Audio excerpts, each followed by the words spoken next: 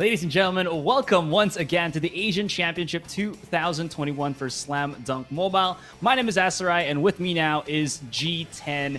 And it's already, man, the knockout stages. We're already here. And finally, some of these teams that haven't met each other during the round robin group stage will now have a chance to go head to head in a best of 5 format.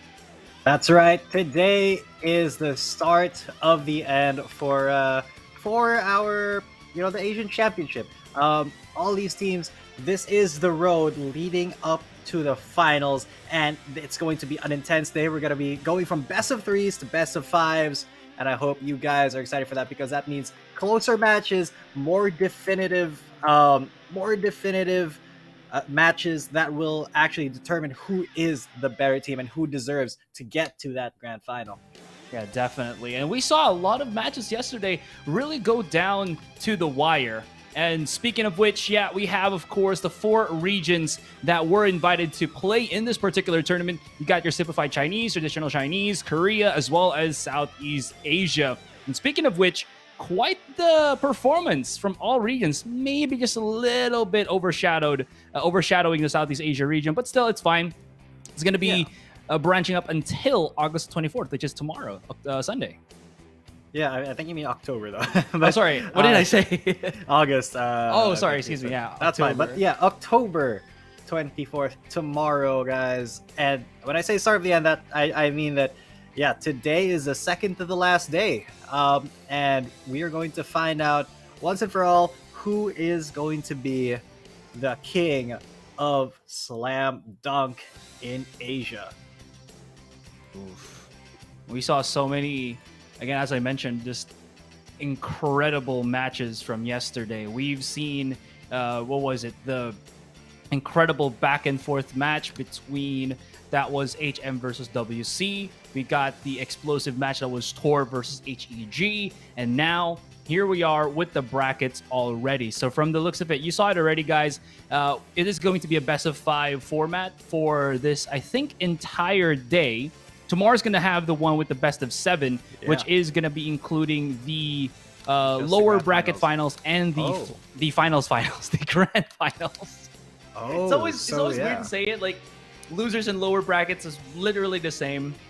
So those are going to be best of 7s. And then we will be having, as I mentioned today, all about those best of 5s.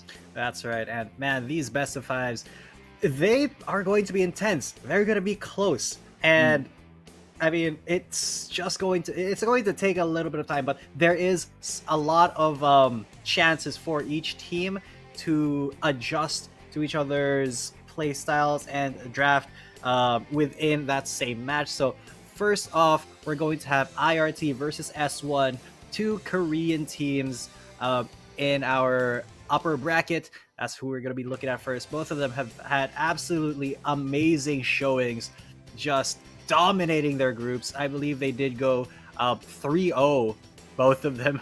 In their IRT actually lost 1 to WD, but just 1 match. That was the first match of the day yesterday. But S1 flawless in their group. I don't think they dropped a single game yet this entire tournament. Yeah, it doesn't look like they actually did. It went down to the wire. You know, we're looking at the statistics say 2-0 for S1 here, but it really did go down the wire. But I think S1 is one of those teams that really adjust on the fly. They start off, I feel like, slow, but the more that they get accustomed to their opponents, the better they just become. So IRT here, they are going to be in what we'd probably say as a bit of a bind if they're not careful in how they reach out versus S1. And again, I believe S1, as you mentioned, meaning special one. So this is going to be something. There definitely are the special team here coming into this entire tournament. I'm really curious to see how this kind of unfolds moving forward into this day. Yeah, 100%. Because, I mean, the Korean region has just been kind of absolutely slamming our tournament, and it's been a little bit of I wouldn't say a disappointment, but like a little bit difficult for other regions to really compete with them. And now it really is. having them both fight each other in this first round of the upper bracket, it kind of will, I think, solidify who has the better chance to get closer and closer to that grand finals, because these teams, I think, are kind of evenly matched, and they are very cerebral, very smart players, great analysis on the fly, great adjustments as well. So I want to see if they pull out anything special, anything we haven't seen before yet, because as the days have progressed, we've seen some more diverse comps than just the standard Kaida Rukawa, Takanori Akagi, Skinhead Hanamichi, and the regulars that we're used to seeing. We've seen the Mitsui come out once. We've seen some Jiun Uezumis, and the Nobunagas have been really good as well. A couple of Kichos, and really it's all about being able to draft against your opponent's weaknesses, I think. That's true. We have seen as well some incredible, I think, reads in the drafting phase, right? Because I think in a lot of games that we've casted, over the years, it always, people might think that, again, it's only the game that you have to win, but everything starts with the drafting phase. If you have something that can counter out, so on and so forth, that really helps it out. We've seen, I think, S1 and IRT do that significantly quite well yesterday. Also, I would say with HM had a fantastic showing with what they picked up in the match that they had with versus WC, where they were able to just again kind of steal the Kaida Rukawa, even have themselves a Yoshinori, and they had like this shootout game where we thought that it was going to be a three-pointer game, but then they were just like baiting out the three-pointers. Looked like it was a threat, but they always passed it to the point guards. The Kaida Rukawas. It's good and all. And here's some other things that I wanted to add as well, G10. So for IRT, we have mentioned Who a lot. Who. I have no idea how to pronounce that without making it sound bad. Excuse me, guys. It's Pooh, like the cartoon. Yeah. So we're not. It's not us. It's not on us. It's his name. Yeah, it is.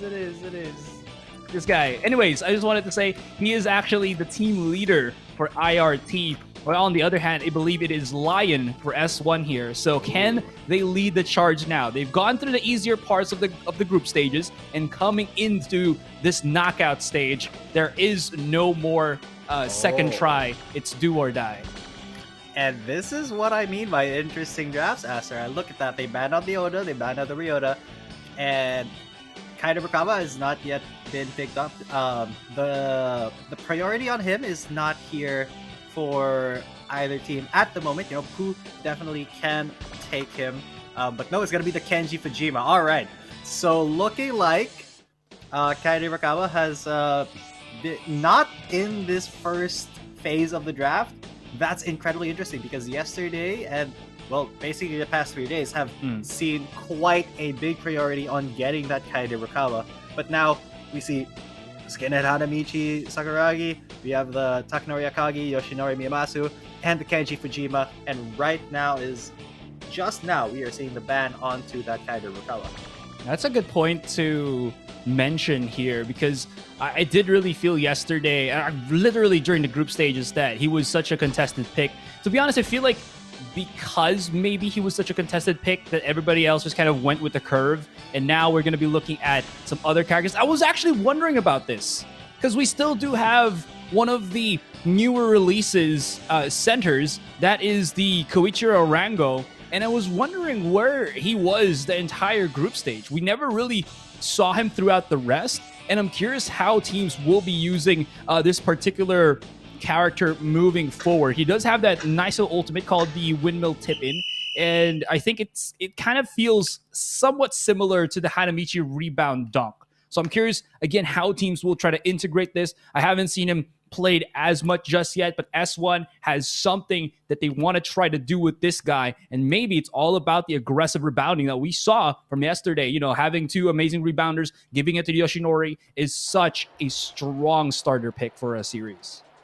That's true, and we are going to be heading off to the roof court, but yeah, having that Yoshinori, and he's going to be face up against a Kenji Fujima, Both of them can do threes, but Kenji is a little bit more versatile here. So IRT is the one who gets first control of the ball, and there's already the first attempt.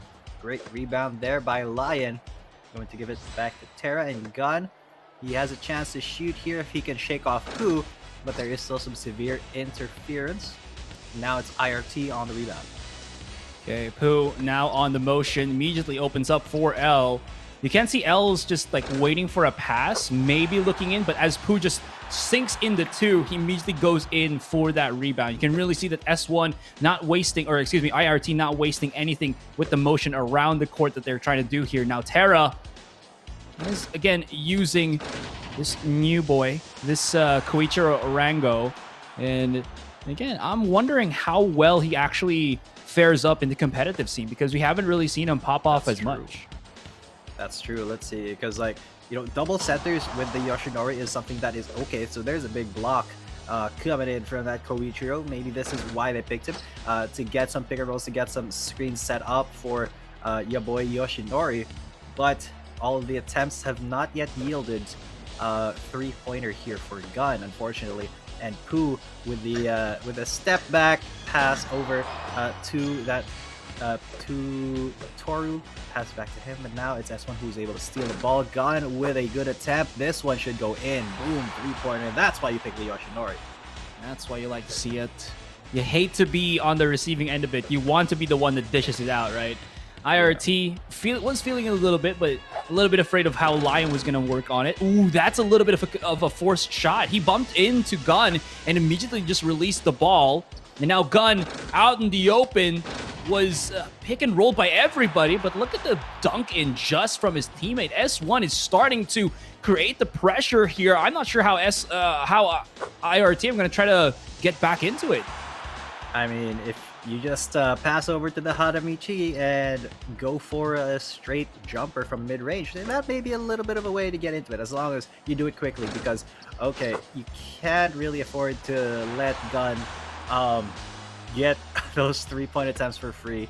I mean, it wasn't for free. There was some severe interference, but sometimes, man, sometimes just the timing on that release makes it so that you get a very good chance to still get it in. There's a rebound from that three-quarter attempt, and Pooh going to go for the two, and IRT, they still trail by 4, but not because they're not trying. It's just that Gun has already sunk in 2 3-pointers. Oh no! He goes for the wide open one. You can't give him that for free. Just cannot. That was some beautiful stuff coming in from Gun. However, this is working out. It is working favorably towards the side here of IRT. Pooh feeling a little bit pressured, has to open up stuff, but again, he can maybe even go for the pass here to the Toru, but he's not making it happen. I think he's a little bit afraid of how Lion's going to be going in for that aggression, for that defense, excuse me. And now the 18-second violation. You can really see IRT, their options quite grasped upon, and that again, hook, line, and sinker. Another three-pointer to come out here from Gun, and the gap, the distance, just expanding more and more in this first game. Yeah, the putback will keep IRT still in the game. There is a minute 30 left on the clock, but God, the Gun sinks another one. What is that, his 5th one this game? Jeez, he is on fire right now. Definitely is. Green light? Oh, I mean, I wonder if this green light is actually going to help out, because there's like a minute on the clock and there's like so much points to try to get in on it. I like the idea. A little bit too late to maybe get that catch in. The tip-in windmill, beautifully executed by the Koichiro Orango. Now it's played by Terra, but big problem is, again, is that it just seems a little bit too far already. But how they can go around it. Oh, excuse me, that was S1 with the Rango. And speaking of which, oh, the double screen. The double screen, just to open up the three-pointer. This is what you wanted to see yesterday from Yoshinori. It's not just to force him out. You need to set something for him. And when the centers do that, it just, again, creates this dynamic. And because of it, 12-point lead for S1. Oh, that's a lever. Yeah. Gun has just been such a sniper, really. And okay, great dunk there by the Takanori Akagi. I was just about to say, will he pass back to Gun? But no, just takes the dunk for himself, extend the lead by a little bit more. Here's the ult from the Toru. He's gonna get blocked off though, unfortunately. and L passes back to Pooh. Pooh is not going to be able to get a free shot 7. there, so it's hard. 4 seconds on the shot clock. 2-1, and that's going to be the 18-second violation. Possession goes back to the side of S1, and this is going to be a little bit tragic for the first game for IRT. But it's a strong showing for S1, absolutely dominating the field with their Yoshinori strat. Oh yeah, it's so blatant right now that the Yoshinori is just such a pivot pick here for S1. They control everything around it, but it's not the only thing, right? Look at how they just kind of move around with the ball. There is going to be a block, but I mean, it's just not enough time anymore. If they had like 3 more minutes, we could maybe see IRT bringing it back. But S1, what a dominant performance! This is something that I think we weren't really expecting from some teams moving forward, but this is also what we expected from other teams, where it's not just the one, it's the free flow of the ball. You have more options than just the one scorer. And even though there's a ridiculous amount of points for sure that Yoshinori is going to be able to pick up, 18, you can see Terra and Lion getting the lion's share, technically, of the pointing or the scoring in that game. Yeah, because, well, Terra, he did get 4 rebounds, Lion with 3, but I think it was just really, really hard to get that ball away from S1 in that game. Just the control from Terra and Lion was just so good. And then you saw how well they were enabling that Yoshinori, just screening for him, getting those pick and rolls. And, man, Gun, living up to his name. A sniper, if anything.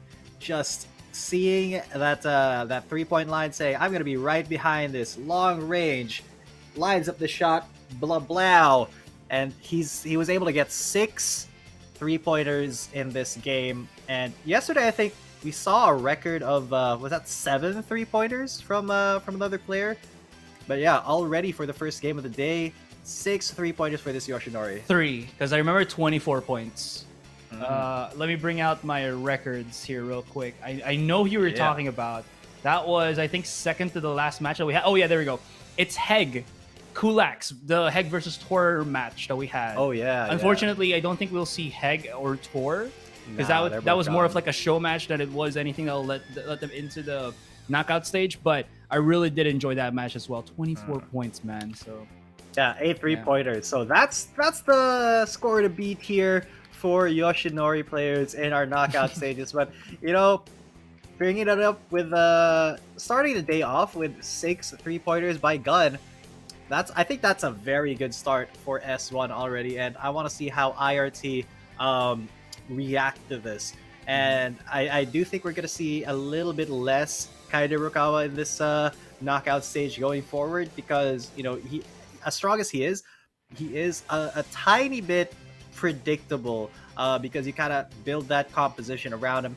And there are counters, we have seen it work quite well, and I know these teams, when they bring their A game, they know how to counter that. So when you pick that Kaide Rukawa first, they're gonna know how to build around it.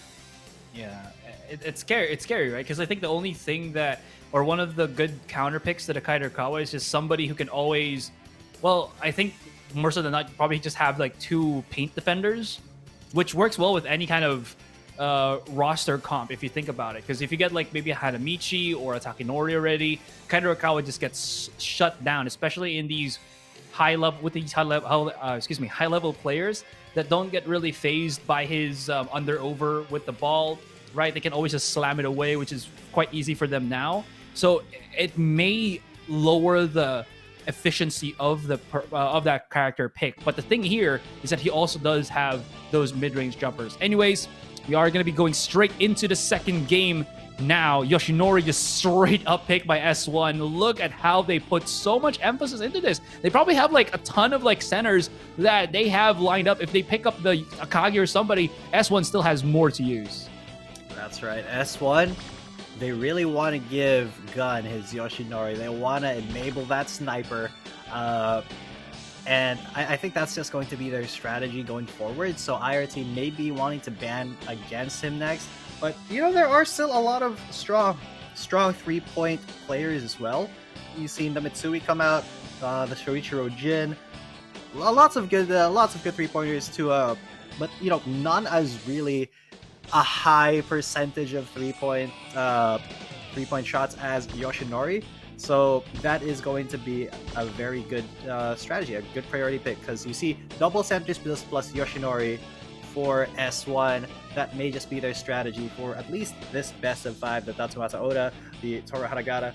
But interesting. All right, Hiroaki. I think that's the first time Is it the first time we're seeing the Hiroaki Kashino? I don't remember if we he saw him was yesterday. used yesterday, I think once or twice. But I think the reason why we can't really remember it as much is because the fact that it didn't have as much impact as the Nobunaga picks, obviously the Yoshinori picks, which was quite good. We even saw yesterday Mitsashi Mitsui, I believe. Oh yeah. Hisashi, excuse me, Mitsui. So I think we saw him twice. He only had like maybe one good game from those two matches, both different series. But coming into this one, it is going to be an incredible risk because I think IRT played into the hands of S1. And this Hiroaki Kashino pick is more of a adjustment answer than it is a maybe Reddit pick for IRT. So they might be coming in on this one with a bit of a disadvantage, but we'll see how it goes as they try to now start off with the ball. Yeah, and Gunn, once again, he's looking for that three-point shot, and he will get the wide open one. Well done to start off the round with a three-pointer. That puts a lot of pressure onto IRT already just from that one shot. And you know Gunn is going to be going for more. Pooh, though, goes for his own wide open three, and yeah, pressure's back on because IRT says, you know what, we can do the same. Okay. So concerns immediately answered here. Pooh, how can he direct his team to that victory? Oh, you know like when the ball actually gets locked on by the camera, it has to be a sure shot. It cannot not be. Oh my gosh, what a flavor finish. Speaking of which, the follow-up from Pooh here. So it's the answer backs. It's the 3-on-3 or the three-pointer versus three-pointer is what's happening here. Oh, there it is again. Oh, camera. You don't lie to us. Oh, not like this. Not like this. And you see on the side S1 Gun go, and that's kind of I think that will be the story of this game if IRT allow Gun to just run rampant undefended. Here is the absolute shot. It's just gonna sink in because that's like, that's just a sniper bullet that you fire perfectly on target with no wind. Wide open shot here, though, will bring another three-pointer to IRT's side. But, man, you can't let Gun get away with this for free. You have to be a little bit more sticky on this Yoshinori. Kind of like that. Kind of how Hanabishi Sakuragi was playing right there. But now Gun trying to jockey for position. Trying to go for that one. It's going to get rebounded by RT. And now they're the one who have the priority on this three-point shot. With severe interference, it's not going to go in. And once again, in the hands of Gun. Now, the kind of rinse and... Oh, no way. No way. Oh, my God. Oh, camera don't lie. It just don't lie, man. Oh, my goodness. Anyways, the rinse and repeat, the kind of back to form here is... that's an answer. Oh, no. That's... it's a little bit underwhelming. Still, do have 2 minutes. 7 points is not a big thing when you have a lot of three-pointers sinking in some shots. Yep, there it is. And I just wanted to add as well here, G10. IRT. Okay, How did he have that up so fast? Because he's been sinking a lot of shots. So the IRT's been doing this kind of rinse and repeat the same way that S1 are doing it, which is to just keep sinking the threes, focus on that, and then you have your two centers, your two defensive players, just to rebound the ball against like two other people. Oh my god. Through the interference. Answer for answer. This is some high-flying, high-scoring game. I mean, all right. So I mentioned that we had that record of 8 three-pointers yesterday. Yeah. Gun already, gunning for that record. He's got 7 under his belt already. Here's the lone wolf shot. Very hard to block. Not impossible, but incredibly tough. So that gives S1 another couple points, sullying their record of having Gun be the sole point scorer for S1.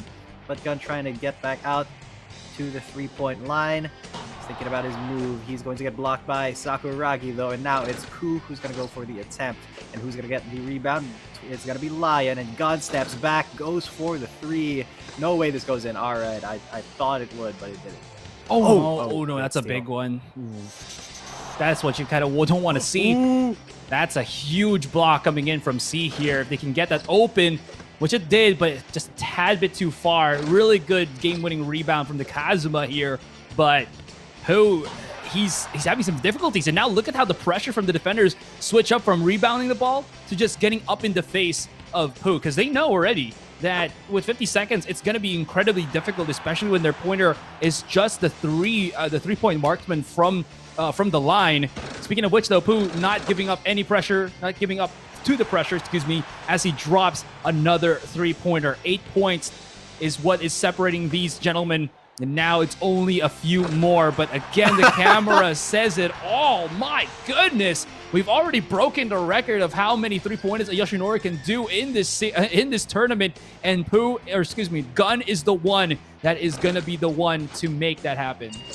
Yeah, I mean, he's equalized. He's gonna actually break it right here. That is 9 3-pointers being gotten already. S1, what a high-scoring game. 31 points already, just because like the 3-point strategy is big here for these Korean teams. I think great tip in, and S1 extend their lead. They're almost twice as many points as IRT. This could be a quick match if IRT isn't able to adjust to this. Gun has just been an absolute beast. Here's the ultimate through the interference. Will it go in? No, it's gonna get rebounded though, and Lion with the buzzer beater. Oh man, it counted too.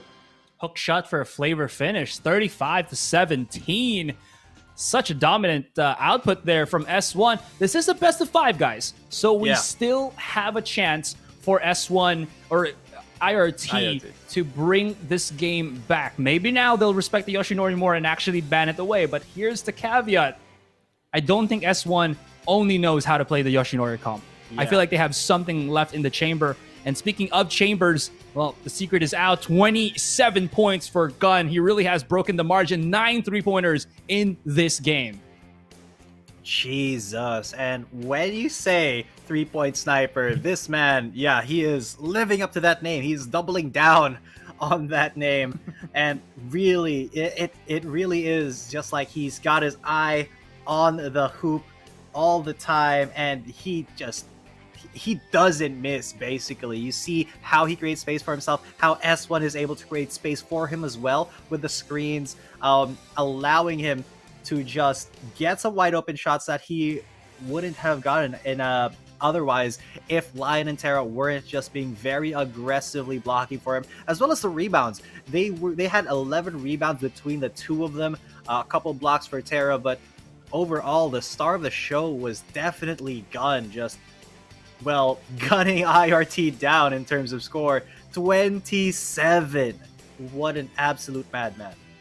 What an absolute unit. This guy, 20.5 MVP points. That's not the highest of MVP points we've ever given in the scoreboard, but I feel like he has so much more left to offer. Gotta say as well that this strategy from S1, the double centers, where you have two people just basically orcish enough to kind of body everyone else, force everyone else, and then you keep getting those ball for the rebounds. Such a great strategy here for S1. It's pretty simple, it's pretty straightforward, but the execution has to be precise. You have to be confident enough to hit your shots. You have to be confident enough that your teammates will be able to give you that ball as they go for that rebound. And it just fell in place with S1. Now, as I mentioned, G10, IRT, they are just one game away from losing. So this is a best of 5. We have seen comebacks, but do they still have the necessary fuel to, get a dub going into this third game? Yep, and really, I hope that IRT is able to adjust, and perhaps they should put a little bit more priority on banning out that Yoshinori Miyamasu, because he has just been a linchpin of S1's success so far, at least. And I think that if they're able to at maybe draft around it. Even if they let it through, maybe they should be drafting around somebody who's a little bit stickier onto that Yoshinori. We've seen Tetsushi be the pick to deal with that as well. And I really do think they have to be a little bit more defensive, a little bit more, sticky to the Yoshinori if they don't want him to just run away with the game like he did right there. Yeah, I mean, they can always just go for the bat. I feel like now going into game 3, they're definitely going to ban out the Yoshinori. That could mean we're going to be seeing... Yeah, there is. A straight ban. Yeah, we're probably going to be seeing the Kaito Urikawas come back into play now.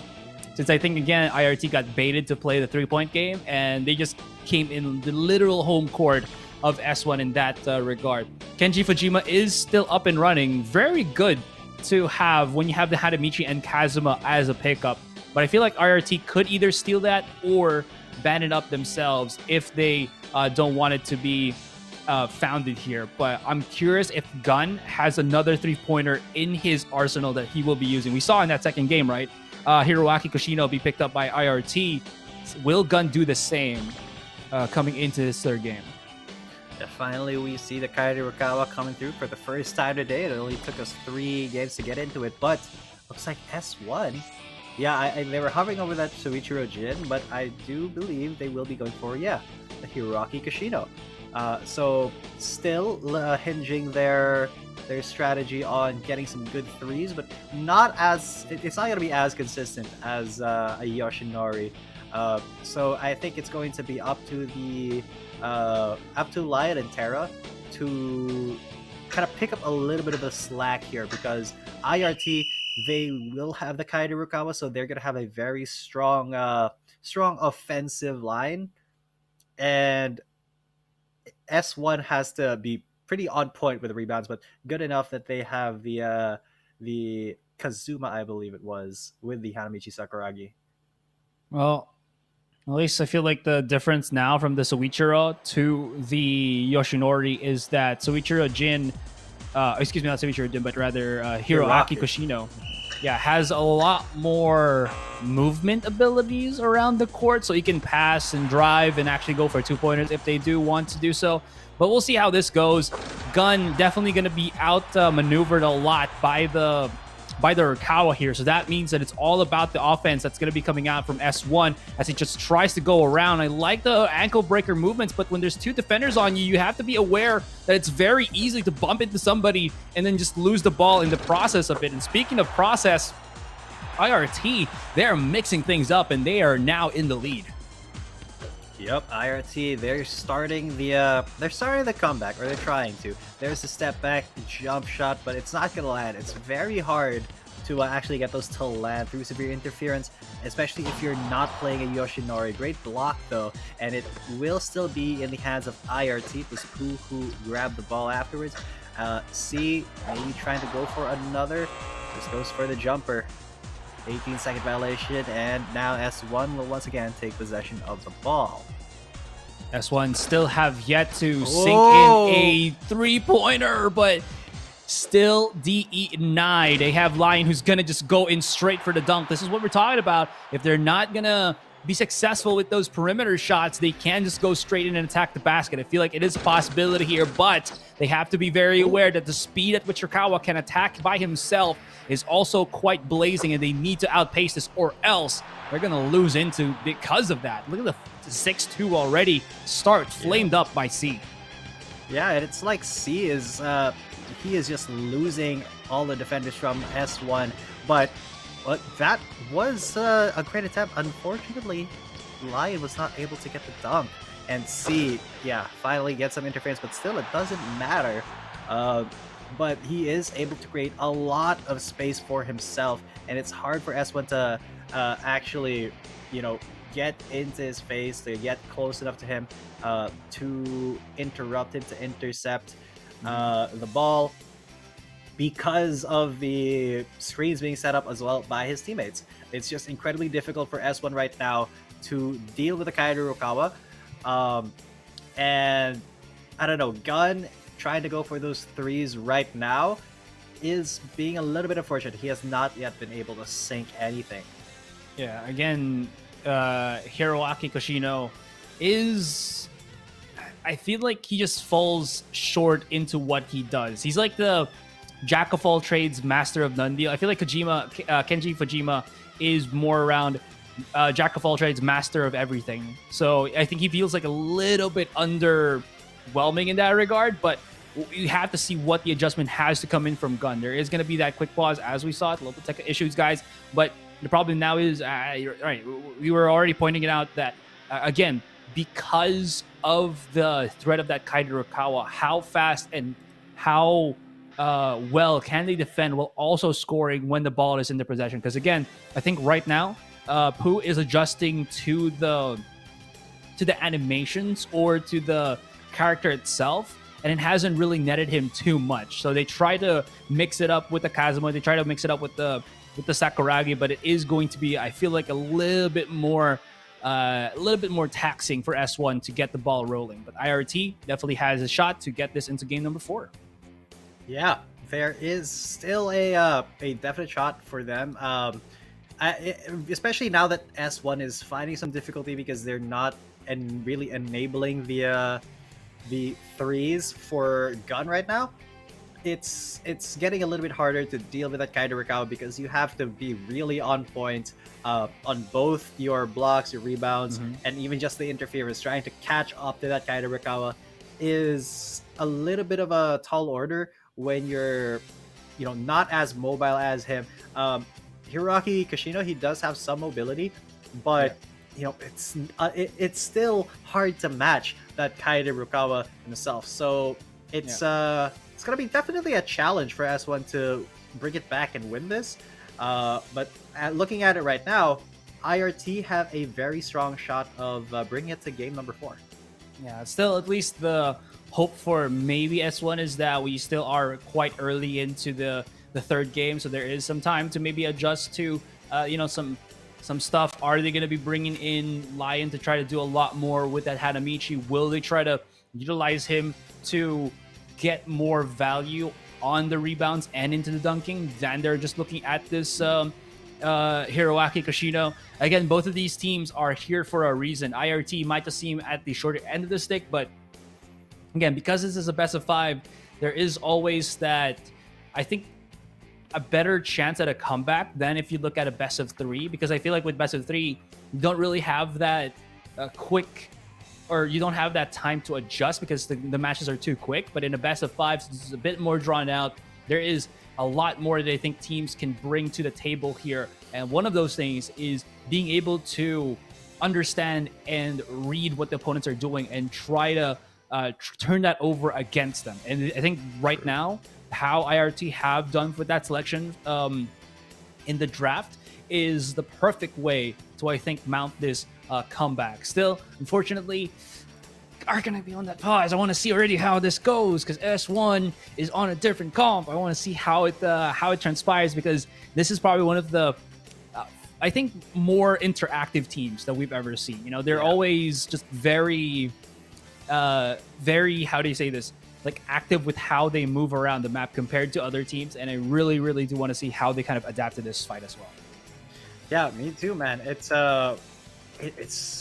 really cool to see when they're I'm trying to find the word, when they're forced to adapt mid game, and they're really forced to think about their strategy, think about how they're going to play this game out with the composition that they already have. It's very tough to do that in a game that's only 4 minutes long, right? So knowing that these players, they have to kind of turn on the nitro for their brains to see how they can keep this train going, how they can counter the strength of that Kaidorukawa.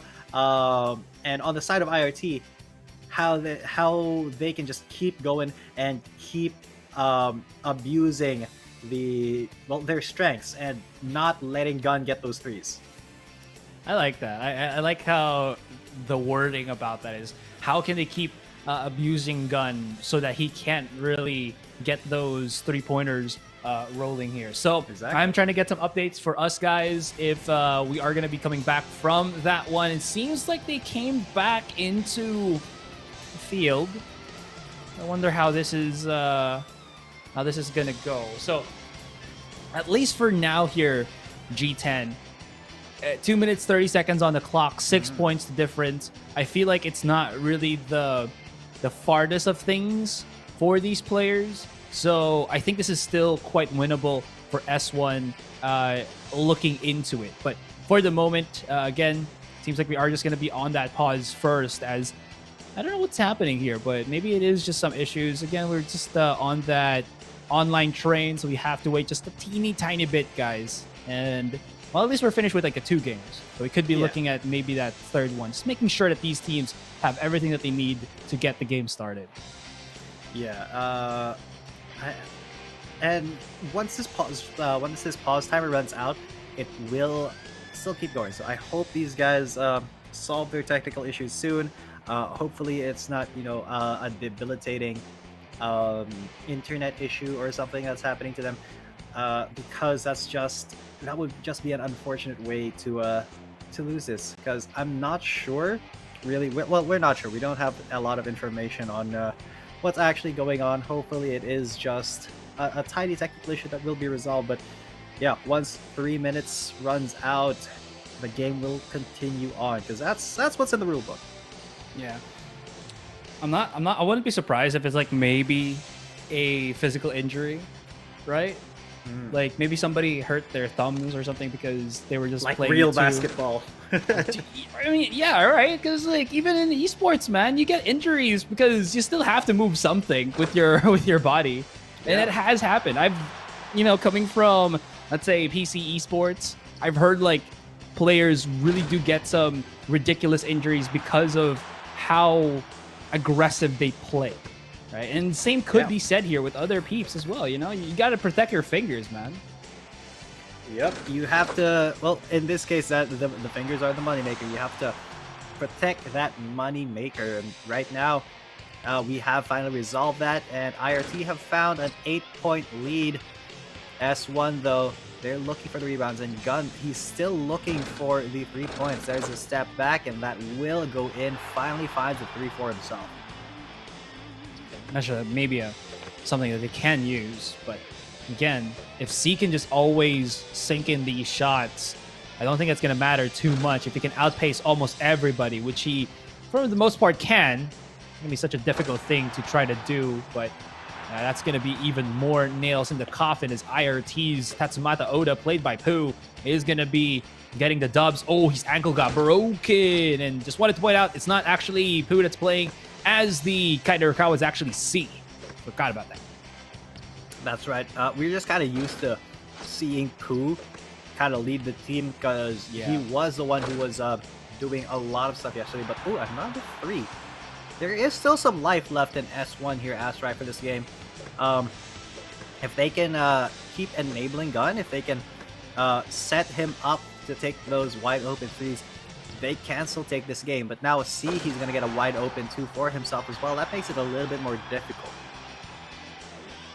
Yeah, he's set up for success here. And that's a nice little bump. Ooh, that's a really ridiculously good bump. I mean, what was it? Oh yeah, the Kazuma. So he has an ability where he can actually do like a super zone, where if you actually bump in as a defender, you get just bodied and you can't really do too much. That is the slowest special skill I've ever seen in my life. You have to get a pointer out of that one, or else it's just going to be such a big slap to your ego. In any case, ball's back in the possession of IRT as C opens himself back up again with the dunk. Nobody can match him up. Everybody's just chasing him, but they also have to be aware that he can attack from the skies. Yeah, there are so many options for Kaida Rakawa, but now that is a good wide open shot, sinking the 3. S1, they're slowly destroying this lead, but oh god, here's the ult from the Toru Hanagata, just crossing over and going for a very good dunk here through severe interference. Will it go in? No, it's gonna get rebounded and into the hands of C. See, he can go from anywhere. He just goes for the cookie cutter jumper, but that means it's gonna get rebounded onto Gun. Severe interference. Will it still go in? It's a sinker right there. And S1 are just 3 points away from catching up to IRT. This could go overtime. This is still anyone's game, but see, it's gonna be up to him, and it's gonna get blocked. But at least it rebounds right into the hands of Koo. Great movement into the dunk, and that may be a little bit too much for S1 to handle now. Creating some pressure there. That's not a 3-pointer. Yeah, I was just about to mention his feet were well before the perimeter line there. 15 seconds, and all they can do now, yep, is that one. All about just wasting the time. Nice little slap there from Lion, but maybe. Oh. This is an interfered shot. It actually goes back. It's all about that rebound, but it's Jane that got it back, bringing it all the way to Tatsumata Oda, and we're gonna go to game number 4. All right. Game number 4 here. IRT batting out that Yoshinori, disabling S1 a little bit, gives them a lot of priority, especially when you have the kind of Rikawa. You can be very, very aggressive. So now, game number 4, I wonder what the strategy will be, because now IRT has a handle on the strategy that S1 wants to do. And will S1 switch it up is the question. That's a question. I feel like, again, they have something else prepared. The problem now is probably because they were second pick. That was the reason why they still went for the double center into the 3-pointer. But even so, it was a very close game, 24-21.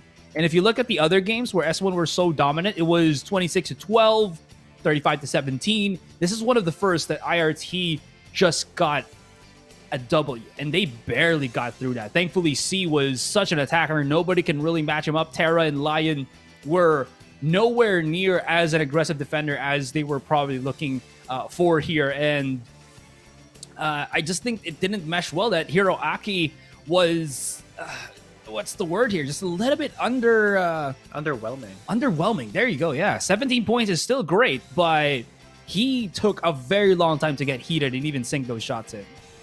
Yeah, it really took a while, and his special skill as well is not really, game-changing at all. It just got slapped out the air. And, oh man, it is just a little bit unfortunate that that Hiroaki was really not able to get in, get going, get rolling. Yeah, get the value, Yeah, because with the Yoshinori, how to play him. Even through severe interference, there is still a very kind of a higher chance that he gets that 3-pointer, and a 3-point strategy here for S1. It did work well in a couple of the first 2 games, but now that they've kind of been read by IRT, maybe they switch it up. Maybe they pick up something a little bit more aggressive, a little bit more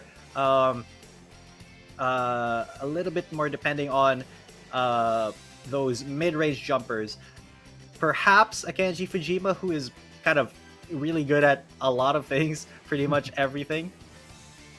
We could see something like that, but I felt like Kenji just doesn't see any love this series due to the fact that he's always just been banned out. Yeah. I think he's just that good that everyone does not want any chances that he slips through the banning phase. So he's been, I think, like a first ban or a second ban. I think more first ban in these first 3 games. Now we're setting up for that 4th game, guys.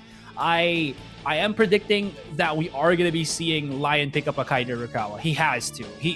Maybe he could go for the Yoshinori again, but I feel like at IRT are going to be waiting with some counter picks that they'll probably pick up like the stronger centers just to take it away from their hands. But IRT, okay, if you take the Yoshinori, we have our Kaide Rukawa. Still, though, they do get a piece of the puzzle here. They've broken away with the Takinori pick as well as the Kaide. This is a good start, I would say, for IRT.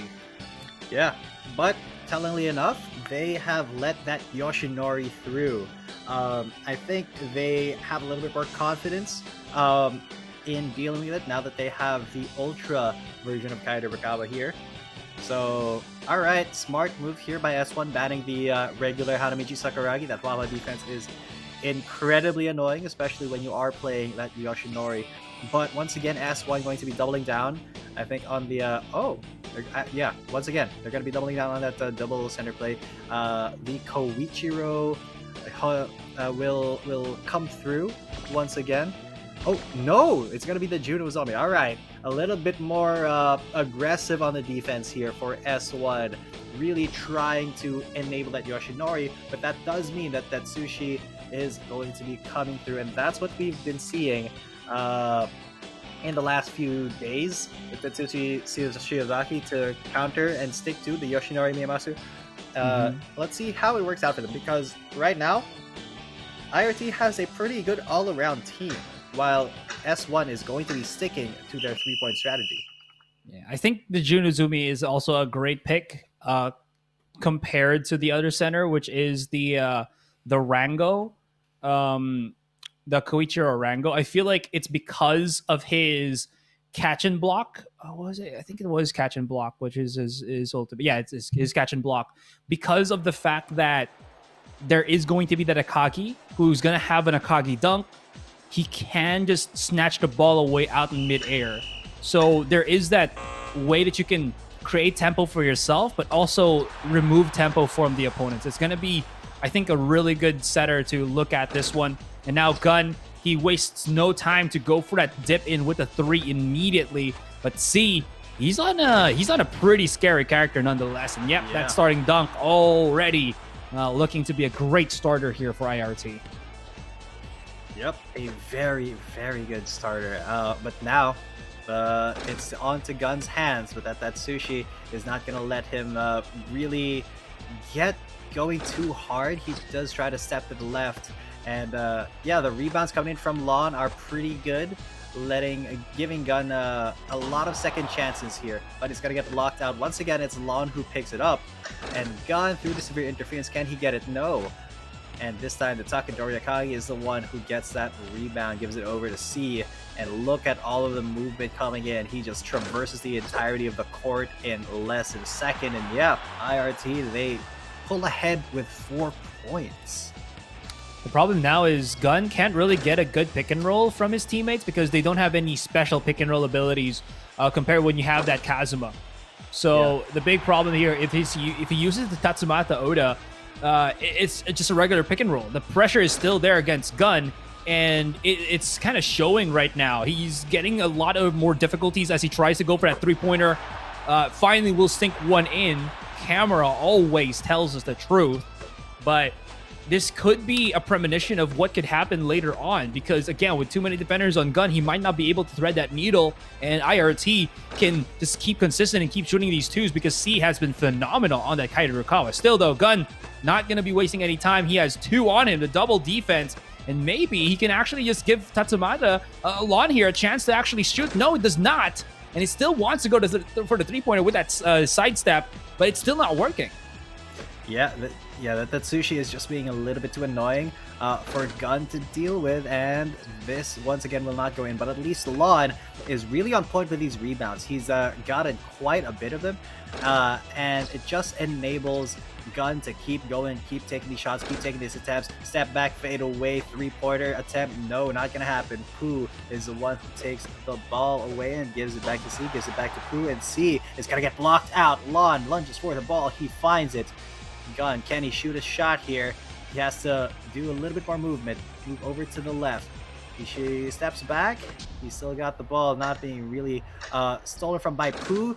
There's the attempt. Will it go in? No. Lon, once again, the rebound master right now. I've lost track, but he has just been on that all the time. Through the severe interference? No! It's going to be Lon, though. He is on biggest point. MVP there, man. There it is. Lone Wolf Shot's probably been picking that up because of the passes as well as the great rebounds. But this is not what we were probably expecting. Yeah, I think the pick and roll is not working as well. So they're putting a lot of emphasis just on Lon to set something up for Gun. Because you can see Gun, he's actually looking for the prime spot to release a three-pointer, but everybody is so up in his face and there's no more pick and rolls that he can't really create any space. So he has to try to do something else. Maybe this one, just barely spat out by the ring. That's a good-looking shot. Ooh, very close, but still not really going to happen. 50 seconds left onto the clock, and S1, all they can really do is go for these rebounds and three-pointers just so far away from them.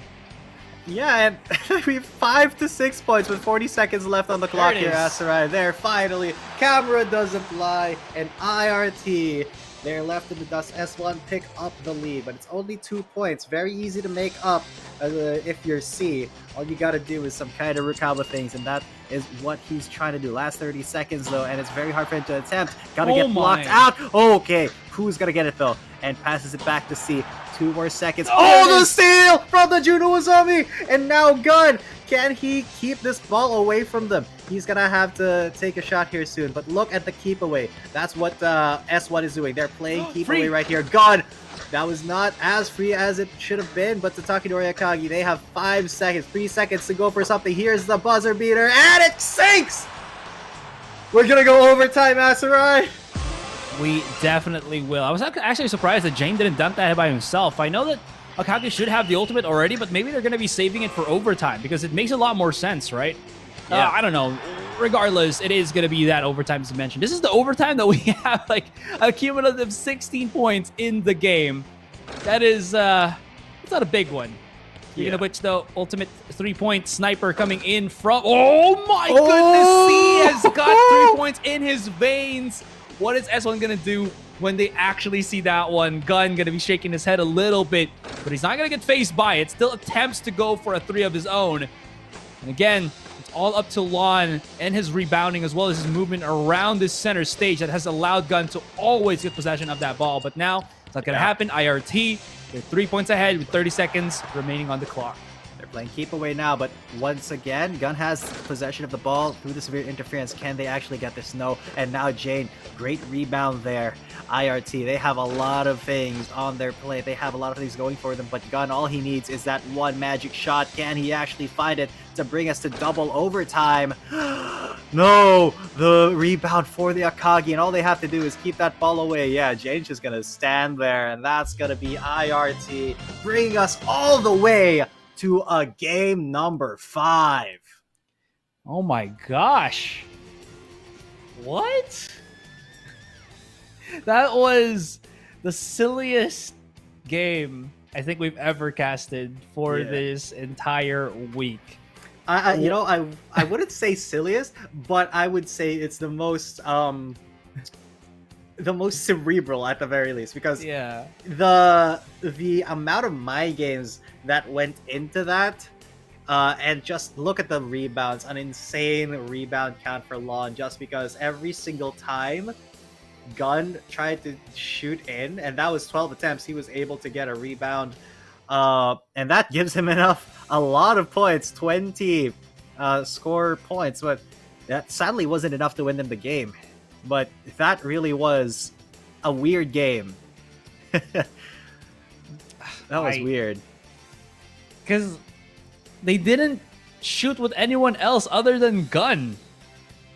I mean, that was basically it. Tatsumasa was open for so many times. Lon was such a fantastic player there. We didn't see it in terms of his points, but he got 12 rebounds. It's nuts. And again, he just kept passing the ball to Gun over and over and over again. But the big problem was they didn't really have that pick and roll setup that they had in the first game, where Kazuma was such a good body blocker that he can open up, for Gun freely. I think because there is going to be that severe interference, and Gun couldn't really find the hot spot that he has it, because you know how basketball players have their cold spot and hot spots when they try to go for shots, right? I think Gun was trying to do the same thing in this game, and he couldn't really find it because there's always two defenders in front, two defenders that's always quarreling or thwarting him, right? So I was wondering, when was the time that we're gonna see the Junes or maybe the Oda actually try to go for some shots? Because it just could be possible. The problem here is I think they just put their eggs again in that one basket. I don't know what the build is for the Tatsumata Oda by Lon, but I will be damn well near be caught off if he didn't even try to go any points to try to dip in when he was so free, when everybody else was just gunning for Gun. Yeah, that was a little bit too. They were buying into that strategy too much. But now Kenji Fujima is open. Can they make use of this green light better this time? So Tatsuwaza Oda will also be picked up here on the side of S1. But of course, the Kaide Bakawa, the Hanamichi Sakuragi Classic are going to be picked up from IRT. They're going to go for a full Shohoku squad because, well, Takenori Akagi just plays into this composition really well as well. Very true. Oh, yeah, there it is. They definitely did just make sure that they have a point guard they're going to be somewhat good with. So last ban, from the looks of it, should be the Takenori. Because he's just too... You already have the Hanamichi, which is perfect for, like, around the court. So if you have a Takenori, I think you should just ban it out straight up because he's going to be such a monster for that rebound. But they decide otherwise. Shinichi Maki. This is an incredible risk because now they have the trifecta. They have the trifecta. Yeah, the Shohoku squad. That is going to be a little bit tough for S1 to deal with, I think. A very balanced squad. Takenori Akagi going to have to compete with Lon, though, for those rebounds. And you saw how good Lon was with those rebounds. But I think having the Kenji Fujima in this double center composition could give a little bit more versatility to S1. But as it stands, man, IRT just have... well, the cannon squad, basically. It's going to be kind of deadly here for S1 if they're not able to stop the basically the rampage of the Kaide Rukawa. Oh, we have gone to the absolute limit, down to the wire. Oh my goodness. How is this going to go? Like, you mentioned it, right? The cannon squad, S1... I don't know if they were really looking for the Shinichi Maki, but regardless of what happens here, they are going to be in such dire straits because this is like the perfect team to have when you want a good mix of offense, defense, and ball control. Yeah, it is just going to be an incredibly balanced squad. And Gun, though, is the one who first grabs the point for his team. All right, so that is pretty good start for S1, but now they have to deal with all this mobility and both the offensive and defensive capabilities here. Great shot there by C. Of course, Kaide Rukawa, he can pretty much score from anywhere. The Hua defense as well is going to be so tough to deal with for Gun. Yeah, it's just going to interfere with him all the time, trying to go for those threes. You gotta make sure that Sakuragi is not in front of you when you do. Oh, I thought that was actually going to go in. It's alright. At least Gun can go both directions, so to speak. Nice little pass onto the Toru. He does have that ability to just swing wide, get the ball, and just dunk straight after. I think that was one of the abilities. I'm not sure if the Ultra One has the same. I'm not entirely sure about that, but Lion slaps it. Okay, Gun immediately fearing the Hua defense. Oh, man, there's like 3 defenders right on him. It's the Bermuda Triangle, but they open up onto Lon. This is what we were looking for. And almost sinks it right in. Fortunately, just a tad bit or too much power on that release, excuse me. Gun now trying to hold this. Oh, no, my goodness. That's just sick. To the Hua defense. It could actually have been because of the Hua defense, because at that range, that should have been too much power. Should have gone over the net, but I think the Hua just lowered it ever so slightly that it sunk right in. Yeah, great block there, though, from Lon. Gives it over to Gun once again. And now Gun, he's going to activate the green light, travel all the way to the left of the court, but he is not going to successfully get the shot. This time, though, he passes, and it's Lon who takes the shot for him. The tip in. The putback in. For S1, it brings their lead up to 7 points. And IRT, even though they have the cannon squad, they're kind of floundering here. They've not been able to get too many points. There is their second shot of the game. But they have to make up the difference. They have 5 points to catch up to. And with Gun, he's got that green light, and that just means a lot of easy mobility, a lot of easy shots for him.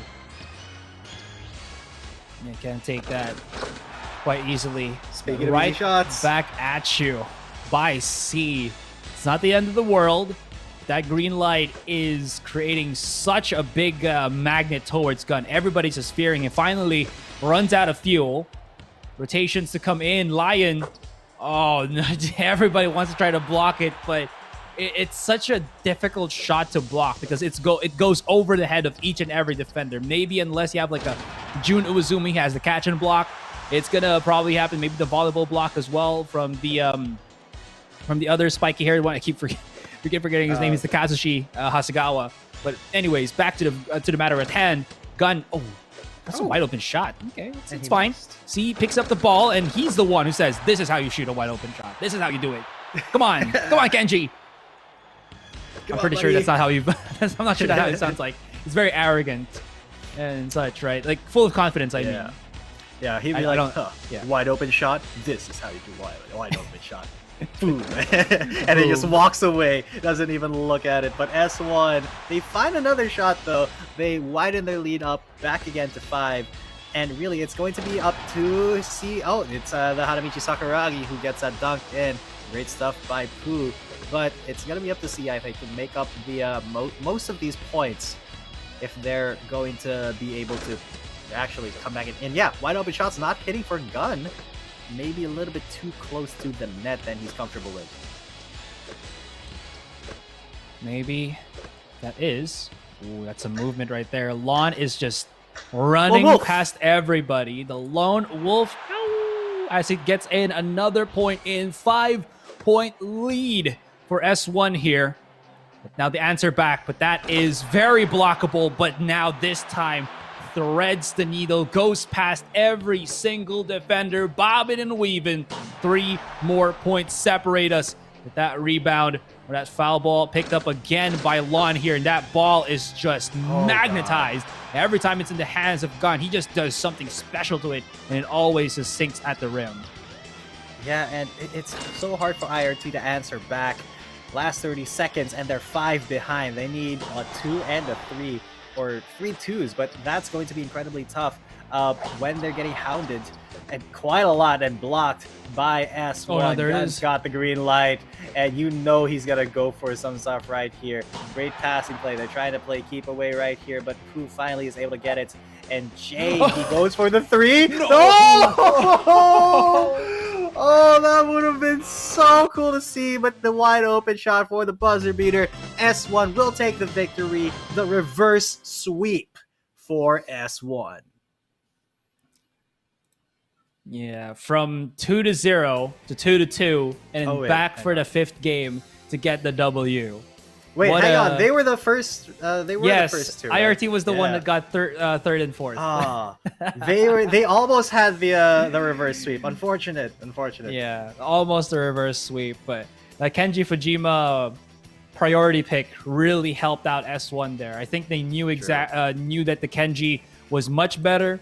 They were looking to always get the 2 centers, but this time it's fine because you can't really ban every single center. There's a lot of them that is available right now. That's, I think, pretty viable with the playstyle of S1. There's about 6, maybe just not Satoru Kakuta that's not been used at all. I think there's just way too many that S1 have at the moment. So that insta-pick on the Kenji Fujima on the second rotation was a very smart move because they needed something that gave them the threat from every single corner of the court. And alongside the Tatsumata Oda, it was a thing of beauty, to say at the least. Lang was doing a good job as well on that Toru Hanagata, but I think it really was the plan of S1. Told you guys, it's all about how you plan the drafting phase, and I think S1 are masters at it.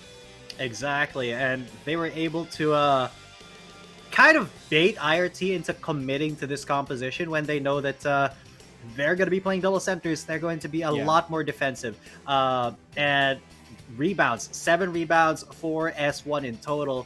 And Gun just being able to run around the court with that green light, get some really good shots and some great attempts. And C was really just being hounded by that double center. Well, not both centers, but the Kenji, and I think it was the Tatsumata Oda, who was really on his case the entire time. It was really hard for him to get a shot in. And yeah, S1, great minds in the draft, and that's kind of what we expect to see from Korean teams. Very cerebral play, and well, very big congratulations to them. Gun, deservedly the MVP with 16 average points per game.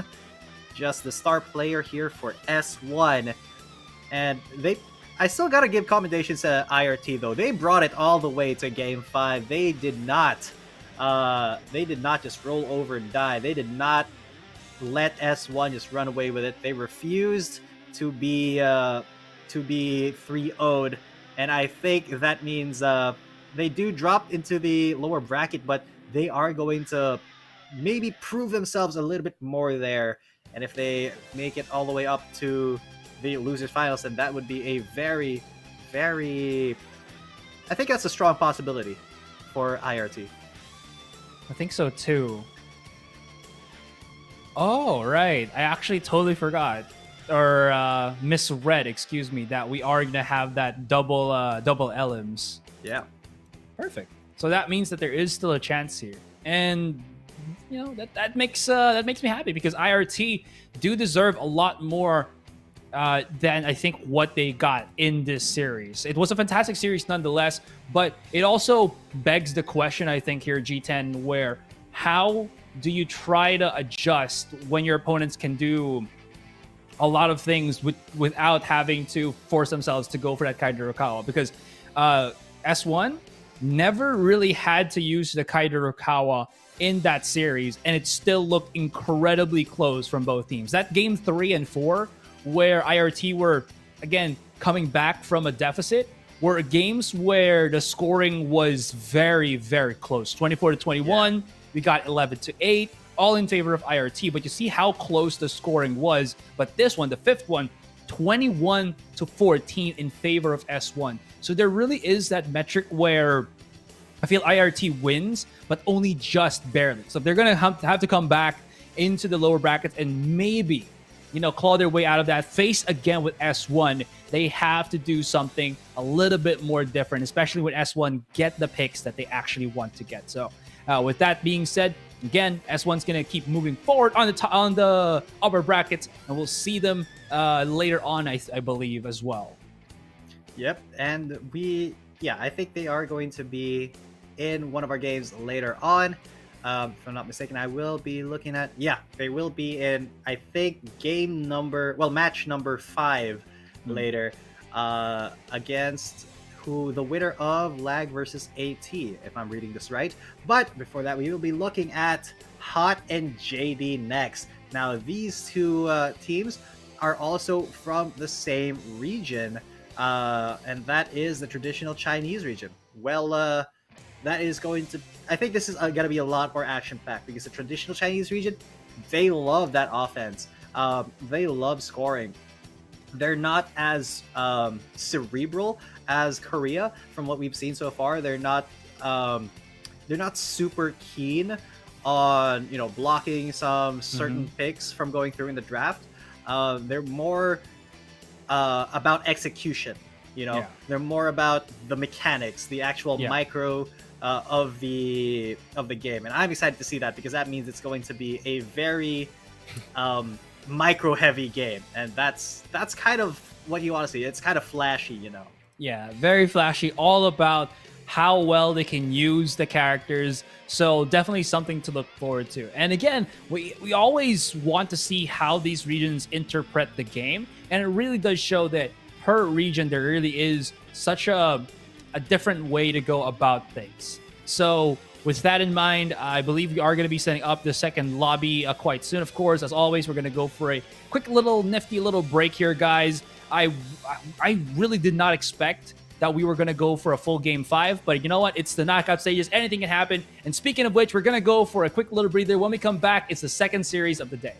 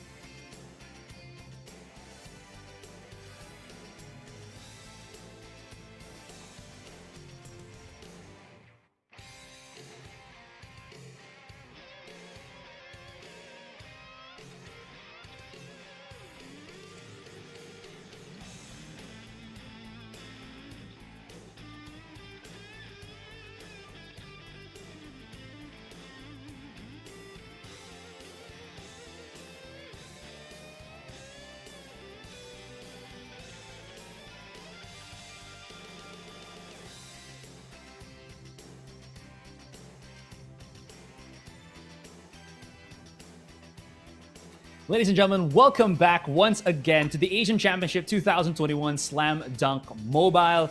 My name is Asarai. With me now is G10, and we have just finished the first series in this 6-series day in the knockout stage. What a game. I think me and G10 were talking about how it felt like that Game 3 and Game 4 went the way of IRT because I felt like S1 kind of forced their ideals too much to always go for the three-pointer. But now we're going to go for another team. It's, of course, looking first with Hot versus JD. That's right. Hot versus JD, the other two teams in our upper bracket. Both of them had a really good showing so far. Hot, if I'm not mistaken, they did have a 2-1. Was it a 2-1 showing coming in? No, I think they did get 3-0. But JD, they did find a little bit of difficulty in their own group, just a tiny bit. But none of that matters now. Group stages are over. It's all about the knockouts, and we're gonna see these two traditional Chinese teams duke it out. And I love seeing teams go against each other when they're from the same region. Just like we saw S1 and S1 earlier against IRT. Yeah. And now, because it's like they each region has its own specific play style, right? Korea, a little bit more cerebral, a little bit a lot more thinking of the draft and then executing it. But for traditional Chinese, it is all about that execution, man. And I mean, they're still going to be mind gaming each other in the draft, but I believe like it's going to be so much more just blocking and just a lot more attempts here for both teams, I think. I really do see that happening as well here. There's a lot more in-your-face style we are seeing. That's why I think the bans are quite different as well. A while ago, I mean, Ryuta's probably a must already, but the Senichi Maki really out there. This would mean High Cold as well. Oh, okay. I mean, they did use this as well yesterday. I think 15Y was the one that was using the Yoshinori. Maybe could be High Cold. High Cold was also the one that was pretty proficient with the Kaide Rukawa, so that could be something. And then Po Zhao just likes to go for the Takanori, but it seems like we do have a different set of characters being picked up because we are already in knockout stage. So these are like your knockout comps. That's right, and the knockout band's coming out as well. You don't want to give him that Tatsumasa Oda, that Toru Hanagata, my bad, because they do have the Tatsumasa Oda. Yeah. You don't want to give him that Toru Hanagata, because that just is a huge enabler for Yoshinori, as we saw, but picking up the Jun Uwazumi here for Po Zhao, that could be a little deadly. So it's going to be double centers plus Kaide for JD, while it's a tiny bit more balanced here for Hot because they do have that Skinhead Hanamichi, which can score in his own right and can grab a victory from the jaws of defeat with his rebound dunk. It's always nice to have that kind of ability for you, just in case it gets a little bit too hairy, I would say. But this is going to go, I feel like, down the wire. JD, I feel like a team that got out of their region quite, I'd say, like, down by the hair. I felt like JD was a team that really struggled to kind of win against their opponents, and Hot could be the team that kind of brings them down to that lower bracket. Still, jump ball is going to get started. Akagi gets it immediately, and HB here losing no time to immediately use the ball, move it around, but as he tries to attack, look at how so many are already looking immediately to try to counter his dunk.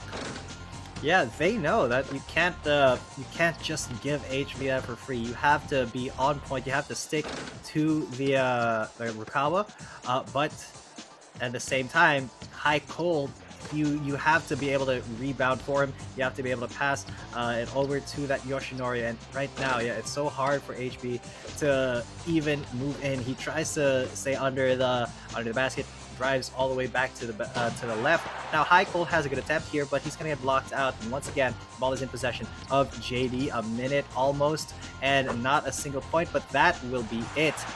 Great play there by JD, giving HB a lot of space to work with and giving him that wide open shot. That was a huge one. High Cold now gonna try to dip his toes in that scoring department, but can't really make it happen. Has to maybe use 15Y as somebody to bail him out, but now open stuff up. That's not gonna happen. Somebody goes for the rebound. It's his teammate. Possession back into the hands of Hot here. And High Cold, he can't really thread the needle. He's just too far flung or too far sticked by one of the defenders. It is quite difficult to try to go around this, and now they've lost control. That's going to be the Kaidarukawa once again, and JD making the use of the prolific scorer, the prolific dunker, and HB gets that 4-0, 4-0 up against Hot. Oh, great attempt there. Great drive by 50Y, but it was read like a book by ZZ. Blocks it, slaps the ball out of the air, out of his hands. And now HB trying to use his movement to get a free lane here. But it's incredibly difficult. He just goes for it though. He steps in a little bit, jumps up, finds the point. Now it's 6-0 in favor of JD, and High Cold, he really has to go for these attempts. Although he can just pass it over to 15Y, who when he's free, he can just take those free 2-pointers. That's something that JD may have to take account of. Okay. Well, they just still don't have to really sweaten their sockets here, because I mean HB is just again leaving everybody, always finding that tiny bit of opening to start off the points. And High Cold, look at how many is just straight up in his face. That, oh my goodness, it actually almost got in. Finally gets the rebound. High Cold, no chance in hell this goes in. Yeah, there's just too many. He even picks up the ball himself though. It's himself. That's a little bit funny, but yeah, it's really going back and forth. But these 3-pointers not really going to the merit of Hot. Yeah, that's kind of not what you're looking for when you have a Yoshinari. Oh, big block.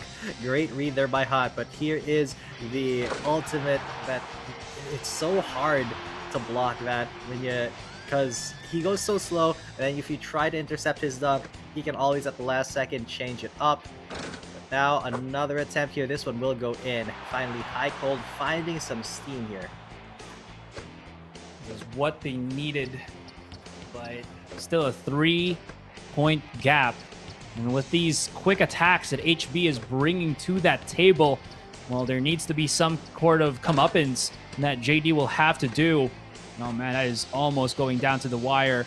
I'm wondering, 15Y, he's being a little bit underperforming here.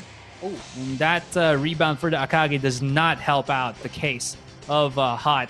And here we go, lone wolf shot to open stuff up, but okay. Volleyball block coming in from the 15Y here as he denies the lone wolf shot to come out from Xiao 7. Still, that hook shot was looking a little bit worse for wear, but possession back into the favor of JD. Yeah, and JD has just been doing a great job of controlling the ball last 30 seconds. Can they actually get this? Oh, the wide open hit. Po Zhao not able to snatch the ball out of the air. Unfortunate. There's the 3 attempt, and it will go in. It will sink. But now the ball isn't going to be, once again, in the possession of JD. And Hot, they need 2 points to even it up, but not if HB can say anything about it. He still has 12 seconds to make his shot. Although, no steal here. No steal here. He's going to get a wide open hit right there. Now 4 points with 8 seconds left to go. I think this is going to be JD's game for the first one at least. Although there's still the ultimate. Doesn't go in. Even if they did, I mean, they're little. going to have to hope that, yeah, they can maybe go for a steal and then a 2-pointer to follow through. But yeah, 1 second, that only gives you really time to just pass the ball around. And JD, a team that struggles but perseveres in the end. What a phenomenal performance coming in out from them. Yeah, again, you were mentioning it already. G10 is all about how well these teams can play around the micros of the game. You know, the microsynchronicities of the game, and they do it so amazingly here. Now seeing HB with 16 points, he's carrying the rest of JD on his shoulders. Yeah, 16 points, but of course that's kind of what you expect when you pick up that Kaede Rukawa. Great rebounds from the side of Hot. It's just that High Cold really wasn't able to get going as much as you know, the Yoshinori that we saw in the earlier game in the hands of S1. He really he sunk 2 3-pointers, and that's it. Compared to, well, the first match of the day, even the second game of the day, I think it was with Gun, who scored 27 points on the Yoshinori. That's kind of more in line with what you want when you pick up that comp, but because they weren't really able to enable the Yoshinori, it was just a little bit too stifling, the defense of who was it? HB JD. JD, excuse me. Yeah, HB and the rest of JD. HB and the rest of JD. It's just the 2-letter names, man. It's getting me confuzzled here. Yeah, you know, it's okay as long as it's not the Chinese, Korean, or Southeast Asian characters. Because again, can't read those guys. It's not because we don't want to read them. It's because we can't read them, unfortunately. Yeah. So we appreciate that the tournament organizers have understood that, oh yeah, these casters might not be good at or might actually not know how to read Chinese characters and so on and so forth. So they just made it, like, you know, translate it into probably English just to help us out a little bit. So thanks so much for that one, tournament organizers. Really appreciate it. But yeah, I felt like, again, we kind of go back to the details of just having teams rely on the Kaede Rukawa. And does that mean that we're going to go for a game number 5 here where the team that always has the Kaede wins the game? At least for the last one, that wasn't really what happened. For this second series, that might be the case, because now we're going to be switching the sides. It's going to be the first pick for Hot here. And we know High Cold also does have a mean Kaede Rukawa. So for sure, they're going to be picking up, and there it is. He does indeed, and I really thought they were going to pick up the Tadashi there, but no, it's going to be Taken Noriakagi and the skinhead Hanamichi Sakuragi here for JD. A great start. A lot of other players that they can flex into this third pick, but look at this. This is going to be a very interesting composition for Hot. First off, they got the Naito Tetsuya, and then as well the Koichiro Naga that we saw earlier in the hands of S1, I believe it was. And now this could be a very tough game for JD to you know, win, because High Cold Kaede Rukawa, absolutely impeccable. I wonder who they're going to pick here for their third player. Oh, they're not actually going to go for the Koichiro. Jun Uzumi will be confirmed here for Hot. And now Shu's on the other foot. I guess that makes sense, because Koichiro Arango is just a bit too...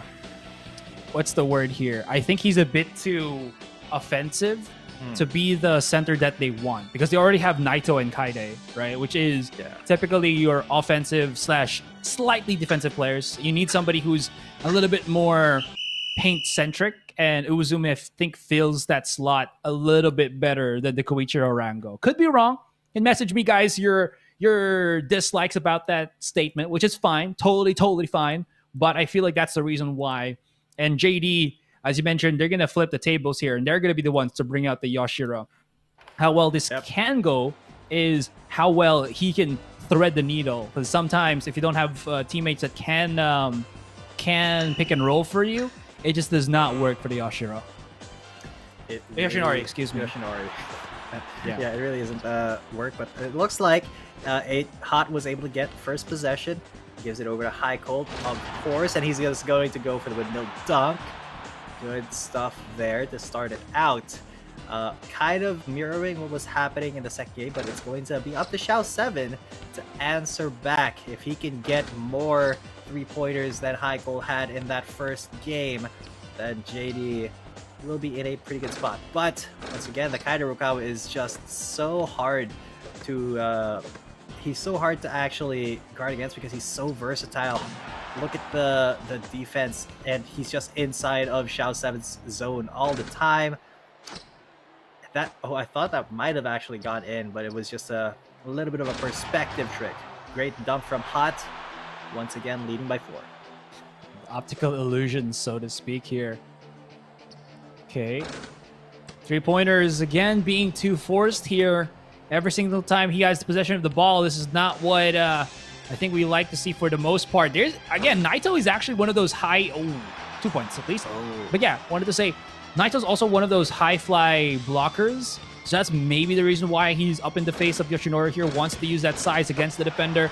But for the moment, Hot have, I think, the more consistent and easier tries at getting the score in. HB finally tries to alleviate some pressure by passing it to that Hanamichi, but a little bit too bad on the timing. A little bit not too good on that timing. Yeah, a little unfortunate there. Tries to go for the step back shot, but now that means that HB is able to block it, give it over to Xiao 7. And Xiao, that's 7 Xiaos. He will not be able to go for the 3. It's going to be going for the 2, and ZZ tries to go for the dunk as well. Unfortunate that they were not able to go for it this time, though. The put in, no, the rebound for HB. Just the 3s for the Yoshinoris have not been coming through in this match in particular, unlike what we saw in the last match versus with the Koreans. But look at the movement, look at the micro mechanics here by both teams. Great steal by High Cold. Gives him imperative, gives him the priority. He goes for the dump once again, and that is 8-2 in favor of Hot with half the game done. 3-pointer. Oh, that's what they needed. It looked so smooth on the release. Back to the hands of High Cold. If he has an ultimate now, if he was want to use it, but doesn't even have to try to do that because he does have those amazing windmill dunks, as you mentioned. But yeah, oh, that he wanted to get the quick 2 points, but yeah, sometimes it just is better not to do that. A steal in midair, and Bojao's just DE9. HB just cannot go through with it, and the backhanded dunk from High Cold gives them the 5-point advantage. Xiao 7 thread the needle. Nope, the needle is a bit too short there, or a bit too tight there. Yeah, and man, that's kind of why you pick the Junos on me. You get those big in-air steals. That is absolutely beautiful. Great put in though by JB. Makes it a lot more possible with a 1:05 left on the clock. All they need to do is get... Oh, here's the ult though from Naito. He's going to get that dunk. It's so hard to block that as well. But another ult, the absolute shot, that one will go in. And now JD, they're only trailing by 2 with a minute left. Definitely still doable for them. Naito has still yet to use his Euro step dunk. So that is something that Hot can utilize once they have possession of the ball again to just create even more points. This is the scary part already. And again, this Yoshinori pick, man, he keeps just throwing the ball. It's gonna be such a difficult time to make that happen. He even wants to go for the Stephen Curry, which is to shoot the ball way outside the perimeter. Oh!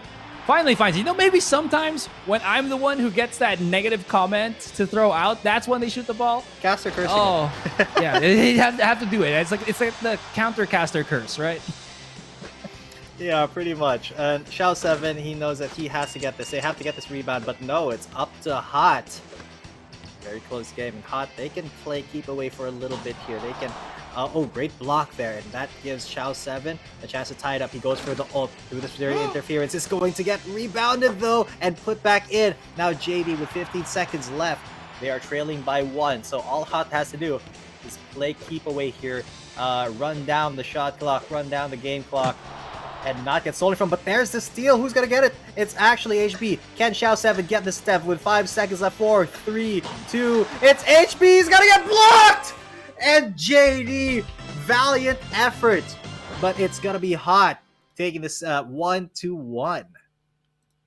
Yoshinori's, man. It's a double-edged sword. If it works to the extreme. If it doesn't work, well, what's the opposite extreme? It becomes extremely sluggish. The most sluggish that you probably ever felt in your life, because that was some really just underperforming scoring coming out from Xiao 7. He's got 9 points, yes, but that was a prolonged game where he just did not get a shot off for the most part.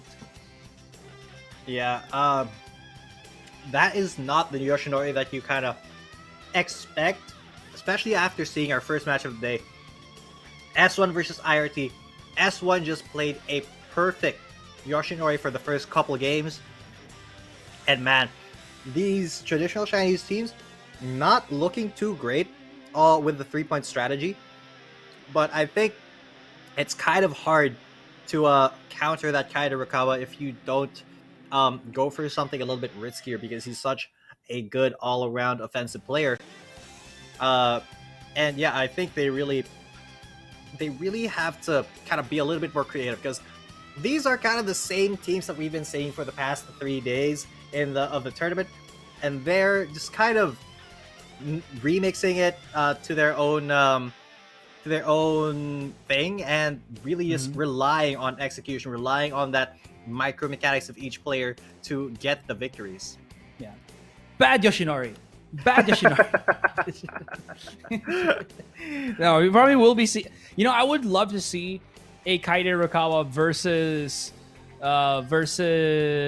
Nobunaga Kyoto type of matchup. I think that's a much more feasible thing that these traditional Chinese teams can utilize, because we already know that the Yoshinoris don't really work as well. Maybe in their region, maybe in their specific tournaments, it can work. But again, up against these teams that really have a good grasp on how to play defenders, the centers and whatnot, it is going to be an incredibly difficult thing unless you have that extra strategy that helps out the Yoshinori, rather than you just throwing the ball out and hoping to dear God that your player can sink those shots. It can work, yeah, and that changes the dynamic. But what happens if it doesn't? Do you still force the issue, or do you try to do something else with your other characters? There has to be some sort of middle ground there, because if it's just one way or the other, you see how big of a gap these players immediately try to overcome, right? And even though the points was very, very near, the 16-15, probably the viewers are already saying, what the hell are these guys are talking about? It seems like it was such a close game.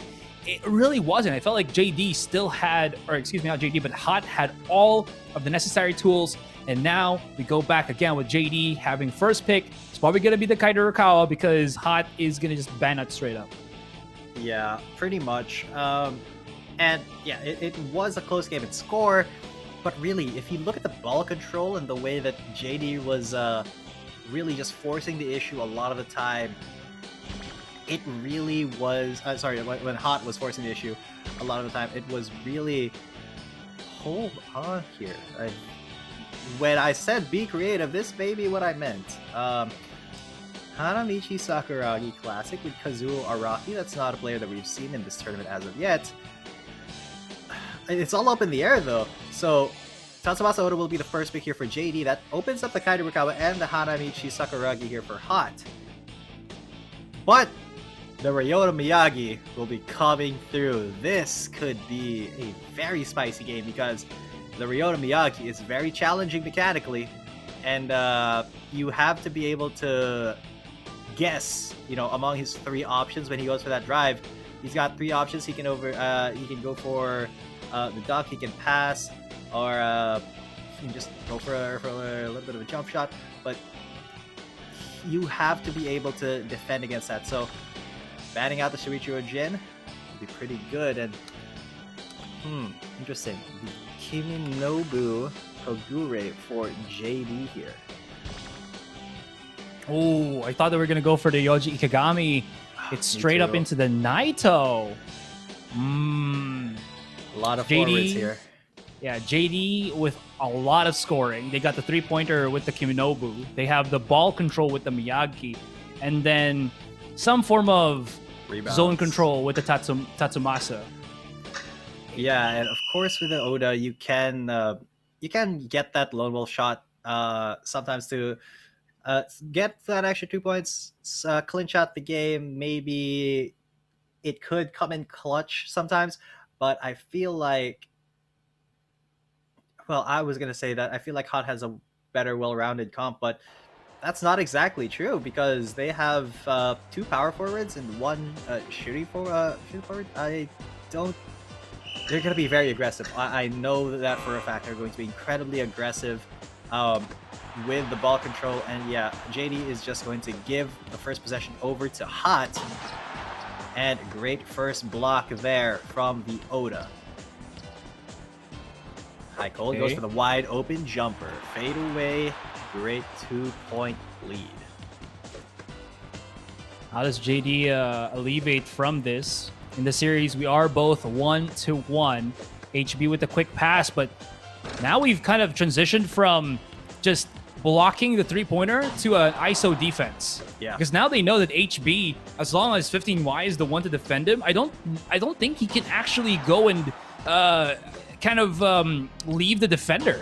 Naito is just really that huge. And look at how these kind of hulking defenders just slap the ball away, give it to High Cold, and High Cold sinks it once again from downtown. Well played by High Cold. Hot 4 in the lead. But JD, they have to be using the mobility. A steal by High Cold, but they have to be using the mobility of HB a lot more. He just kind of threads that dunk in. Standing dunk. Well done. 6 points in the lead now, and Hot, they are starting to run away with the game. But that is kind of what you have to be doing as HB. You have to be using that drive in of Ryota to really do the mind games to your opponents. But speaking of mind games, that's what Hot is doing with that airwalk dunk, the airwalk dunk change. Well, there is the Kiminobu ult coming through. 3 points. Yeah. I wonder if he can get another 3 to tie this game up. But so far, it's looking really good for Hot. Actually, you mentioned it, right? If ZZ can find those clutch, that ability to just keep creating percentage on his clutch 3 points, that's, I believe, the name of his special skill, this could work.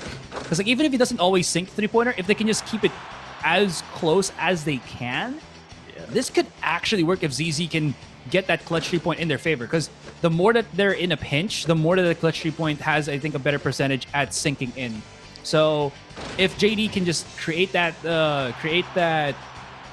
play from behind, but still keep it close, it could work out. But it also depends on how well ZZ can charge up his special skill. For the moment, HP has yet to get his lightning fast. Usually, Ryota's get such a quick charge on that lightning fast, but this is looking a little bit worse for where. Oh, there it is. There it After is. that, I think 2-pointer, that's when he found it. So this is where you have to really respect and maybe go for a counter on your opponents. So the immediate answer here is so just dunk so that he can't really go for the steal straight up on that defense. Yeah. Let's see, though. HB going for a layup right there. Great stuff. Now, this could even up really quickly for JD because now, yeah, they're being incredibly aggressive. Here's the dunk once again. The Shohoku dunks coming through. Both Po Zhao and High Cold finding their own ultimates right here. But there is the drive coming from HB, blocked out, and it goes to Hot. Great block, though. Two defenders jumping up. There's the drive into the jump shot. That's what you want to be seeing as a Ryota Miyagi. It's definitely what you want to see in the most part, but he left the defender out in the open to dry.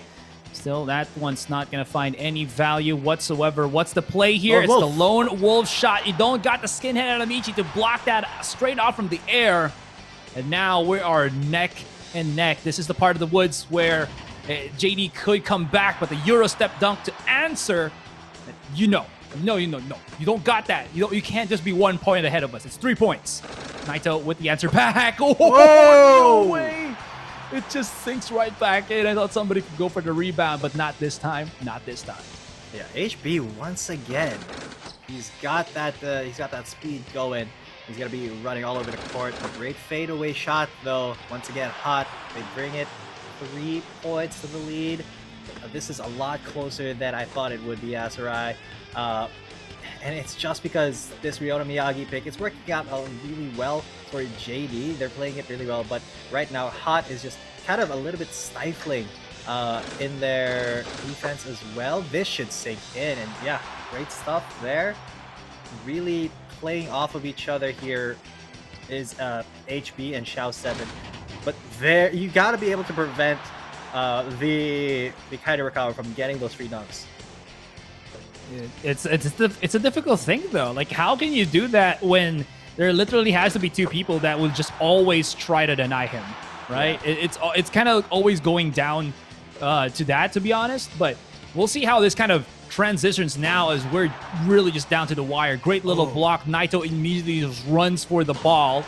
High Cold blocks once again, but 15Y doing a good job at just picking up once it gets DE9'd. Now the answer through. Third time's a charm. The dunk to pull through. And ZZ gets put. There it is. Clutch with the ball. 3-point in. But this is not the winning three-pointer. It's just to put them back into play 24-24. Yeah, tie game right now. The ball leaps into the air, but it still goes through. Hot still have the lead. And JD, they have a lot of ways to make this up now, but that is not one of them. Great block there by 15Y. Denies that, and they can play for time a little bit here. Here's the ultimate from the Kaido Rukawa. It's going to be hard. You can't. No. That was a great attempt, but slightly mistimed. And that just means that Hot pull ahead 4 points here, and JD are having quite a difficult time. Especially now that the possession is right here. He's gonna go for the Sakuragi dunk as well, and that, I think, seals the game for JD. Hot will be at match point. It's like beating somebody when they're down. Yeah. Yeah, just like 2 seconds on that clock. No way in chance to get a 4-point anything at this stage. So that means that Hot will get a point above this series, tremendously in the favor of those who get them the prolific score. The Kaido Rukawas wasn't the easiest, mind you, but there really were some points where I think HB, the Ryota player, was passing too much. Because 15Y, as the Naito, he was jumping because he was getting faked by the drive, right? With the pump fake, excuse me. Yeah. And then he just passes the ball straight out of nowhere rather than just trying to lay it up himself. So I wonder what was that about? In the long run of things, I think he could have scored more for the team. It was very, very close to that, but there was a lot of instances where I think HB was just passing the ball too many times rather than just scoring by his own volition. Excuse me. Yeah, I mean, there were a lot of places where HB could have just went for the layup, and there were a lot of places where he did. It's just that, you know, I think he was a little bit too in the Ryota Miyagi zone, where he's thinking, oh, I should probably pass this, give us another chance to do that again. It's not the perfect setup, and kind of second guessing himself quite a lot. So that just means that Hot very aggressively were able to take that game. But this is kind of a little bit more of what I was expecting from the Chinese teams, the traditional Chinese teams, is high scoring games that are kind of won and lost through the execution of a comp, and that's exactly what happened. The classic Shohoku duo with Naito here worked out incredibly well for Hot, even though more blocks were on the side of JD. That's just because High Cold was attacking the rim so often. It was just always at there, right? It was actually so interesting to see how that kind of transpired. But man, oh man, 24 points is such an overwhelming feat here for Hot. Now the question is, JD, they've lost control. They have given up the possession of that Kaido Rukawa on the first pick. And unless both teams ban both Kaido Rukawas, that should go into Hot's favor because they're going to be first pick for next round. And again, that's a completely fair analysis because everybody just wants to use such a prolific character like this. And we haven't really seen that many teams, at least for today, have the ability to counter out his mobility. Because that airwalk with the dunk fake into the layup is so difficult to counter. That is too ridiculous. You have to have like 2 defenders on it, and your timing on the second the second movement has to be perfect. Exactly. And we have seen it work. We have seen people block that ultimate, but it's incredibly finicky. You have to be absolutely perfect on the timing. You have to fake him out on the you really have to block the dunk so that it lets him attempt the layup, because if you just commit to blocking the layup, he's just gonna go for the dunk. He can change it up at the last minute. And really, if you don't ban one kind of Rikawa, the other one definitely should be coming through, especially for these traditional Chinese teams. And Hot this time will be banning out the Ryoto Miyagi, and I think Tatsurasa Oda being banned here could be smart. Of course, you can only pick one Kaede Rikawa. It's usually going to be the classic one, as we've seen, but this does give a lot of priority over to JD, picking up both Takenori Kagi and Hanamichi Sakuragi Skinhead, leaving their third player open. That does mean that Hot can force them into another Yoshinori, possibly, or I don't know, they could ban the Kenji Fujima as well, because Kenji does work very well in this comp. I mean, if they let the Kenji or I feel like they'll ban the Kenji and then just pick up the Yoshinori, because Naito, I think, is already a pretty good... Yeah, there it is. Yep. They're baiting Shao 7 to go for that Yoshinori once again. Is he actually going to go for it? Because Naito, I feel like, is such a good counter for it, because he's also a high fly blocker.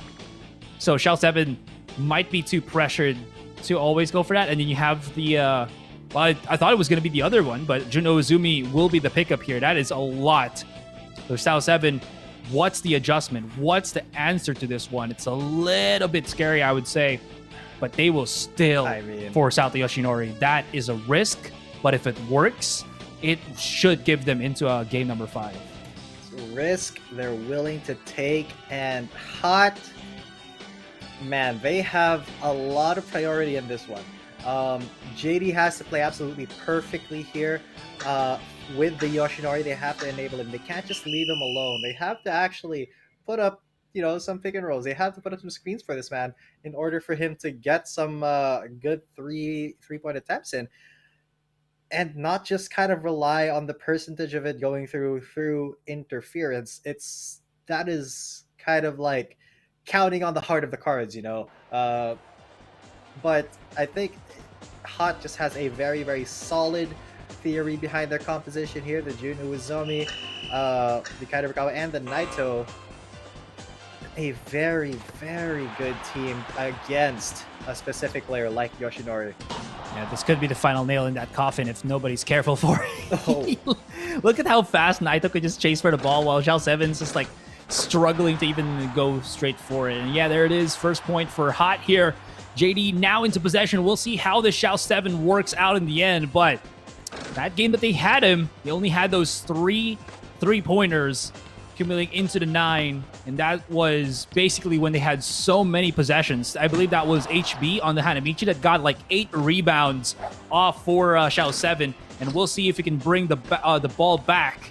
And look at how many rebounds he keeps getting, but the problem is the defense always just in the face of Shao, and yeah, severe interference. It's a huge thing. It's a huge way to just keep the pressure and put Shao in a position where he just can't hit these 3 points. Oh, good dunk fake into the skyhook. Well played by High Cold. 4 points in the lead now. JD kind of floundering. Severe interference. Those shots are just not getting in at the moment. This one should though, and it will. It'll flirt with the ring a little bit, but ultimately it does go in. Good first 3-pointer for JD. Can they keep it rolling though? Is always the question. And High Cold with a step back. It's not going to come through though. And the rebound will be going for the side of JD. Now Shao 7 has another chance, but fortunately not going to be able to take it. High Cold, it's going to be on him. Can he make this play? He does get that step back, and it's going to go in. Once again, flirting with the ring. Looks like the ball is kind of allergic to going in these days, or for this game. It has really seemed that way as well, but gotta give it. It's also to the pressure that these teams kind of put the others on, right? And speaking of which, yeah, I mean, It doesn't have. I don't think Shao 7 has a fake, right? As Yoshinori. Yeah, He might. No, I think he. Maybe he has. You know, that sidestep pump. Maybe that's the one. But even if, right, 15Y is just so near and so huge that he can still have a severe interference, even if like Shao 7 gets somewhere near there. Oh, did you see that? Heikold actually bumped Shao 7, I think, just to create more interference. That's some smart stuff coming out from Heikold here, making sure that at least everything he does is to the detriment of this Yoshinori pick. Yeah, pretty much. And forcing that Yoshinori for JD. And they already knew that with the Takanori Akagi and the Hanamichi Sakuragi that it would be a possibility. Hot just force it on them, and they're forcing JD to play their game instead. And that is just not going to go well for the Yoshinori pick. That's what we saw in the first game. And now, all right, the Euro step dunk. Oh, it's not going to come through, though. Great block coming out by JD. But can they actually open it up? Because, yeah, now HB, they pass it back to him, and he gets a good two-pointer. And these points are taking quite a long time, man. Great volleyball block there from HB, but it still is in the hands of Hot. Heikold, what's he gonna do? He's gonna go for the duck. He's gonna get blocked. Great presence there by JD. And now Shao 7, through the severe interference, he's gonna get this 3. And Hot, they're the ones who have to make up the difference now. HB is such a fantastic player. Like, this guy can do everything for his team. He can play point guard, he can play power forward. He just creates such a pressure for them. Hot is missing all the beats now, and this is where we kind of turn the tables. It's HB that really has given Shao 7 all that he really needs to do. That three-pointer should go in. If it doesn't, the rebound dunk always follows up in HB. You might be looking at it here for a game number 5 now. This looks to have gone to the wayside already. Look at how Heikold is just forcing all of these dunks, and it's getting denied. As it's all about who can stop the Rukawa. Tries to go for a twofer, but it is just going down to the wire. Thankfully, Pojao is a good rebounder in and of itself. That is going to keep it close, but still 2 points trailing away. JD in the lead. All right, 19 seconds on the clock, and it's JD who have the priority here. They have to get this rebound, and it is in the hands of Hot. It's all up to Heikold now. Can Heikold tie it up? He's gonna use the ultimate, and of course, it's almost impossible to block if you're not in the right position. We're probably looking at the overtime, but JD, they can try one wide open shot before the buzzer beater. JD actually pull ahead, and we are going to be going to a game number 5 once again. Oh, wow. Where does JD find the resilience to keep doing this over and over again? HB, he will use every single character that they need. This guy is a variety player, and he is a variety master. Can make work with Ryota Miyagi, and now in that last game can make work with the Hanamichi Sakuragi. 6 points, 5 rebounds, and HB definitely has to be the MVP of that one. Yes, 100%. 16.4 score points, not the highest, but in a game like this that was really low scoring, 10-12, it really doesn't tell the whole story, you know, because HB was just so on point. He was hounding Hot all the time, getting those rebounds, passing to Shao 7, and even going for his own ones. And really, a lot of the time, well, 3 of those times, HB was able to get some unexpected points from Hot because they were just a little bit too focused on that Shao 7 Yoshinori. So well done. Both of these teams will be going on to a game 5, and I'm excited to see what's going to happen next. Today is the most competitive day that we've had in the entire Asian Championship 2021 so far. Oh man, whew. It feels like we've already done the 2 marathons on these 2 series. These teams just do not want to let up, and that's why you have them as the representatives from each region in the knockout stage. These guys have what we call the winner's quality, right? The champion formula. And that's not baby formula, it's champion formula, you know? It is. I mean, champion formula. That's what they're chugging. Each of them have the potential, and they're showing it. The games are so incredibly close so far that it's really hard to tell who's going to be taking the W. Both of them evenly matched. S1 and IRT earlier, evenly matched. And now, man, I cannot tell who is the better team. Hot and JD are at each other's throats, and match point for both teams. It's been back and forth, back and forth. We're going to finally see who's going to keep going in the winner's bracket. Yeah. JD have now, when we go for the drafting phase, G10 have the chance to pick their first character first. So that means that they have the advantage of what they want to get to kind of set the tone, set the pace of how this fifth game is going to go underway. And I already have a feeling that we'll probably be seeing like somebody like HB back on maybe the Kaide Rakawa coming into that fifth game. It really has gone down to the wire. So the answer now, the question now is, how will Hot adjust to that? Because it seems like it's always been, again, kind of like JD setting up the pace. Hot always tries to go for the counter. That is a Tatsumata Oda ban. Hot, are they going to ban one of the Rukawas, or will they just ban something else and allow HB to get that that Ultra version, which they do? Oh, all right. No, it's still the regular Kaide Rukawa. They had the chance to go for the Ultra, but I think JD, they're a lot more practiced with the regular version. Oh, Hot, they're gonna go for the Yoshinori comp once again. They have confidence. I'm gonna give them that. They got confidence in the Yoshinori pick, picking it this early, as well as the skinhead Hanamichi. That does open up the Takanori Akagi for JD. But we have seen that that Yoshinori, a 3-pointer strategy work against the Kaide Takanori combo.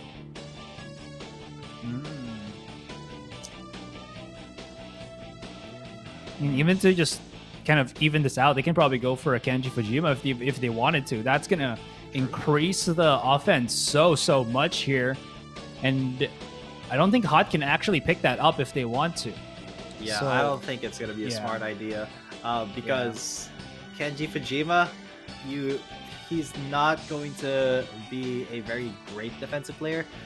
So yeah, JD is going to pinch their defensive pool by banning out both the Tatsumata Oda and the Toru Hanagata. And now, alright, banning out the Maki Shinichi. Smart play. I wonder who the third is going to be for both of these, because there are still some very good power picks available. Naito's still there for JD if they so choose, and almost as if on cue, he's going to come through. That's a big one. Because, like, yep. Takanori and Naito, I think they're going to be the perfect answer to the Yoshinori here. Exactly. Jun Uzumi, though, to counter for the rebound alongside Hanamichi. So this could be what the doctor ordered for Hot. This is going to be incredibly risky, I think, for Hot here. I think they didn't get the selection that they would have wanted the most, especially look at how many centers actually banned in this fifth game. This is probably the highest rating or the highest amount of centers that were banned in all of the tournament. 3 out of the 4 bans that we've had are all centers. Yeah, I mean, you can ban out their offensive capabilities, but I think in a tournament like this, it's more useful to pinch that defensive pool for your opponent a lot more, because the Oda and the Toru are just so good, such good options that don't have a lot of weaknesses as centers. So now, I don't know how this game is gonna go. There is the Yoshinori, but he's only got the Junozumi and the skinhead Sakuragi. There is still the Naito though, so he can definitely fly high and slap those balls out of the air when High Cold tries to go for him.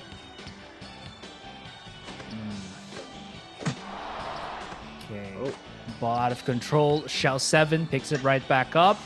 HB trying to create some space, and as he tries to just slam the ball in, lo and behold, it's Pojao. Takanari. It does happen, but not always. Ooh, that is a Kobe shot. Love to see it. 2 points.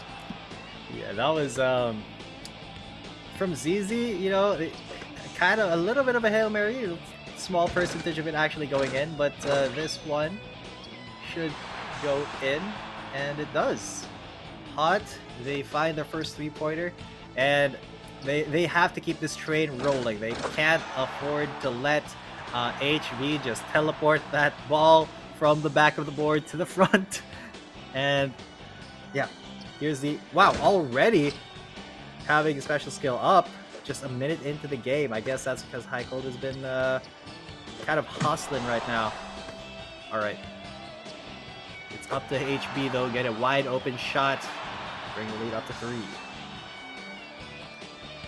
Yeah, again, I think he's the biggest influence right now for JD. This team is able to make it happen because of, I think, HB's ability to lead the pack here. And now with that 3-point lead, oof, controlling the ball. Should have maybe passed it if he can. I'm not sure if he does. Standing dunk, a little bit too ambitious. Another dunk, a little bit too ambitious. And a third dunk, another ambitious remark. And 3 in a row. Pojao's incredibly large hands, ginormous hands, just keep slapping the ball around.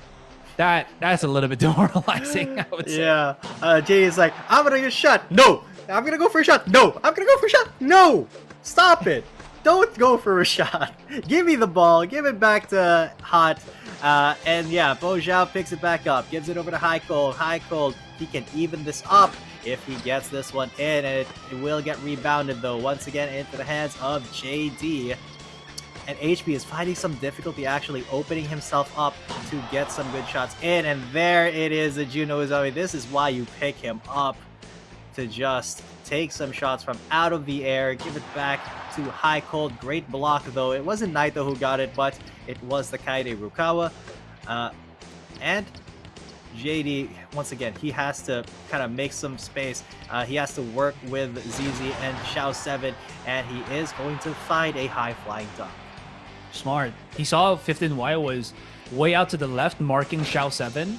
So that high-flying dunk with the under-over against just the one defender is going to be a sure shot already. So really good stuff from HB to see that and create that little bit more of a gap that they can use. Speaking of which, though, that 3-pointer just a tad bit off mark, but High Cold is setting stuff up. Now, here's one thing I wanted to point out, G10. Yeah. Catch and block from the Juno Izumi. Ooh, that's a big one. That's a super big one. I think it was used way too early for something that didn't even use to get them that score. He passed it back to High Cold, but he did not hit the beat. And this is where you kind of want to see that. Oh, he does actually have it again, but he does get slapped away. Here it is one more time. And they're going to celebrate for another dunk, 10-6. Yes. Yes, sir. Here, though, great block. HB slapping it out of the air. And you see JD kind of playing for time a little bit. They're trying to run down both the shot clock and the actual clock. Great block. But now, yeah, 5 more seconds, 4 seconds until they turn over the wide open shot for 3. The put in, and yeah, Hot, now they have the possession. They're gonna go for it. But no, look at the blocks. They're just on point. And the shoe is on the other foot now. 3 blocks in a row. High Cold, he keeps trying, but it's not possible for him. 3 more seconds, and JD run down the clock. A little bit of revenge there. Pojao, they said, you block us, we will block you. The answer back. The risk to pick up the Yoshinori by Hot. It did not pay out in the end, unfortunately. JD just knew what they had to do. Very low scoring game, but it was because of the fact that everything was just being monitored, watched by both teams. It seemed like there was nothing that you can really do to open stuff up, but this is why you want somebody who is an all-around attacker, like the Kaede Rukawa, like the Nobunaga Kyoto, It's because you can just move around and basically attack from any angle with a dunk, with a jumper, and that's why you see him with a 10 points. High Cold just got slapped so many times, can only muster up the 6. The 2 3-pointers could have been something else more there, but again, just a little bit too underwhelming than what they were probably hoping for. True, very, very true. But wow, HB is actually the blocker for his team. I thought it was gonna be the Naito actually, but I guess Chow 7 and ZZ were just more rebounders, while all the heavy lifting was given to HB. Look at that, 10 points, 6 blocks. What a game for JD, and they will be advancing to the next round of the winners bracket. But Hot will be relegated over to the losers bracket for now. Yeah, he's the HB, the absolute unit here for JD. Told you, man, he can play almost everything. He has the Hanamichi, got the Ryota Miyagi, got the Kaida Rukawa. He basically has played like 3 different positions just for his team, right? And again, that flexibility really does amass into something that you can feasibly use to get that W, to get that win. And JD here, man, I didn't really expect them to get the W because they always feel a little bit on the shorter end of the stick. But you know what? They prove us time and time again that we are wrong, and they're going to be heading up, as you mentioned, to the upper bracket where S1 is waiting for a match. Ooh, doggy. This is going to be for tomorrow, though, I believe. Yep, because that is going to be the winners' finals pretty much. Already sorted. S1 versus JD in the winners finals, but we do have pretty much the entire lower bracket to run through for today, almost, because, well, you can't really do them at the same time. You have to wait for the winners to actually finish their matches before we go over to the losers. And that, I mean, it just means that we have some very great matches lined up for you tomorrow, and we have we have a lot of matches to run through today. It's still going to be Lag versus AT next, and that is going to be a little bit deadly because they are going to be fighting for tournament life. Since it's double elimination, they were already put in the bottom half of the bracket, in the lower bracket. So with either Lag or AT lose this next one, that loser will be sent home. Well, metaphorically, because I'm assuming, I'm hoping that they are home. They're all home. Very, very true. So, with that being said, looking real quick into the statistics here, honestly, very much neck and neck. Just a little bit more of a difference, but I think it's not the stats that tell us the entire story. It is how I think the overall flow of the game actually went there. There was just a lot more... how do you say this? There was a lot more hope, a lot more emphasis on just using the Yoshinori here by Hot. And again, there always comes the risk. What if you can't get those 3-pointers? What's your backup plan? It seems like Hot only really had the one strategy, and they had to utilize that. But because of how well JD were able to lock down these the court, it was a very difficult task, I think, for Xiao 7 to net some shots with that Yoshinori. With that being said, we are going to be looking to go straight, or not really straight, but to look to go into that next series, which is going to be Lag versus AT. Now, both of these teams also quite adept, I would say. I think Lag was the one that went up against JD the other day, or is that 3 a.m. the other day, and they were fantastic in that match that they had as well. That's true. And that just means that we are going to be seeing quite a lot of intense matches. I mean, if the 2 matches that we just saw are any indication, they both went all the way to that 5th game, and you guys are really getting your money's worth. I mean, you're watching this for free, but you're still getting your money's worth when you're watching the Asian Championship 2021.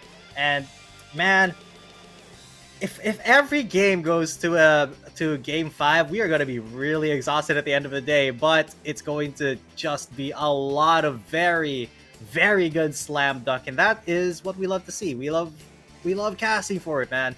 And it doesn't matter how tired we are going to be here tomorrow as well with full energy for the last day of the Asian Championship. Oh man, just cannot wait for that. We already have all these amazing teams already play.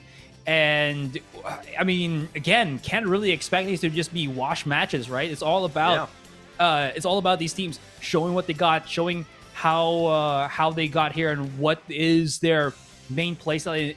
If it'll work, and it is looking already quite the match to behold. Now, one thing that I do want to also point out again, moving forward into this, is how well teams have kind of prepared for the regular pickings. Because what happens again with this one, I think good example is a series is what happens when you don't get the pick that you want. What happens if you don't get the the Kairikawas, maybe the Yoshinoris or the Kenji Fujimas? What's the adjustment that these teams will try to utilize? And we've seen a lot of them already. The Naitos, the Nobunagas, the that one game with the Tadashi Muto. There is so much that this game has to offer, and so much I think niche counter picks that I think the teams still have yet to really fully register, that maybe moving forward more into this knockout stage, it will work. But anyways, guys, we are going to go for that break. When we come back, it's the third series of the day. Don't go anywhere. We'll be coming back in a short while.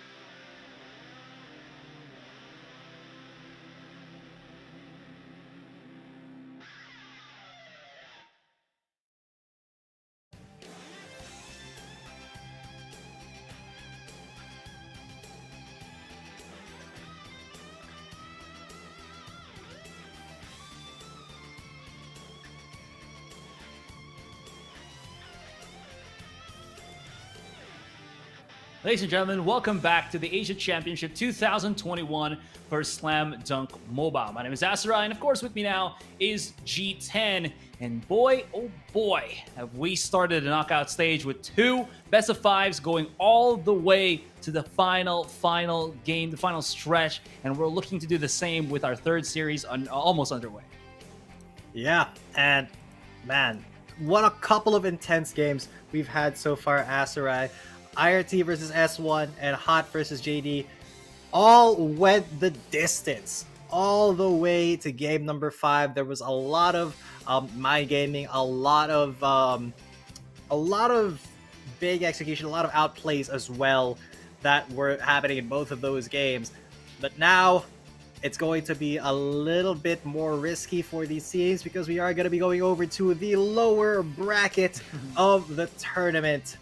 And now they're going to be fighting for their tournament lives, and that match is going to be Lag versus AT, and I am excited to see who's going to pull through and go against IRT in the next losers final, not loser final, but losers bracket match later on today.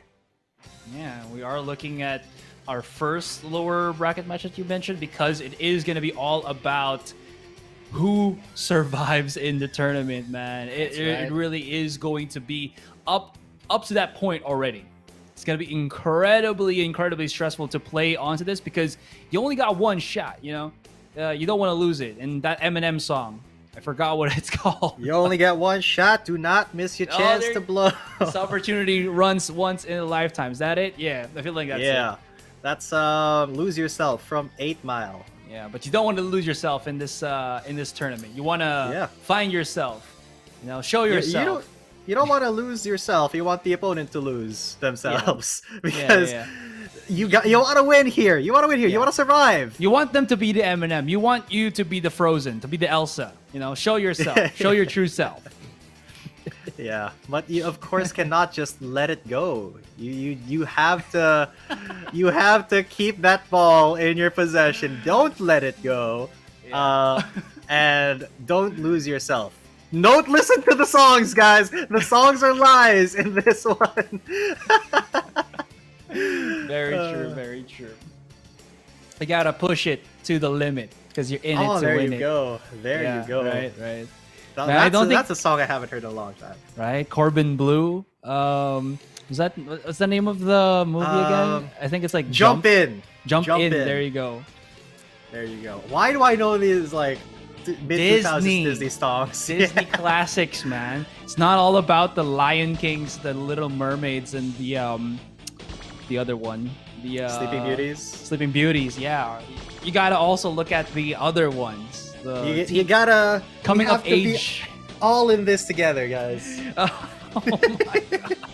Oh, dude, that is actually a good song for Slam Dunk Mobile because Troy Bolton is actually a basketball. Yeah, you know what? Get your head in the game. There you go. Listen to that song. Lag and AT.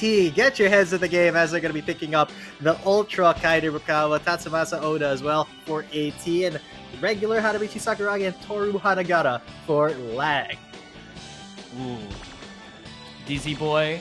Jan also a great defensive player, but they're up against Lag, who I feel like is going to be the team to beat coming into this series. I felt like MCC and DJJ were just phenomenal from yesterday's matches.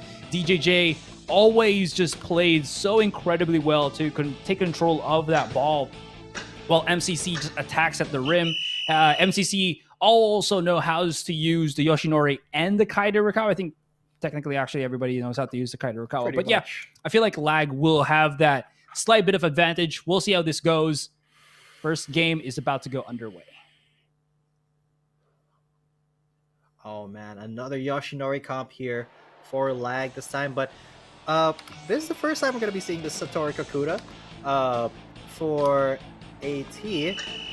Let's see how that shakes out for them, because we have not actually seen this player been picked in this entire tournament. There's a first 3-point attempt, gonna get rebounded by the Satoru, and now Dizzy Boy, he is the Kaide Rukawa, and we've seen his Rukawa performance quite a lot He's very good, but that was a great block. Oh, there you go. The turnaround behind the back layup for Janja. Well played there. All right, so MCC, he went for the attack, but now we are going to once again be on to Dizzy Boy. He does have so much to give, and Janja with a free shot, it will land into the hands of MC, who immediately goes for the 3 and rebound once again. DJJ, MCC, now he's keeping the 3s going, but it just gets spat out. Oh lord, and now once again AT in possession. It's up to Dizzy Boy. Oh, that's the fanciness from Dizzy Boy, just being denied. He's going to try to go again, but he does have Dian Dian to get him out of a sticky situation. And AT stomach coming out of this one blazing. I love the movement of the ball. It's not only up to Dizzy, but also Dian Dian. But now here comes the 3-point sniper. MCC just daggers from all the way to the 3-point line. That's right. And Dizzy Boy, he knows that he can pass a jet in as well. Great steal there from Lag. Great put in as well. They take the lead with 1 point. But now they have to disable Dizzy Boy and Jan Jan, because they're both attacking very well here. And the rebounds coming through as well. Look at how Dizzy Boy, he breaks ankles to take that wide open shot. Lag it's very hard to deal with the mobility of the Ultra Kaido Rukawa. It really is. Like, he could just be at 2 places at the same time. But Lag, nice little tip in. Again, incredible defensive player in the favor of DJJ. But Yanjan also a fantastic defensive player by himself. But he's not all about that. It's also about the shots. My gosh, that was a swish and the flick. Flick of the wrist. You know, look at the flick of the wrist. Yeah, as he look at that, just look at sinks that. once in. The answer back. Oh. Not going to connect, but the rebound gives a second try. At another attempt, MCC brings the ball around back. And going in back and forth for the moment here. MCC, dagger, not going to happen. But DJJ, what a rebound. He leaves the defender wide open. Swish. Oh my goodness, 10-8. All right, this is still a very close game though, because AT, all right, here is the lone wolf shot. Yeah, they even it up right there, but he cannot afford to give that Yoshinori any space to work with. You want to, as much as possible, be interfering with him. Here's the Hanamichi Sakuragi dunk though. So Lag once again take the lead. Although it is still anyone's game, only half has been done so far, and the Kairi Rukawa dunk as well coming through to even things up. You see all of these ultras being used from up. All these players through the severe interference though, he found the hot spot, and Lag find another 3-pointer. That's, again, what you always want to see, right? Ooh, that is a ankle breaker. Almost. Nix out of nowhere slaps the ball around. Okay, throwing the ball here and there. Oh, that is almost going to go in, but DJJ gives another shot. He leaves the defender once again. How many times does MCC break the cankles? Oh no, not like this. 6-point differential. Make that 4 as Dizzy Boy slams it back hard for the answer. And AT, they're not out of this just yet, but they have to be more aware of how MCC just strikes hard with these 3-pointers. Yeah, and now AT, they have to be on point with the rebounds. They have to screen for Dizzy Boy. They have to get them pick and rolls, but he will just be able to get that 2-pointer. Now they're only 2 in the lead. Lag is, by the way. And all right, here it is. The Toru Hanaga will be denied. Great block there from AT. But they have to keep this going. They have to keep MCC from getting a free 3-point shot here, or else it's going to be really bad for them. This does not go in. It's going to get rebounded. Dizzy Boy has a chance here. But there's the ult from the Satoru. He goes for the layup from behind the board. It phases through the glass and evens up the score once again. Oh god, the wide open shot though. You cannot do that. Oh my gosh, how does MCC always find the space to make that work? Here's the dunk. He just points right at you. We're coming for you. 1 more point. 39 seconds left into the clock. MCC clocks the shot. Oh, no, backs away first.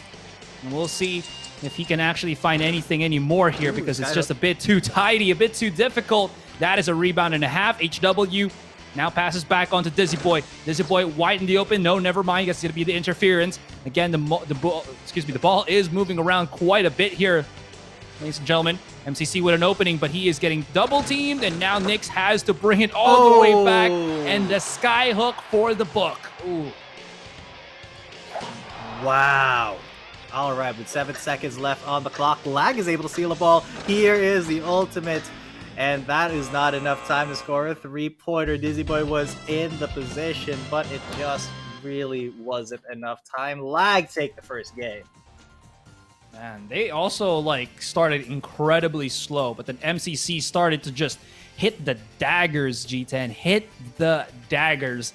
And I don't know, it felt like, again, the rebounding game was just always in the favor of Lag here. It's that formula that we saw in the first series, in the first game. As long as you have somebody to keep that rebound going, give it, pass it always on the attacker, you give him so much more options. You deny your opponents from getting the ball themselves, and it's what Akagi, told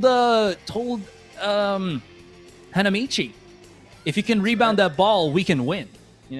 That's right, and that's exactly what happened. 5 rebounds for the side of Lag, for DJJ rather. 5 rebounds for DJJ, but also 5 for Junjun. It's really hard to compete with this Yoshinori if you're giving him free 3-pointers. See, he's able to score 5 here, and that means that Lag, they take the first point, and every single game here, every single point is important, especially when you're playing for your tournament life here. And right now, Lag in a great position, definitely not match point yet. We can still, it is best 5. We can't go all the way. We've gone all the way twice today already. So there is a lot of possibility still for Lag to throw. It's kind of what happened in our first match in S1 versus IRT. S1, they did kind of throw games 3 and 4 by forcing the three-pointer strategy. And when that Yoshinori is bad, it's really bad for them. But now Yoshinori working out really well for Lag. AT have to hustle it up. But now they're going to be second pick. They may be looking to go for that same strategy themselves. We'll see how that kind of goes, because I feel like, has AT actually used the Yoshinori? I don't feel like they have yet. I feel like it was more of the Shinichi Maki that they used. But let me get back into you on that. We have we were able to kind of jot all of these notes down, but they're incredible. We had to incredibly just quickly jot them down. Hang on. Yeah. I need to confirm that. I want to make sure. While you review, I want to talk about the kind of Rukawa, the ultra version of him. It's actually seeing quite a bit less play than the regular version. I think because a lot of the teams are used to the regular version and how he plays and interacts, it's just a little bit more versatile. While the Ultra Kaida Rukawa is a lot more offensive. And I don't know, it just feels like with Kaida Rukawa, the original one is just kind of a little bit safer of a pick most of the time. When you pick the Ultra one, you're kind of signaling that you're going to be on the offensive.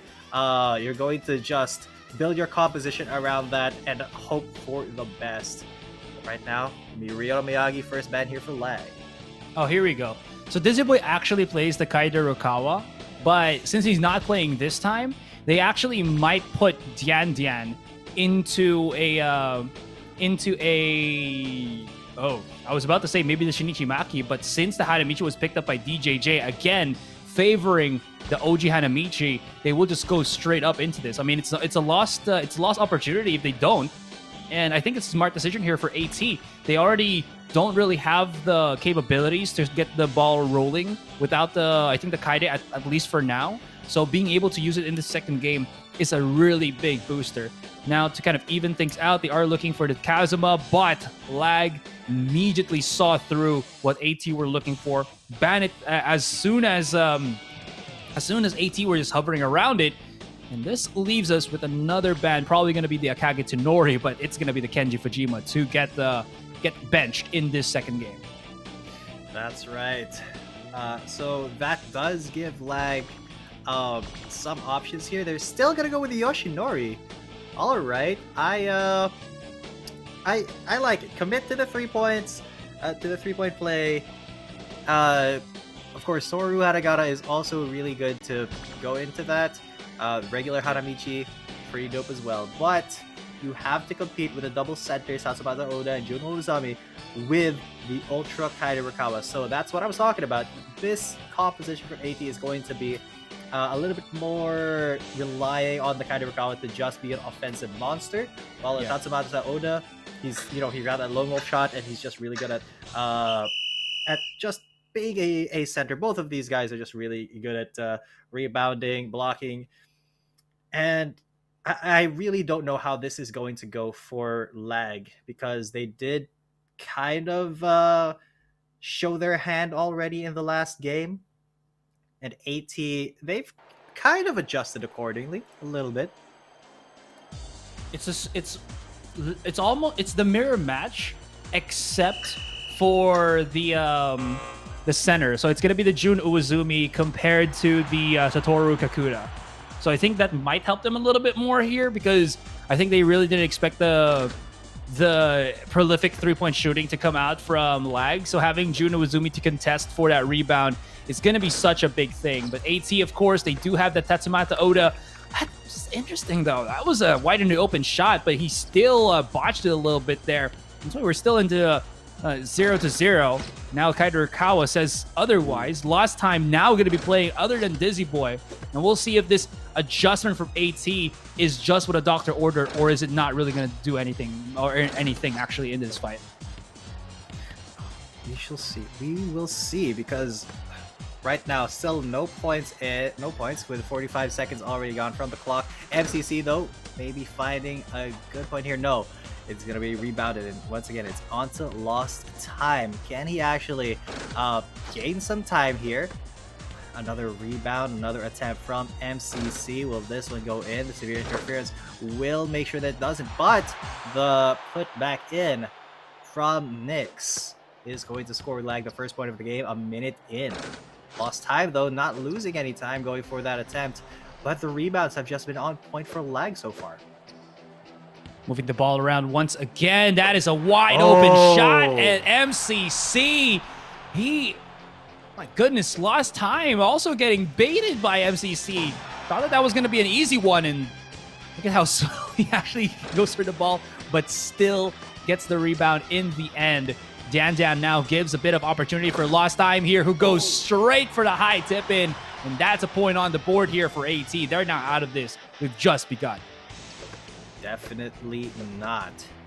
Definitely not. But once again, MCC, he is such a threat. You have to just be very sticky on him. But of course, you also have the Toru who can just do that. He can just go for the hook shots. Man, this is looking to be a little bit tough. Another hook shot by lost time this time. So this is gonna be tough for AT to hustle up for, especially when you get the absolute shot, 3-point sniper, lock it in, pull the trigger, and that's a 6-point lead already with 2 minutes in. Lost time, there you go, losing no time and going for the dunk. You have to be still afraid though. MCC out in the open once again. He just primed the shot. Oh god. Clocked it in the chamber. Kaboom! And he drops it once again. The bomb of a shot coming in from MCC here. The dunk to follow through. HW second guessing himself a little bit there. Wants to open up. And is that the right decision? Well, oh my. Well, it is. For that point specifically, yes. But I feel like he could have just gotten that dunk in regardless. And that could have been the play. But no, this is going to do a block on the Sakuragi dunk. So now AT, they have a chance here, because there's the Kaiderakawa dunk in response. They're steadily climbing the ladder here, but they still have to contend with MCC, who is just always looking for those opportunities, always just trying to lose people before going for the 3-point attempt. There it is, through the severe interference. It's going to get rebounded, and now it's lost time. It's up to him. Oh, no, it's actually up to the Tatsubara Oda. Just gotta go for the low wolf shot. 1 point in the lead. Lag. Can they score more points here, or will AT actually bring it back? It's another 3-pointer. Oh my god. Caster's curse a little bit there. Feel the curse. Feel the yummy. That was just a 3-pointer that the doctor ordered. And speaking of which, MCC, okay, gonna get the left by the attacker, by the offensive. Loving how, again, that high tip-in is just so difficult to block, to be honest, because you always expect it's gonna be the dunk, not really the tip-in. But this one leaves everybody in his dust. The answer back. If you can do a tip-in, I can do my own tip-in. It's all about the tips and how you can go in for the ins. Now, just the tip. Just a tip. Don't forget to tip your waiters, ladies and gentlemen, when you go outside, right. if you do.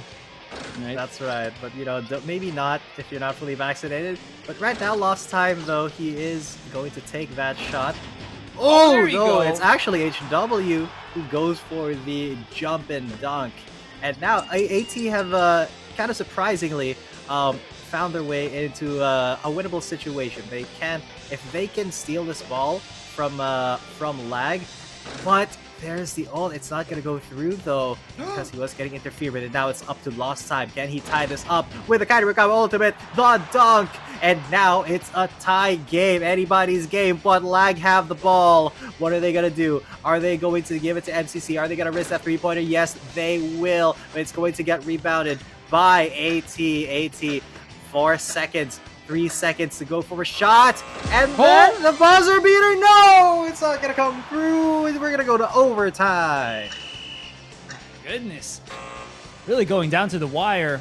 But here's the thing: Lag, I believe, have been charging their special skills once again, so this could be a little bit hairy. Speaking of which, though, great starter for AT as they sink in a 2-pointer on the range. MCC. Now 2 defenders right on him, but he still creates the space. Can he get the 3? Not really going to happen. And AT starting to win the rebound game. This is looking pretty good. Oh, that's another good one. Tatsumasa Oda. Great shot with the lone wolf. And that is going to be 18-22. The answer immediately. Retaliated by MCC. 21-22 with that 3-point dagger. Yeah, of course. You gotta stick that dagger in the back, but now another dunk. It gives AT a lot more space to work with, but this is just 1 3-pointer for MCC. But he has to actually land it. And that he does! What a swish! Oh my god! What an absolute chat, but here's a tip in AT. They extend their lead once again. The defense is just not happening right here quite yet. Back and forth. The answer threw a little bit too far, but DJJ, okay, rebound for the second attempt. Leaves the defender just for the moment. MCC, 14 seconds, has to go in or now. It's now or never, or will they try to go for the 2-pointer? That's the open throw, but look at that! Catch and block from the Juno Uzumi. All they have to do now is wait and wait. But you know what? Let's add a little bit of cherry on top of that dessert of a block as lost time sinks the dunk in. No more time left on the clock, and we go to game number 3, 1-1 AT with the retaliate.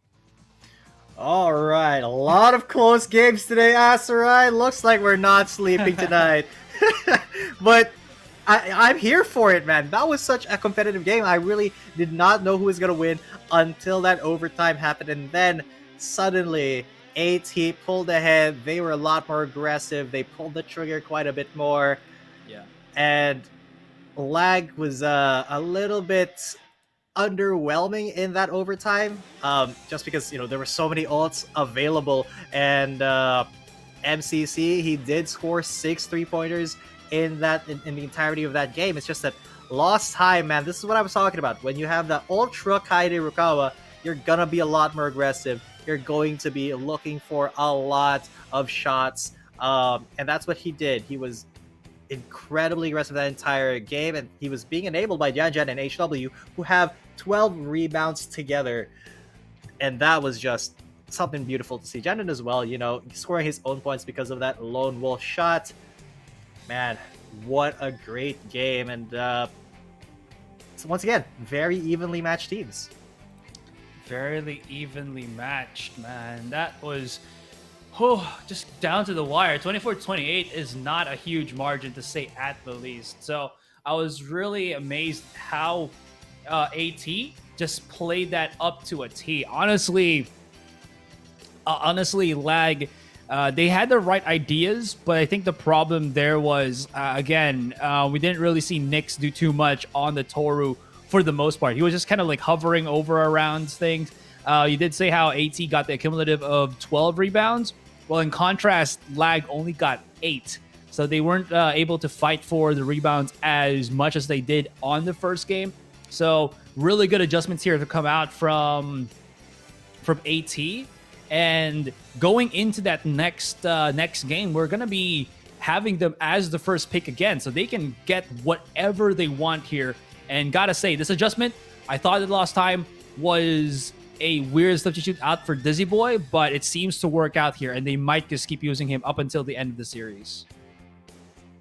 That's right. I mean, fair enough. If it works, why fix what's not broken? If it ain't broke, do not fix it. And lost time, he is like a clock, man. He is not losing any time, contrary to his name.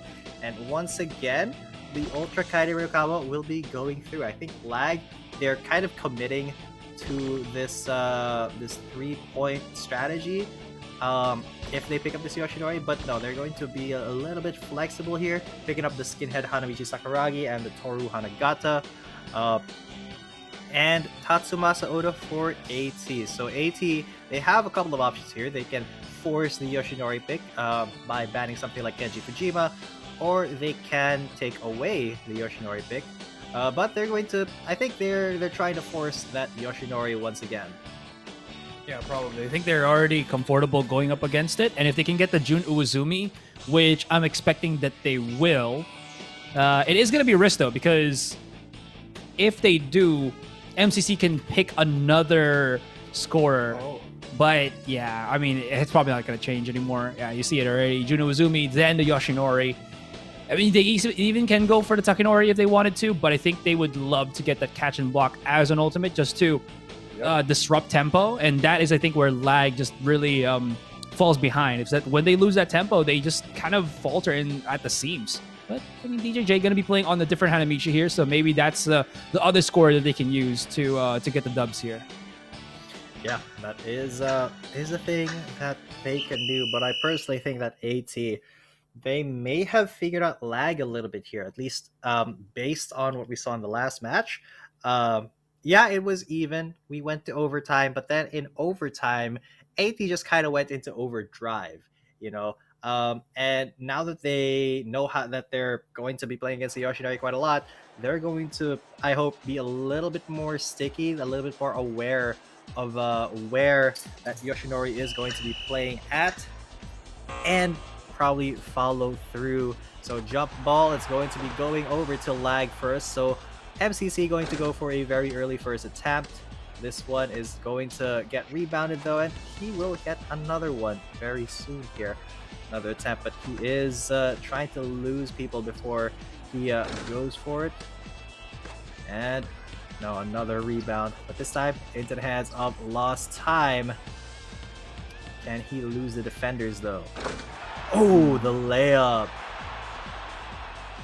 Layup gonna be good on the attack. Now let's see if the follow through here. MCC, ooh, that's gonna go in. Immediately answers. You give me the Yoshinari, I actually don't know what Yoshinari sounds like anymore, but yeah. Yeah. I just expect him to be like that, I mean, that's kind of what you expect a guy who looks like him to sound like, based on Japanese media. But also, Yeah. because we've only had slam dunk locally in the Oh Filipino yeah, dub, Filipino we dub. don't really know how they sound like in English or Japanese. That's so true. In any case, though, it's a this is a great little slap down, and that's gonna be a advantage already for AT. Right. MCC again back into the point where if everybody always relies on him to go for the shots, look at how even Lost Time goes for the block rather than just the interference. I think he just really wants to make sure that Lag here does not have any chance to get any value with MCC, and they're now trailing so far ahead with 5 points in the bag, or 5 leading points, excuse me. That's right, and oh man, you saw that beautiful pass onto, oh, great tip in the or putback, but you saw that amazing pass from Lost Time to Janjan, giving him the ball when he was wide open to go for the fadeaway shot. Great layup once again. I don't think they're expecting him to go for the layup. I think they're trying to block for dunks, but Lost Time is going for the layups, and it's working out. This one will go in though. So Lag, they do kind of make up the difference a little bit. It's going to just be a 2-point lead here for AT. But can they really stop this train from leaving the station? Not when you leave the Kaide Rukawa wide open. Not when you leave him that open. No. Okay. MCC still at the point where he can't really comfortably just throw out the ball. Danjan and Lost Time have made sure of that. But DJJ will bring him right back out. This is why you want to have that skinhead here.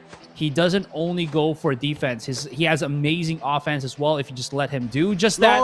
And if he does have that special skill block that he has, he can deny the lone wolf. But for the moment, good timing from Danjan just to have it out as soon as possible, because they need to get the advantage rather than chase the advantage. This is great as well. Follow through from DJJ. And we are neck and neck once again. Only two to separate the two teams.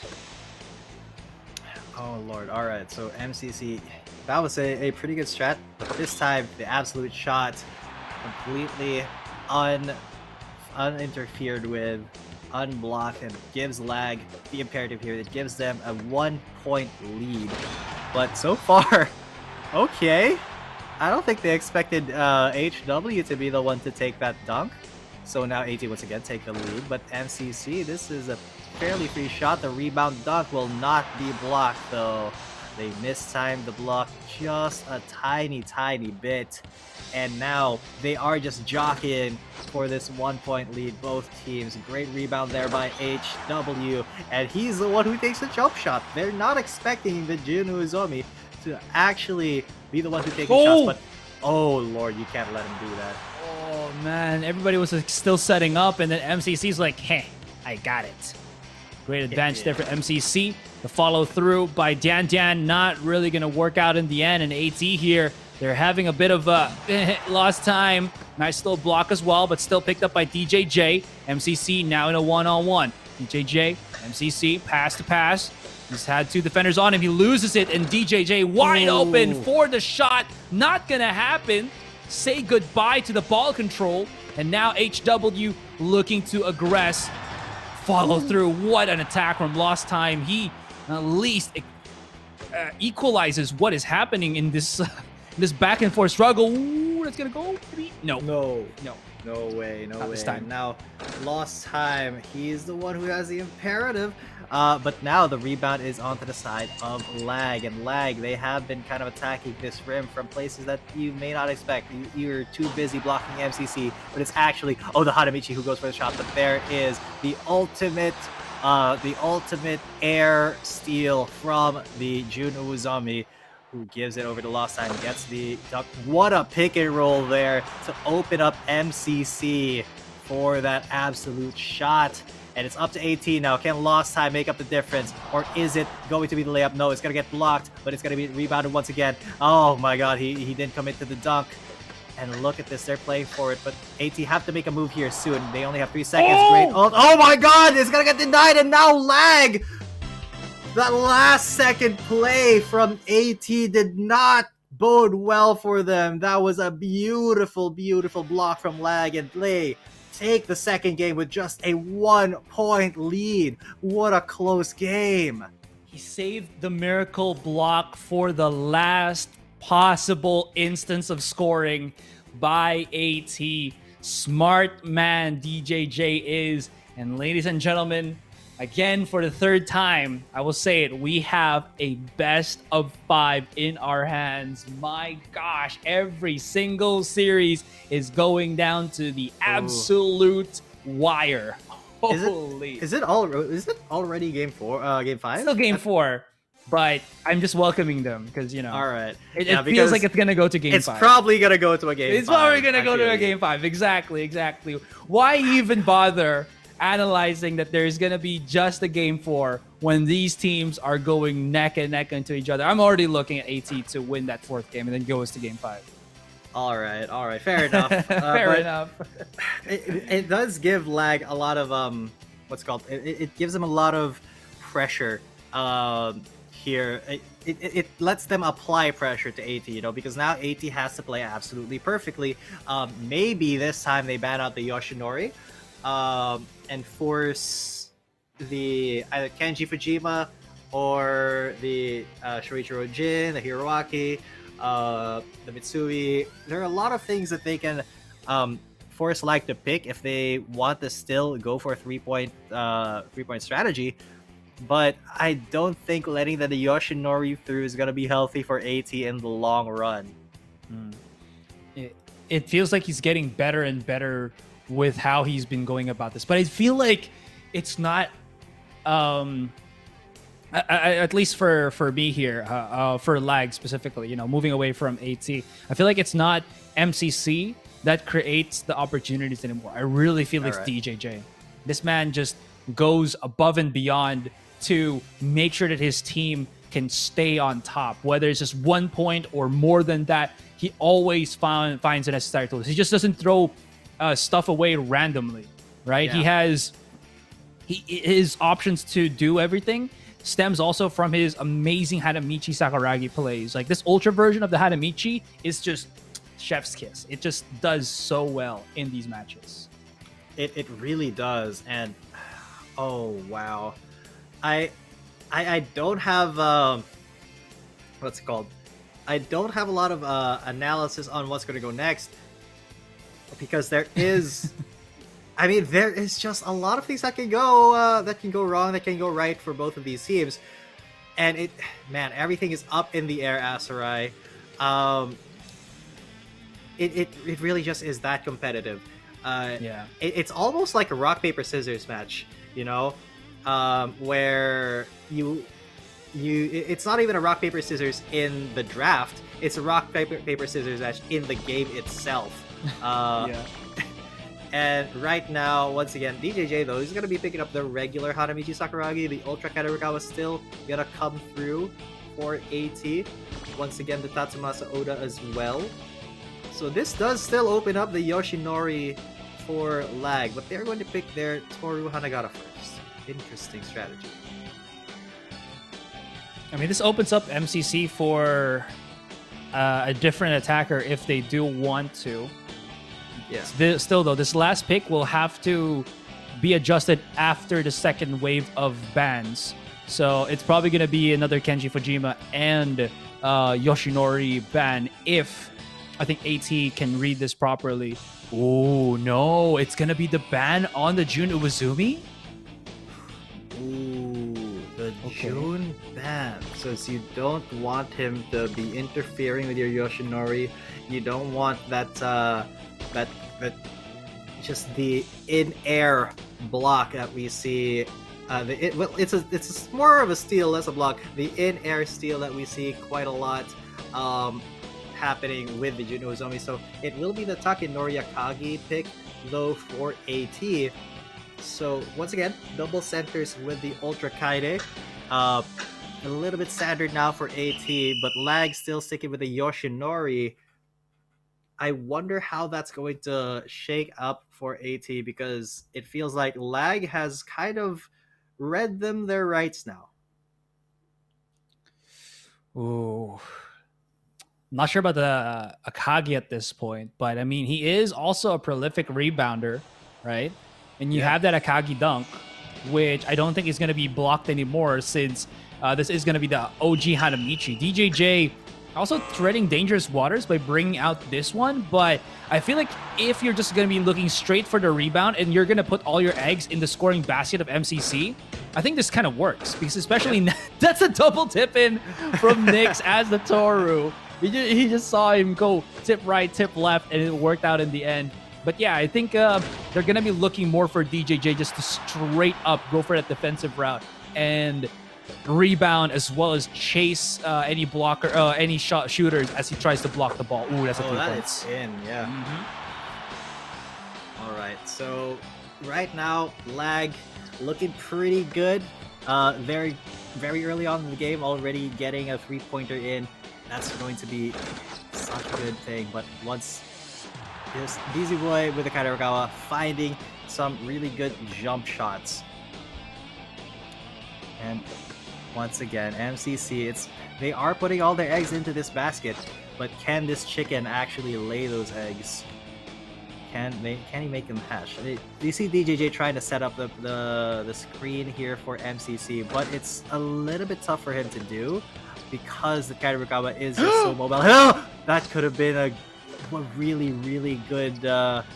It could have been wide open, but unfortunately there was Jan there to keep the interference there. Now the rebound, once again, still on DJJ. That was wide open though, and that's gonna be 3. You know, this actually also works for Lag because even if they miss some of these shots, as long as DJJ can get the rebounds, his Sakuragi dunk is actually getting primed. Yeah. That's true. But another 3. Who needs a Sakuragi dunk, Asarai? Who needs it when you can just 3 points? You can just score 3 3-pointers. That's going to be a shot and a half. No way, DZ Boy just misses that. Thankfully, they do have the Akagi to slam it back in again. The 3-point out in the open, and you already know when it's that low in front of us, it's going to go in nice and slow. The 8-point lead from Lag, and this is daggers already. My goodness. Oh, no. Yeah. Dizzy Boy slams back down. Actually, I just noticed that they brought back Dizzy Boy compared to last time, and this is just not working in the favor of AT. Oh, yeah. I mean, AT, they still find the dunk, but it's the Akagi dunk, not DZ Boy's dunk. DZ Boy not performing maybe as well as he did back in the group stages. Lag, though, impeccable performance already. Great rebound there from HW, gives DZ Boy an attempt here. But yeah, sinks that, well played. Gets 2 shots consecutively, brings the lead down to 4. But Nyx with just the skyhook as he's wide open. They were expecting him to pass it over to MCC. You saw them guarding that Yoshinori, but he just went, nah, I'm gonna do this myself. I am Toru Hanagata. But DZ Boy answers back, you know what? I'm the Kairugawa. If you leave me open, I'm gonna sink it as well. It's not yet over till it's over, but oh my gosh, you have that little bit of hope, and then MCC just says, nope, I got some more fuel left in this tank. He is just on a different spectrum here. My gosh, if that hits again, that is just going to be it, I feel. But no, they keep it a little bit closer. 7 points is still digestible here. Nice little skyhook once again. And now Dizzy Boy, he's creating space here. We're doubting him, but he's silencing all the doubters right here and now, G10. Yeah, I mean, just egg on my face, dude. Dizzy Boy, he's doing his absolute best. He's playing his absolute hardest right here, and he goes for the dunk fake into the behind-the-back layup, but it's not going to go through. Oh, wow, that dunk actually is not going to come through for HW either. That was a couple of unfortunate attempts there for AT. But now they look at them, both of them onto MC, but now they have to be aware of the threat here. That Sakuragi dunk coming through. Extends the lead once again. 7 points now, but they can make this up. There's still a minute left in the game due to severe interference. This should... Oh, I thought it was going to go in, but unfortunately it did. DJJ got the rebound, and now MCC, he can find another 3-point attempt right here. maybe looking to close out the series. Even through the interference, he finds the 3. 10 more points is the mountain that AT have to climb. And they're putting their hiking boots on. It's not over till it's over. Still 8 points in the lead, though. They have to be really aggressive on the possession here. Oh, man. I feel bad now. I feel like the caster's curse has happened once again, G10. Yeah. I mean, there's 8 points remaining. The fumble is going to be good. DZ Boy back into play. What can he do? That is a skyhook for the range. I love it. Skyhook, such a fancy way to go about attacking the rim. But it works, right? So anyways, that is still going to be the rest of Lag with the advantage. Now what they're trying to do is waste the time, pass the ball, give the opening, and there is a tip in. Toru Hanagata says that it's all over now. AT, 8 seconds, nothing left in the chamber anymore. All they can really do is maybe just one more score in, but then even so, Lag denies it, and they will go down. Lag still alive in the lower brackets. Yeah, unfortunately, that's the last we're going to be seeing of AT as Lag advance. They will be facing IRT later on today, but, you know, here we go. Let's give a hand to AT. That was a well-played series still, and they made it this far. Absolutely well played. Dizzy Boy and Lost Time, even though they played a lot differently and they played a lot, I feel, all better, they were just kind of stifled here by, just look at the rebounds from Nyx and DJJ. Unfortunately, that will be ATT's last game for this one. AT, not ATT, my bad. Yeah. You gotta feel for them, though. They did such a good job at just keeping it so close, but then it just fell straight up. MCC activated. Everybody was just divided. This man activated, and he just acclimated to win the game for LAG, hands down, 26-18, as you mentioned. And gotta say, DJJ, I don't feel like he was the MVP of that game. I felt like it was Nyx, who was just, again, rebounding to his heart's content, and as well as tipping in at the very start to kind of warm up the scoring, scoring hands, the scoring muscles of LAG altogether. Yeah, and those muscles have been well and truly warmed up. It wasn't a 27-point game for MCC, but 6 3-pointers, that is a very decent score already. And well, this is how a Yoshinori comp is played consistently. It's all about that consistency. And Lag, they stuck with it. They committed to it for the entire 4 games that we witnessed. And props to them for actually making it work for that long through all of the Kaidarukawas. And I think the bans on the regular Kaidarukawa were very intentional there, just to force AT into picking that Ultra, being a little bit more aggressive, and that kind of lent itself to giving MCC a lot more room to work with. But definitely DJJ, he deserves this MVP because he was just hustling to give MCC the ball all the time. He was the hero that we did not want, but needed. That's right. Basically Batman. Or Lag. Batman. Oh, man. But yeah, Lag, they got their head in the game answer right. Definitely. It was such a close attempt as well. Look at how many assists also came out from AT. They were really passing the ball around, to be honest. Even without that Yoshinori, they really did create so much attempt and pressure. I think the only real problem now was MCC just really started setting the tone there. This was, again, what I was mentioning a while ago. We had that game, hang on, where was it? Yeah, the JD versus Hot game, where High Cold from Hot was not really finding the spacing with the sidesteps on the Yoshinori. But when you add that sidestep, when you can leave your defenders in the dust, you get something that what we had with S1 versus IRT, where S1 Gun got 27 points just from purely positioning and just knowing where and when to release the ball for that 3 points. So I think in a certain sense, LAG lag has also done the same thing, and it really has allowed, I feel like, why am I to the, there we go.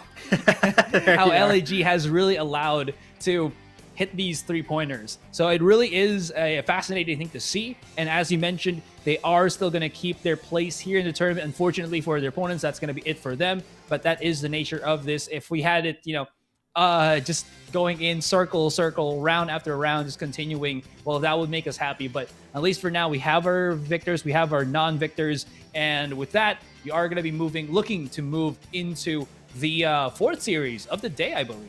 That's right. 4th series of the day is going to be CO versus HM. Now, CO, we had their eye on them for a while in the group stages. They were looking really, really strong, but unfortunately, they lost to Hot yesterday in the battle for first in their group. So, yeah, Hot was the one who moved forward there to the winner's bracket. So CO, even though they were really, really strong coming into the group stages, they will be fighting for their tournament lives right here in our next match versus HM. Ooh, man, everything that we're casting right now, aside from the TBD to be decided matches, are all can they survive in this tournament. Ooh, that kind of just like made shivers go down my spine here, because it really is going to go down to that absolute absolute wire, that absolute minuscule moment if you can or cannot survive. Best of 5s do allow you to always have a chance for a comeback. We've seen that happen. We see it almost happen actually, but there will be times where it might not. But the best of 5s, you know what? It's a less cruel mistress than the best of 3s, I think, especially here in Slam Dunk Mobile. So we're gonna be looking to fix that up for you guys. And of course, don't forget that we already also have our final bracket or winners brackets which will be happening tomorrow. So it's not only today that we will be happening on knockout stage, it's going to happen tomorrow as well for the grand finals. And if you're just tuning in, there is still more action here for Slam Dunk Mobile. We also have a couple of other languages that you guys can follow up. I believe we also have our Thai broadcasters that is I think they're broadcasting on the Thai version of Slam Dunk Mobile. So I think like Slam Dunk TH would be the one in YouTube, I think. So if you guys want to check that out, you can as well. And if you're enjoying this one, why don't you leave that nice little like on the button so that every time that we do have the tournaments up and ready for you guys, you can just keep watching them over and over and over again, which is muy good. Yeah. muy bueno, ladies and gents. And yeah, but we are the English broadcast for all of you who don't speak either Chinese or Thai. And it is an absolute pleasure because before this tournament, before Slam Dunk Mobile came out, the last time I ever actually heard of Slam Dunk was back in grade school when it was a big thing here in the Philippines. But now that we're getting an esport out of it, now that Slam Dunk Mobile is out, we're getting an Asian championship. I love that this IP is coming to esports because, I have there is very little from my childhood or from our childhood. That's right, fairly the same age from our childhood that has actually come into our world. True. To the world of esports. So, but I hope you guys are excited for some more Slam Dunk. For the next match, it's going to be CO versus HM. After this break, do not go anywhere.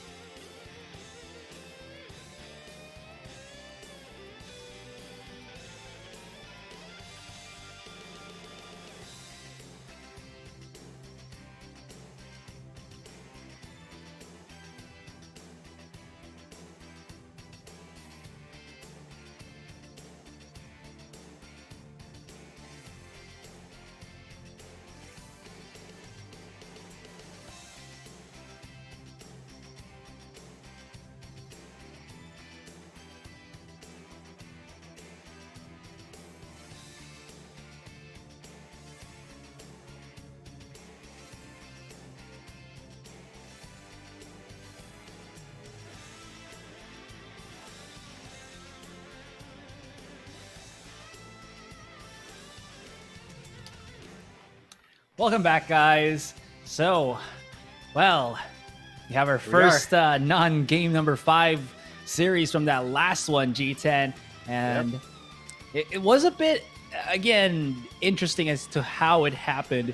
MCC just activated with that Yoshinori, man, and he just swept the table, sinking in 6 3-pointers. Yep. I had to compute that. 18 points.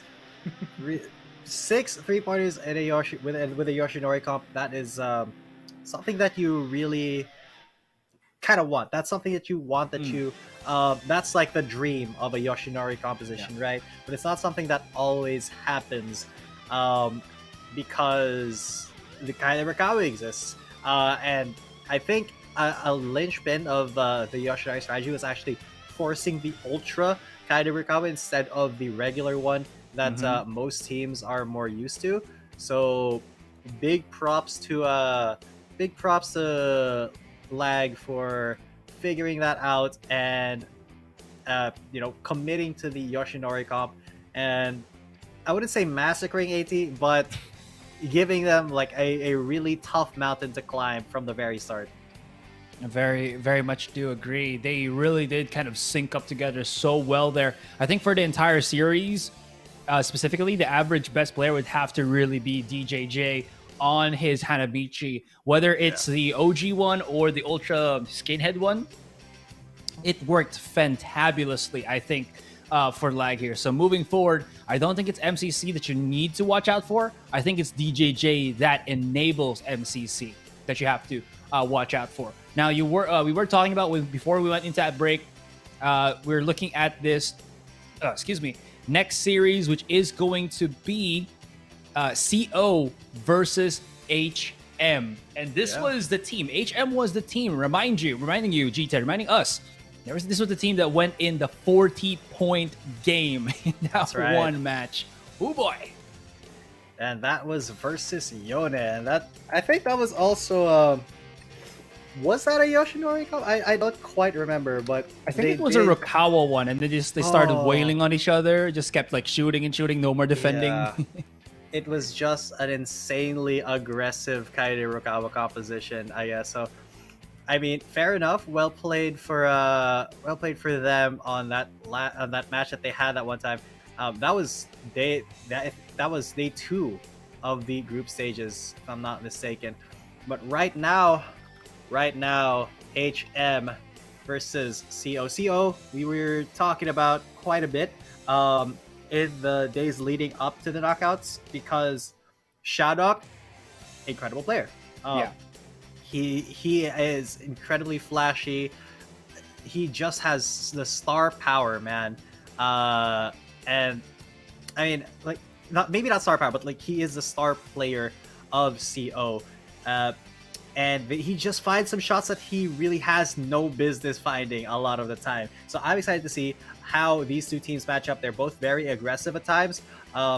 And I wonder if we're going to have some very high point games once again. Can we break that 40-point record? Ooh, that's a question, right? Are we going to see some high impact, high scoring games going into this one? We both know that Shadok from CO and specifically HM themselves are incredibly aggressive, high-scoring teams. We could go down to the wire here, but we could go down to the point where people are just like, whoop, just hitting their marks and their shots and whatnot. It is going to be something to definitely watch out for here. Now, looking at this team's HM does have MZ as their IGL, their in-game leader. He's going to be the one to command the team. For CO, let me bring out my nifty little notes here just to make sure. Before that, we start the drafting. I don't think we have notes for that specifically, but we'll see how this goes. Ryota and Tatsumata Oda have been removed, and lo and behold, Yoshinori with his glasses. Oh yeah. I mean, you're gonna need those glasses to see the net from that far away. Pretty much, but that just opens. I mean, we both wear glasses. We know that. We know the struggles. We know the issue. pretty much, and this is why I never really played basketball as a kid. But Kaida Rukawa for Shadok and Hanamichi Sakuragi, the classic 4K on, and this is just a very good kind of all-around composition already. But the Toru Hanagata is incredible with the Yoshinori, as we've seen in a lot of our previous games today. I wonder how CO is going to respond to this now that the Kazuma was banned. Maybe we'll see another Jun Uzomi. That's a good point. Ooh, Kicho, he's back. Oh, Okay. okay. I think HM was the one that used Kicho as well last time.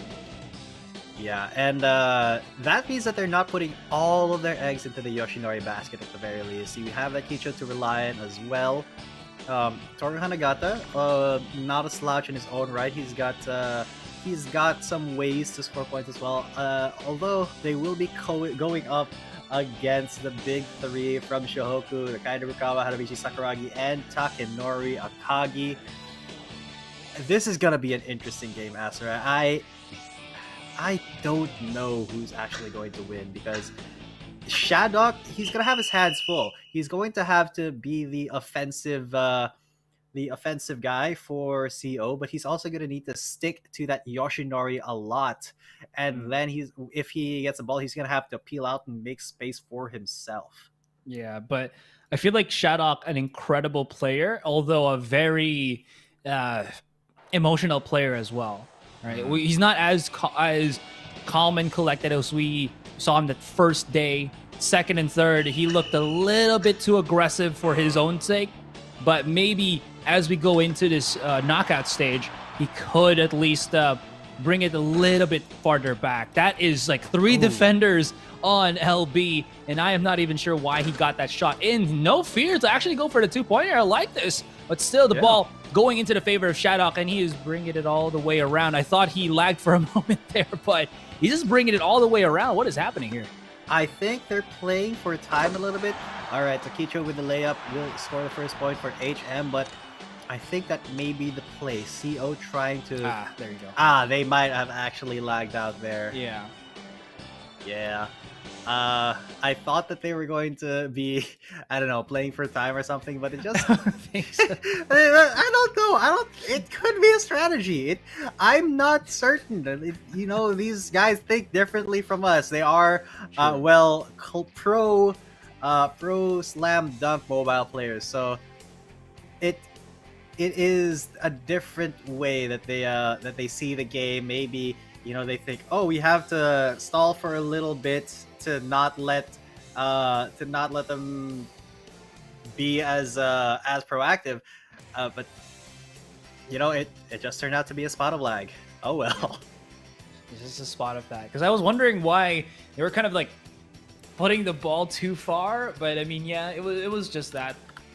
Looking into it though, I mean, we can't really analyze anything there. It was basically them just kind of running around for the moment, but still really good things to come out from the Yoshinori there. I think LB not being afraid to take 2-pointers is also a good thing, because that also kind of, not really kind of, but that really opens up possible avenues of scoring, wherein other teams that just focus on the 3 points might not be privy to. Still though, you do not want to always do that, because the point of having the Yoshinori is to go for those 3 points.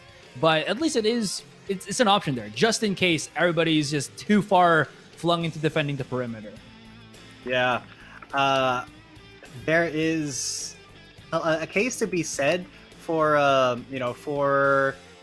just having a Yoshinori that's not always reliant on the 3 points, because that's something that people don't expect. And in a lot of games, in a lot of esports, being the unexpected can net you some very good advantages against people, as we've seen like throughout this tournament, and even just today, when you're not expecting something like the skyhook from the Toru Hanagata, just gonna yeet that into the basket when you're trying to chase the Yoshinori with 2 people, expecting the pass. And yeah, back to my point, being unexpected is good for winning, for upping your win percentage, upping your score percentage. And I do quite like it. I do quite like that they're not hesitating here to just go for shots, even if Yoshinori is not behind the 3-point line. Yeah, I like the ideas again. It just goes to show that there's not really just the one way of playing. It's not only just because of the picks that you play like this. I mean, again, you can go for the shot yourself. You can go for any angle that you want. Of course, it's not going to be as high percentage as some other characters, but at least the option is there, just in case you really do want to kind of utilize that. So moving forward into this one, we'll see how this kind of goes. Both teams, I think, can really go the distance. I think technically all the teams have gone the distance, but I feel like right now HM is going to be looking to tower over CO here unless Shadok has adjusted his mentality coming into this game. It really feels like the other days that he's played in the group stages, as I mentioned a while ago again, is he's played a bit too aggressive and he just kept attacking the rim. And this was one of the players that I really enjoyed watching because he was the one that also brought out the Nobunaga, which was so fun to watch. He was so excellent on that particular pick, and maybe in this best of 5 we'll see him bring it out once again. Yeah, they really do. They really do have the chance, man. It is a best of 5. It is a very long series of games. We could be seeing some other things. We could be seeing, a bunch of other things coming out. I just hope that they resolve this technical issue real quick, so that we can get into the game. I really love seeing the answers. The answers to the Yoshinori comp. And it's not very often that we get the full Shohoku squad, but we have just gotten information that they're going to go for a full restart on the game because there was some technical issues. We are just going to wait for that to pop up once again, but hopefully after the restart we get a very exciting game because those picks, man, the full Shohoku squad. You really do love to see it. Very, very true. So as G10 was mentioning, we are just going to be fixing all of these issues before we dive right back into the game. I'm wondering though, since there was already the 2 points, will they honor that and actually give up the 2 points already, or are we going to go for a full reset? I think only the match will tell, since we don't really have the full contact to determine organizers, just the producers. It's two different things here, guys. So we're going to see how that works. But if there is already a 2-0 to start, at least that goes into the favor of HM, because I believe they were the ones that actually got the 2. No, is it them? Yeah, I think it was them that got the 2 points. But yeah, that's going to be something as well here. I guess moving forward into it, while we are still waiting, hope you guys have already had your dinners and whatnot, because we are already getting deeper and deeper into the night. We're already, I believe, about 4 hours into this broadcast already, and it has really gone down to the absolute wire in all of the matches that we've seen here. And again, this is getting better and better. These games, these matches, these teams, they're really hungry to get that first place prize, to be crowned as the first Asia Championship champions for Slam Dunk. It's something that I think everybody has been wanting to get. It's something that everybody has been wanting to achieve for a while now, and being able to, again, being able to bring all these regions together is such an amazing thing, because everybody being cooped up and everything, we want to express ourselves somehow, and this is one of the ways that these amazing players have expressed themselves in the online gaming space.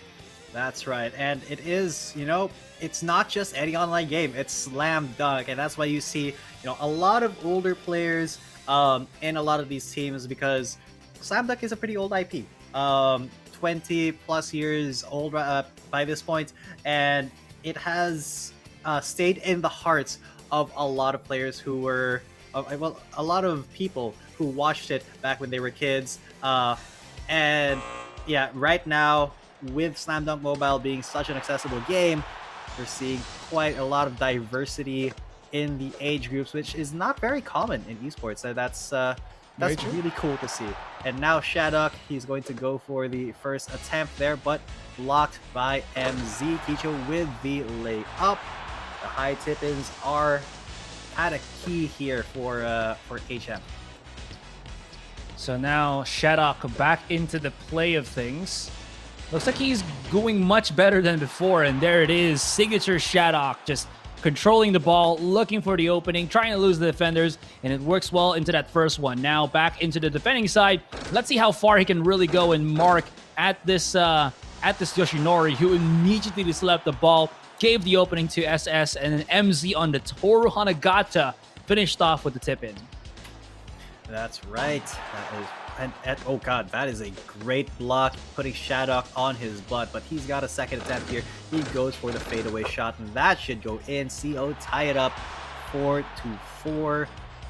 And man, this Yoshinori, I mean, they are going to go for the 3-point attempts here, but it may not be the linchpin of their composition. The Kicho is incredibly useful as well. See that wide open shot, even through the Huawei defense, he let it go just a little bit too early. And yeah, a missed time there on the Huawei defense is going to give that Kicho a lot of value. He's scored 6 points already. Shadok with a very flirty fadeaway there. Wow, he's been always interfered, but it just keeps going in. Speaking of which, though, this mentioned it how it might actually turn into a high-scoring game, and they've all but abandoned the 3 points of the Yoshinori. It's all about the Kichos now, as well as the Kaida Rukawas, man. They're just shooting their shots, and everything just connecting. Now LB, oh, that's it. Wait, yeah, there we go. When the camera follows, you know who gets the point. I was trying to rhyme, but I have no idea what to follow with follow that actually rhymes with like a shot. But anyways, that works. Here we go. I got one. When the camera follows, you know the ring is gonna swallow. Oh, okay. Oh, bars. But right now the ring is swallowing Shadok's ball. Let's not word it that way. But yes, okay, here's the ultimate shot though. It's not going to come in, but it's going to be put back in at the very least. Oh, not like this. Not like this. All right. So Shadok now, he can feel the fire, but this is what I was talking about as well, G10. Shadok loves to go for those dunks. He's a flashy player, but the problem is once somebody can mark him, he's a little bit out in the open, but he broke the ankles even though he was far away, and he's like, okay, sizes him up. Looks like, immediately look at the defender like James Harden and just like swish it right in, but HM still with a pretty sizable lead of 3 points. LB's triple shot there really helped it out, and Shadok once again, nice little use on that pick and roll from his teammates as well. I know, that was a beautiful pick and roll. You saw both Sakuragi and Akagi just blocking to give that opening for the Kaida Rukawa, and beautiful block as well. Here we go though, it's going to be the alley-oop. Dunk the Kicho special. 3 points still in the lead, HM. But now the Kaida Rukawa, incredibly hard to block, and he's gonna be able to get that last second layup, and boom. Two-handed layup as well. LB still, oh, there it is. Yep, every single time it just gobbles up the ball there. LB's able to kind of set that up, and he hasn't, I believe, used his ultimate yet, or his special skill yet, so this is going to be the perfect time to even create more advantages. Shadok is doing a wonderful thing at actually just attacking away from the rim. The fadeaway shots, much better than just the dunks, because, gotta be honest, MZ on that Toru Hanagata has been such a profound defender, slapping the ball away from those who might want to attack at the rim. Speaking of attacking the rim, once again, there's going to be the Kicho, not working out. 2 points to separate the two, and Shadok back into the fray, but wait, he bumped the ball into the head of Yusaku. a little bit awkward. And they'll still be able to pick up the ball. Here comes the Sakuragi dunk, and nobody is able to trail or follow him because of how high this flyer can dunk. That's right, and that is just kind of what we love seeing in anime. That is a wide open shot though, just jumping for it.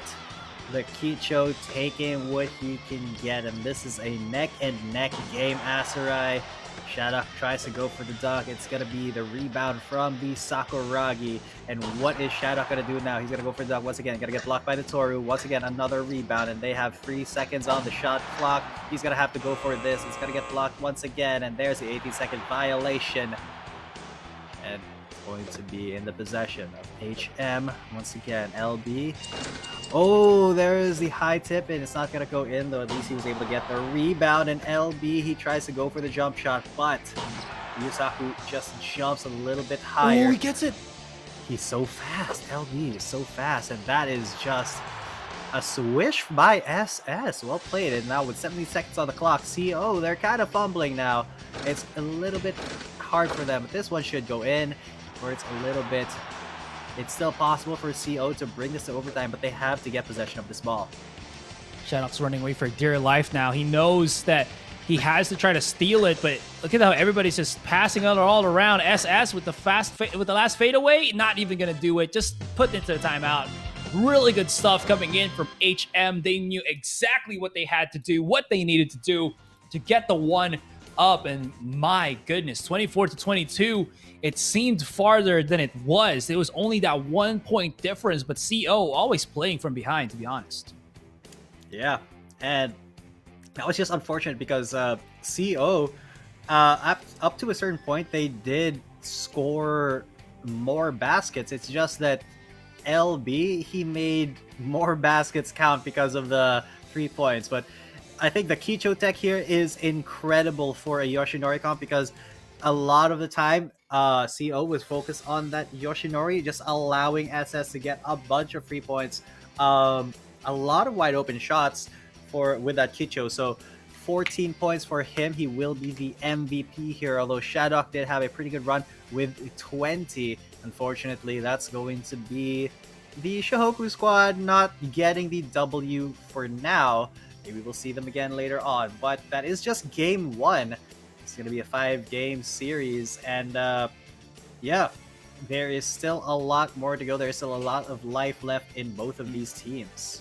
Yeah, definitely. There is still so much I think that CO has to offer here, but the thing that, again, it seems to kind of stop them at the seams is Keion and Yusaku are just kind of unused accessories alongside Shadok, who seems to always go for an attack. The big problem there is what happens when the defenders start to you know, kind of just collapse onto Shadok. Can he be able to you know, stave off the pressure? Can he just be able to get out of that sticky situation and start sinking in some rings or something like that? Or will he crumble to it? Because again, the problem with Shadok is he's an amazing player. He knows how to handle the character and the ball quite well with his positioning and everything. But the problem is sometimes he gets a little bit too antsy to always shoot those shots. And you saw how many times he was blocked. We have a total of 11 blocks on the side of HM compared to CO, who only has gotten the 2. So Shadok has to adjust to this. That's right. And it does look like... Oh, the Miyagi comes through! Wax on the court, ladies and gents. Ryota is coming to play. I wonder what HM's answer to this is. So they're going to go with double centers, Sasumata Oda and Toru Hanagata. Oh, the Hanamichi Sakuragi. That's kind of ambitious, trying to lock in that Kaide there for CO. I don't think they... No, they're gonna ban. All right. So this allows HM to probably go for something like a Kenji Fujima, possible. Yeah, probably Kenji Fujima. So we have the Shohoku lineup, but this is not our typical Shohoku lineup because we not got the main guys. Yeah, not the main guys, but still the reliable guys, so to speak. True. We got the Kiminobu Kagura, which is an excellent 3-pointer. You have that victory 3 points that he does to be able to sink in the game-winning 3. But we'll see how. I think the better question is we'll see how Shadok plays with their Ryota Miyagi, because it is such a risk when you yourself always passes the ball. But maybe with the way that Shadok plays, this could be the better Ryota of the day that we've actually witnessed. But up against a Kenji Fujima, it is going to be a bit of a task here to get in those hefty points that CO needs to take the lead. True. Very, very true. And I think the CO is going to really have to hustle here, because they did pick a fairly aggressive composition with that Ryota Miyagi. They know that they're going to have to play some mind games. They're going to have to break some ankles on the side of HM in order to get a W. And Shadok, he's going to really, really have to play out of his mind on that Ryota Miyagi. But if anyone can do it, I think it is him. Well, the Kenji Fujima is going to be very reliable here for HM. And once again, that will be a technical pause. Unfortunately, you saw they didn't go for the jump ball. So, yeah, that just kind of signals to me that something may not be quite right. Yeah, same. Unfortunately, it is what it is. It does really happen like that.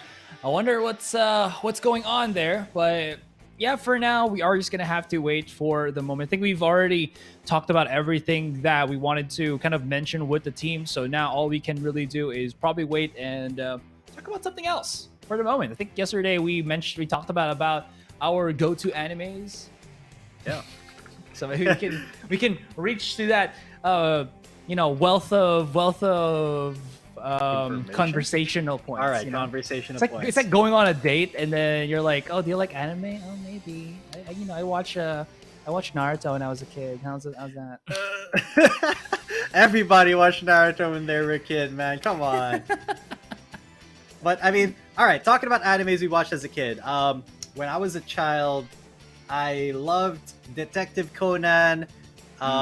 Detective School Q was another one. Captain Tsubasa, that's another one of the sports animes that I really, really liked. Oh, that's a good one. Oh, of course. What about you? If you're a Filipino, you cannot tell me that you have not watched even just a single episode of Prince of Tennis. Oh yeah. I watched a couple episodes. The dub is surprisingly all right from what I remember. So yeah, I feel like we as a race, we Filipinos are at least our generation, we like our sports anime quite a lot. Oh yeah. Yeah. And right now, as there's also quite a few good sports animes. What was that volleyball one that everyone's hyped up about? Yeah, Haikyuu. Yeah, I haven't actually had the chance to get into it, but I hear it's pretty good. I've gone like a season, I think, half a season, and the way that I like it is because it's how is it? It's an anime that doesn't make you feel like you're watching an anime because there's a lot of progression to the players. It doesn't it's not like straight up they're amazing. They have to work up to being amazing. You know, I like that's that. Yeah, that's what I like about it.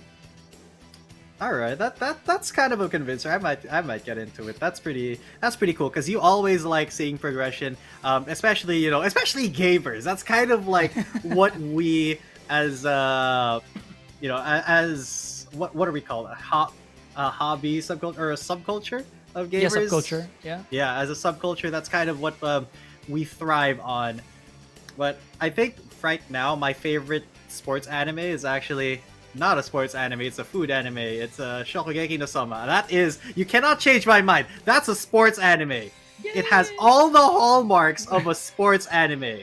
Yeah, I mean, it's like Yakitate Japan, right? Yeah, like Yakitate, but that it's set in an academy setting, which is the usual for sports anime.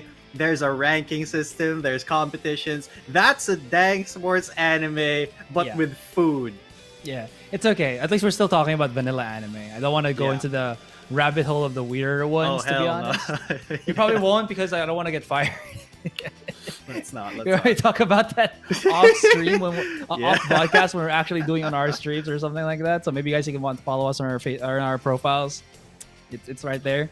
So yeah, okay, I see it. I also do like that because it makes me kind of wonder what else I've been missing in the culinary world because I'm foodie myself, but I haven't had the chance to eat as many types of dishes as I would like. I've eaten a lot though, but I haven't eaten as much as I think I would be happy with, Right.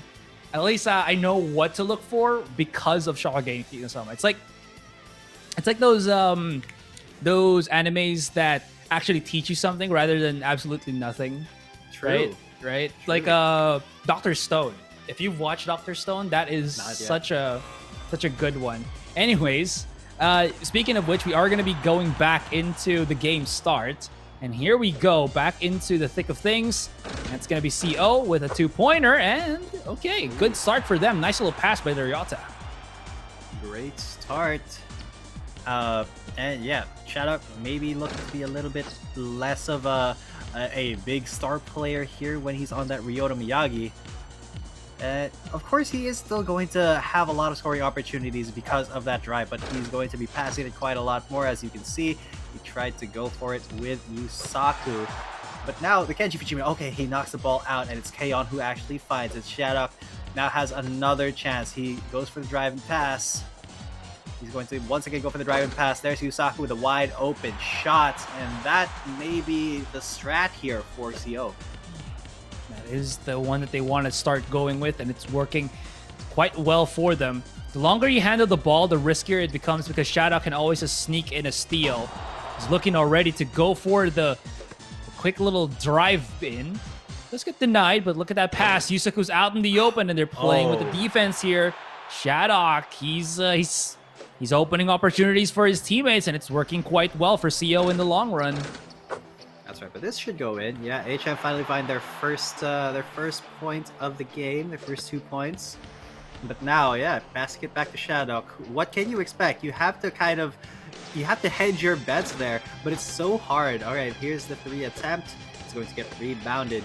And yeah, it's so hard to guess which option that Shadow is going to go for when he goes for that drive in. Oh, what a block, but it's still HM who finds it. LB, he has to go for this wide open shot though. The defenders left him to his own devices. Yeah, they were probably thinking that he was going to drive in, and they were anticipating he was going to go right behind them. So that was a pretty smart thing to actually do, which is just to go for the shot. Sometimes it works, and at that opportune moment, it really did. LB could actually sink a 3. Ooh, that was close. A little bit too far flung, but I mean, you have to at least respect him from trying to make that happen. And speaking of which, LB, what a bend and what a shot. 6-6, CO already equalized, already tied. That's right. And wow, CO, they had a really good start, but now they're not finding success. The blocks are coming in for HM. And what was that? That was a misclick from Shadok, I think. So that is going to be a little bit of an error. He wasn't able to receive the pass, and that means that HM is able to get a good point. But now he's got the speed ups, he's got his Nikes on, but that's a 3 coming in for CO. K-On just finding it.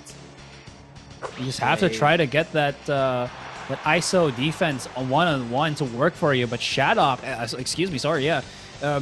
his lightning fast is so good at just creating that space. Look at how he just leaves the defenders, and he could even try to go for a shot himself, which does. And that's going to be the 11-10. Yeah, small lead here for CO. But HM, they just have to be a little bit calmer here. There's a lone wolf shot. You can't do anything against that, and that will also get a little bit of a side benefit of running down the clock of the lightning fast a little bit. But we got red light and green light here for Kenji Fujima and Shadok. So gotta play a squid game a little bit. HM looking for the shot, but that is finally gonna be a wide open shot from HM. That green light doing wonders for HM. Now Shadok has lost the special skill here. His ability to create more space getting a little bit weaker, and as he tries to go in, ooh, quick little pass there from Fujima. LB creating that distance, and that almost swings right in, but his teammate immediately just rebounds the ball, will get denied, but look at how Tatsumasa just runs straight for the ball. Ooh, green light activated once again, and it sinks right in for the 16. 3-point advantage for HM. All right, it is a 3-point advantage, but, you know, K-On, he does have... Oh, he's gonna get blocked! I thought he was actually gonna get it, but what a great block there from HM. Here is the Sakuragi rebound dunk, though. At least CO is going to keep it close. 1 point behind, but you don't have a lot of time here. 40-odd seconds on the clock, and it's Toru Hanagata who goes for the dunk. Now, you really have to have K-On get this 3. Or Needs to, yeah. Well, Shadok does have Lightning that fast. lightning fast. Oh, he drops it. the ball. Oh, that is so close. Thankfully, Kaon was able to pick it right back up. But can he hit that three-pointer? Rebounds. Not gonna happen. Oh no, they're passing the ball. Shadok's trying to at least steal it right back out from the hands of the attackers. Excuse me, they're actually just shooting the ball randomly, so just that Shadok's lightning fast runs out and they still thread the needle and get a shot in. Wow, Shadok has got to be pissed about that. Yeah, he is not happy. I feel like he might have kind of regretted just drive passing all the time. Maybe he should have just been going for the drive into his own shots. Because Kaon has been getting guarded relentlessly. And I want to see the rebound stat because HM, they were really, really on point on those rebounds. 100%. They were so good on those rebounds. And it really is quite tricky to go around the Ryota Miyagi because you saw how well I think they had the 1-2-3 combo for CO work out. If Shadok doesn't find anything, he passes it on. If he doesn't find anything again, he passes it on to another one. So you have your 2-point and 3-point threat. But I think the more that the game started rolling, the more that HM just knew where to look when Shadok was moving. Because they can always just mark Shadok. Somebody can slap the ball away from him, which is MZ. And then everyone else can just look at where Kaon is. Because I think Yusaku wasn't as comfortable hitting the shots later on in the round. And even though he has sunk 8, I didn't really feel him when the 1 minute timer went down for the clock. True. Very, very true. However, SS, you felt his presence throughout the entire game. 6 rebounds, 7 assists, 3 blocks. HM are defensive gods in this game. You saw how many attempts CO was going for, and yet there were so many times where it just went the way of HM because they were quicker on the rebound, they were impeccable on the blocks, and SS really does deserve that MVP. But LB, 16 points, very, very respectable. HM now at match point. Now at match point, they're just a few more licks into getting probably maybe our first 3-0 of the day. Because, again, we weren't really expecting that many games to go game 5, which we were incredibly wrong. So maybe this is the first time that HM can maybe give us that 3-0. But still, for the entirety of this series, everything was being done by Shadok. Honestly, this man is such a polarizing player. He is so smooth with his movements. He looks so good with how he attacks at the rim, and then sometimes he just kind of fumbles right afterwards. And this is a real thing that happens with teams sometimes, is that you really have that one player that you rely on, but what happens when you can't really rely on him any further any longer? And this is what kind of transpires after that. The whole process, the whole strategy just kind of breaks, and you can't really find any way to build it right back up. Yeah, you can't just lynch your entire composition on that one player. It's not the best thing to do. But when you have a player who's just as talented as Shadok, you really want to utilize him. So I think the Rukawa maybe in his future for this one, because I don't think the support style Ryota Miyagi is doing him any favors right now. It does seem to struggle quite a bit, but to be fair, he tried to also attack the rim, but get quite rejected quite quickly as well. Because I think, like, with the Ryota, you need to be in good spacing to be able to hit those shots, compared to some others that even through interference, they're going to be fine. I think with Ryota, he needs to have a little bit more freedom, a little bit more space against his opponents to actually be able to sink in those shots. Because I felt it already, man. When you're going to try to drive right by your opponent and try to go for a quick little layup, it's very easy for them to slap the ball away in your hands. If you're going to go for a fadeaway, it kind of takes a bit of time to be more accurate with it, and sometimes it just doesn't even want to sink in, which makes him kind of difficult in that regard. So I think the real strong points of of this Ryota is being able to steal ball away from opponents, as well as, of course, obviously pass the ball. The problem was, we saw that, right? Last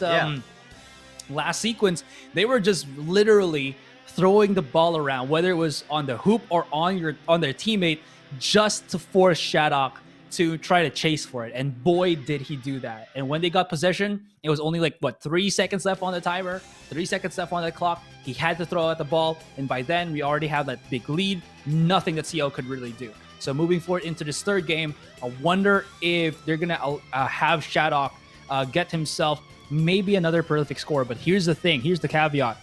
CO are going to be on the second pick once again. Yeah. All right. So CO, can they find something here? Can they find a game here? This is the first time where we're looking at a potential... well, not the first time that we're looking at a potential 3-0.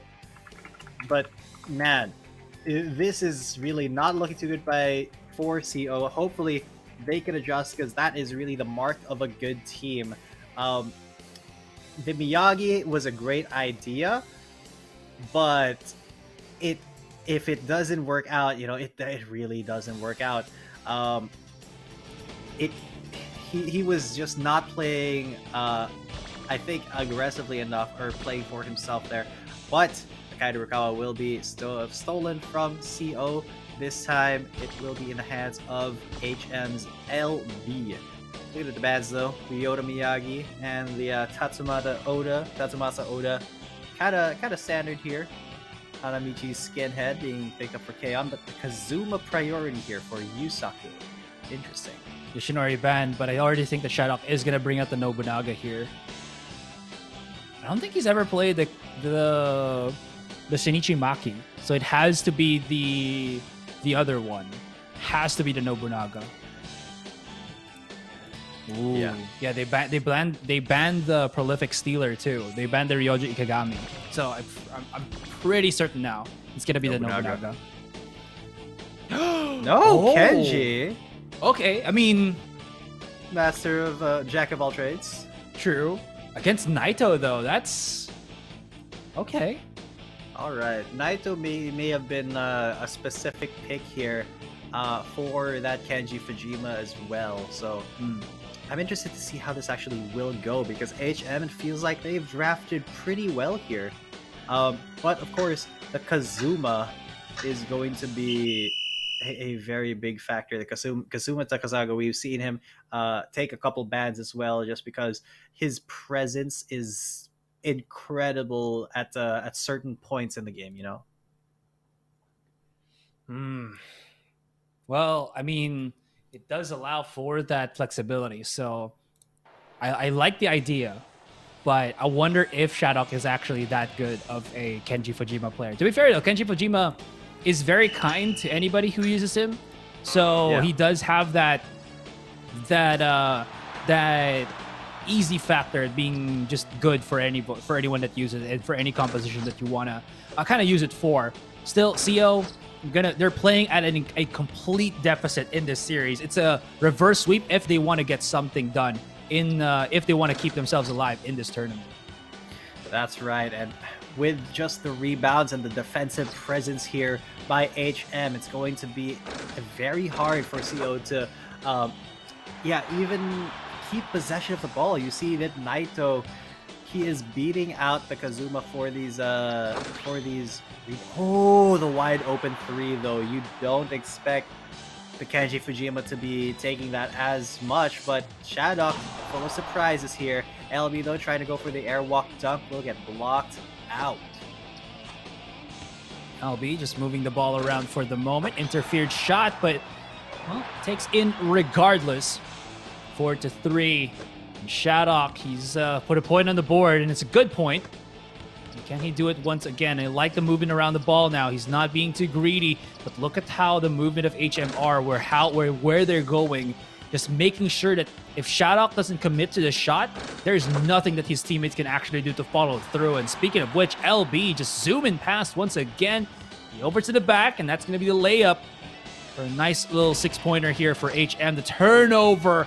Oh, man, SS just barely grazed the ball to force that in. And LB No way, widen the open, gets God. an 8-3. Oh my goodness, they're scaling up here. CO falling a little bit behind once Where's again. the defense? Where is the defense from CO? But for that matter, where was the defense for HM for that shot? But man, CO, they really need to step up the defense. They did pick up the Kazuma Takasago, but he's not been as big of a defensive presence as I thought he would be. Finally, a rebound by the Hanamichi. But how are they going to play this? They need to give this a shot. There it is. Oh, wide open shot by the Hanamichi. Sometimes you just need to keep that Hanamichi open to take those shots. And this is one of those times, although... Okay, there's a rebound from the Kazuma. Okay, game-winning rebound there. Immediately used to create that pressure for Shadok, who loses defender, and that is going to be a bouncy little finish.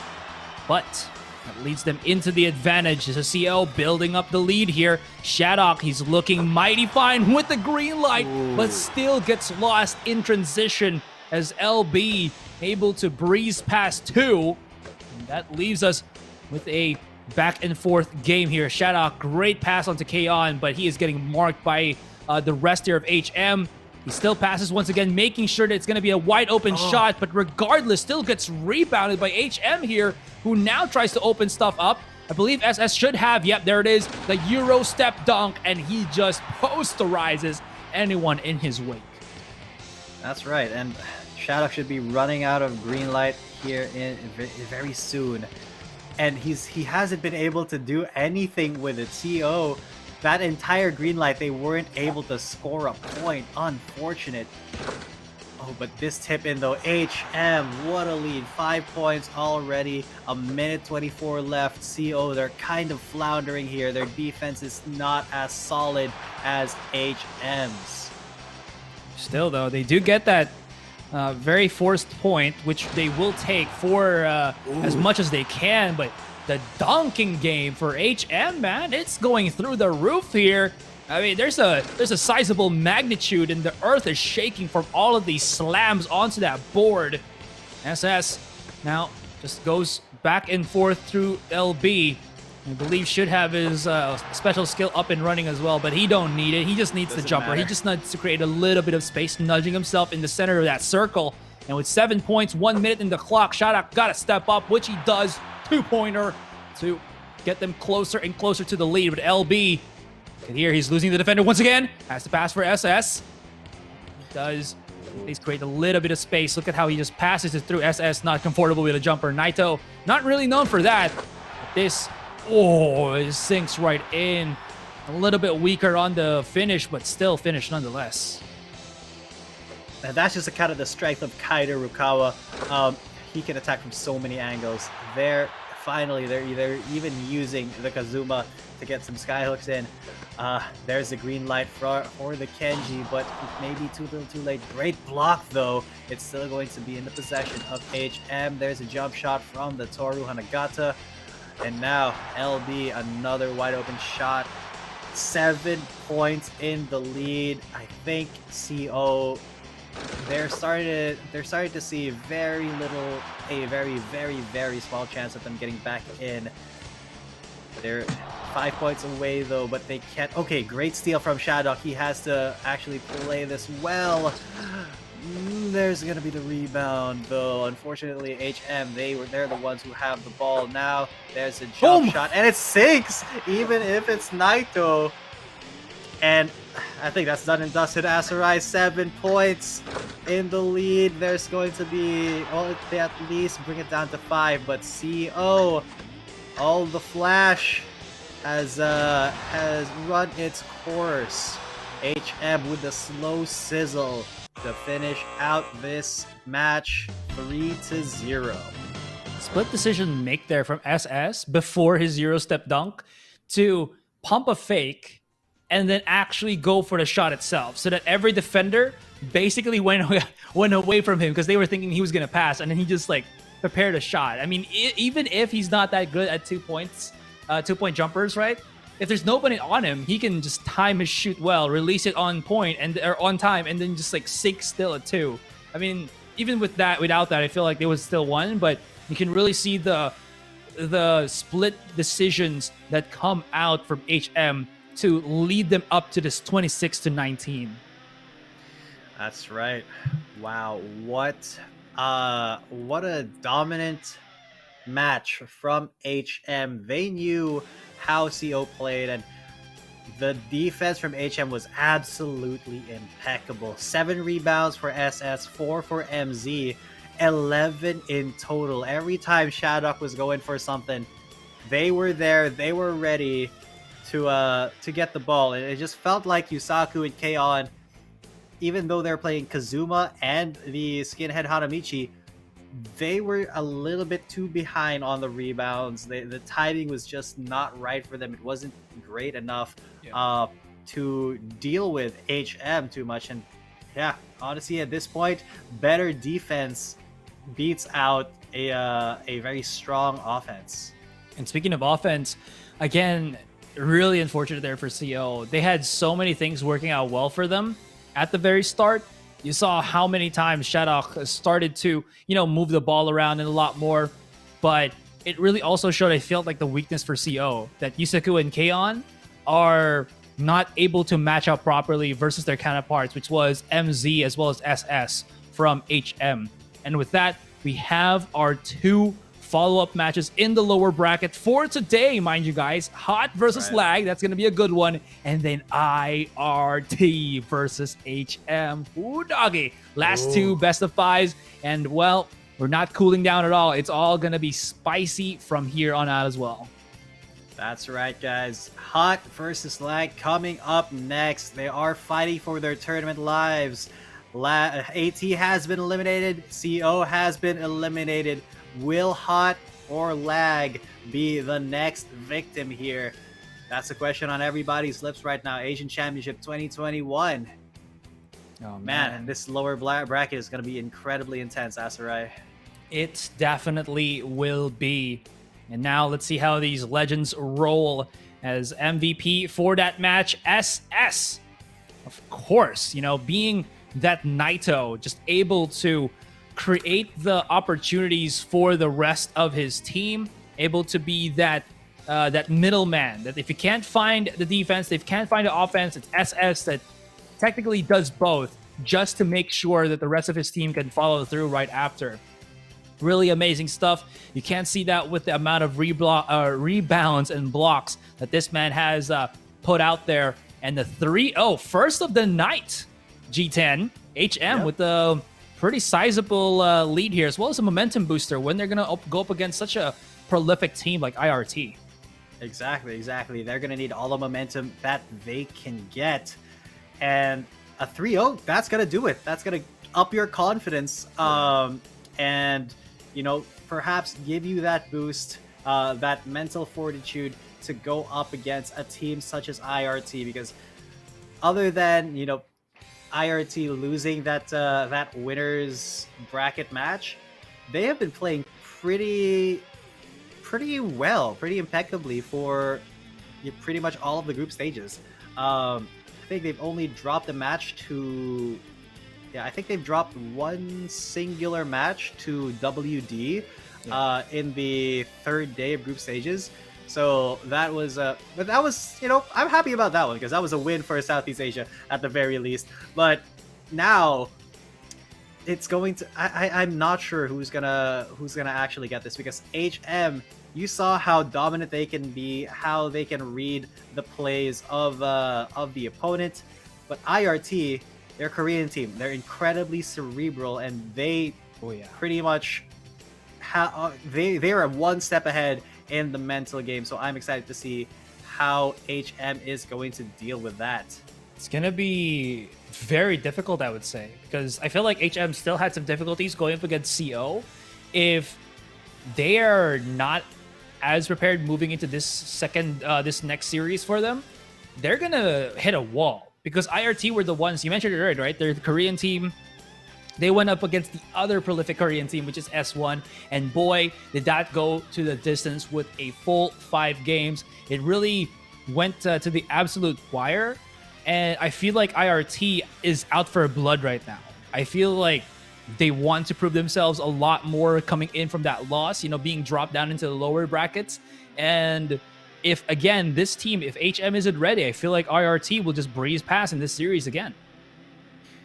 Yeah, IRT, they are really going to be ready for this one. But HM, hopefully their momentum carries over, because this is still fighting for tournament life, and IRT, they're not going to be any slouch. They're not going to let anything go.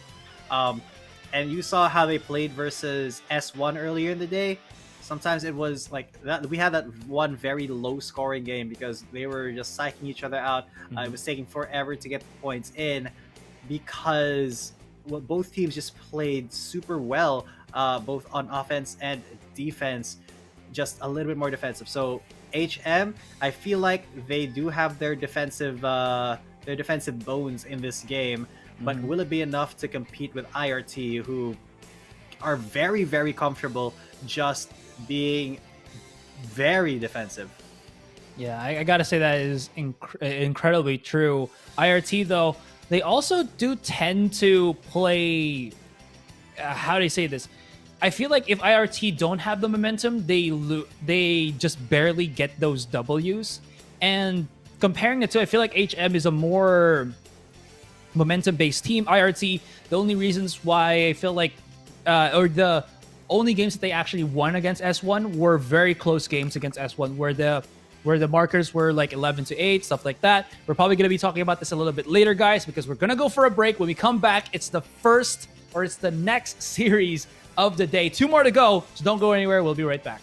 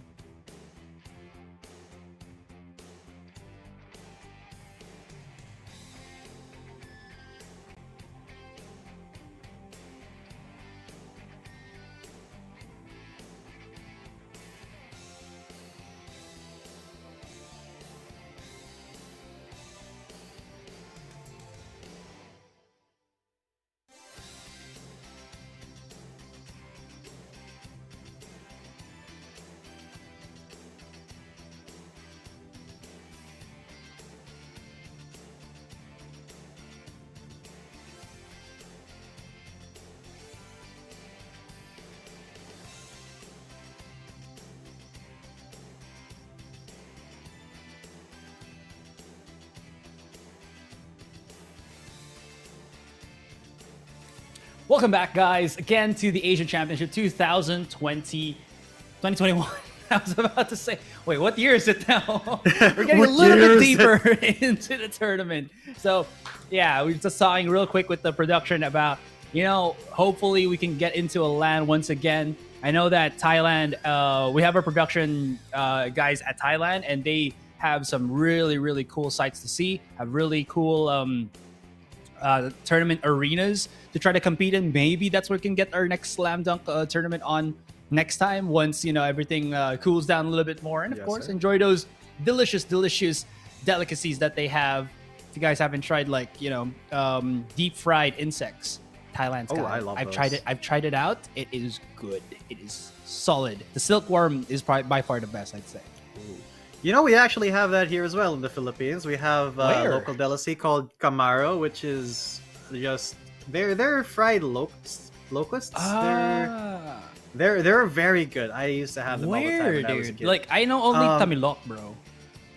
I have no idea where to get them though. It was always my parents who got them for me. But I mainline that stuff. It was like a very nice protein filled snack for me a lot of the time. But I don't think these guys are looking like they're eating insects. They look like they're very I well I thought you were gonna say that they don't eat protein. No. No, they definitely No. do. Hey, every Asian, I think almost every Asian has probably had to try a little bit of insect during their You know what? childhood. You And know that what? is not. That's I don't true. think that is a stereotype. I think that really is just a thing because it's part of our culture and stuff. Yeah, fair enough. It's like, they are plentiful. They are protein filled.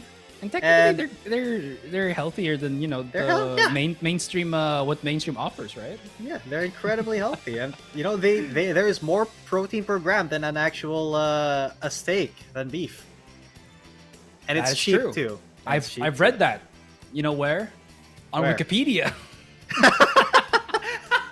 All right, the most trusted source on the internet, Wikipedia.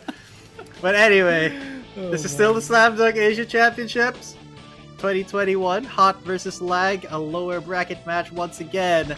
Fighting for tournament lives. Standard bands here, the Ryota Miyagi and the regular Kaede Rukawa. That means that the Ultra version is going to be coming through for High Cold.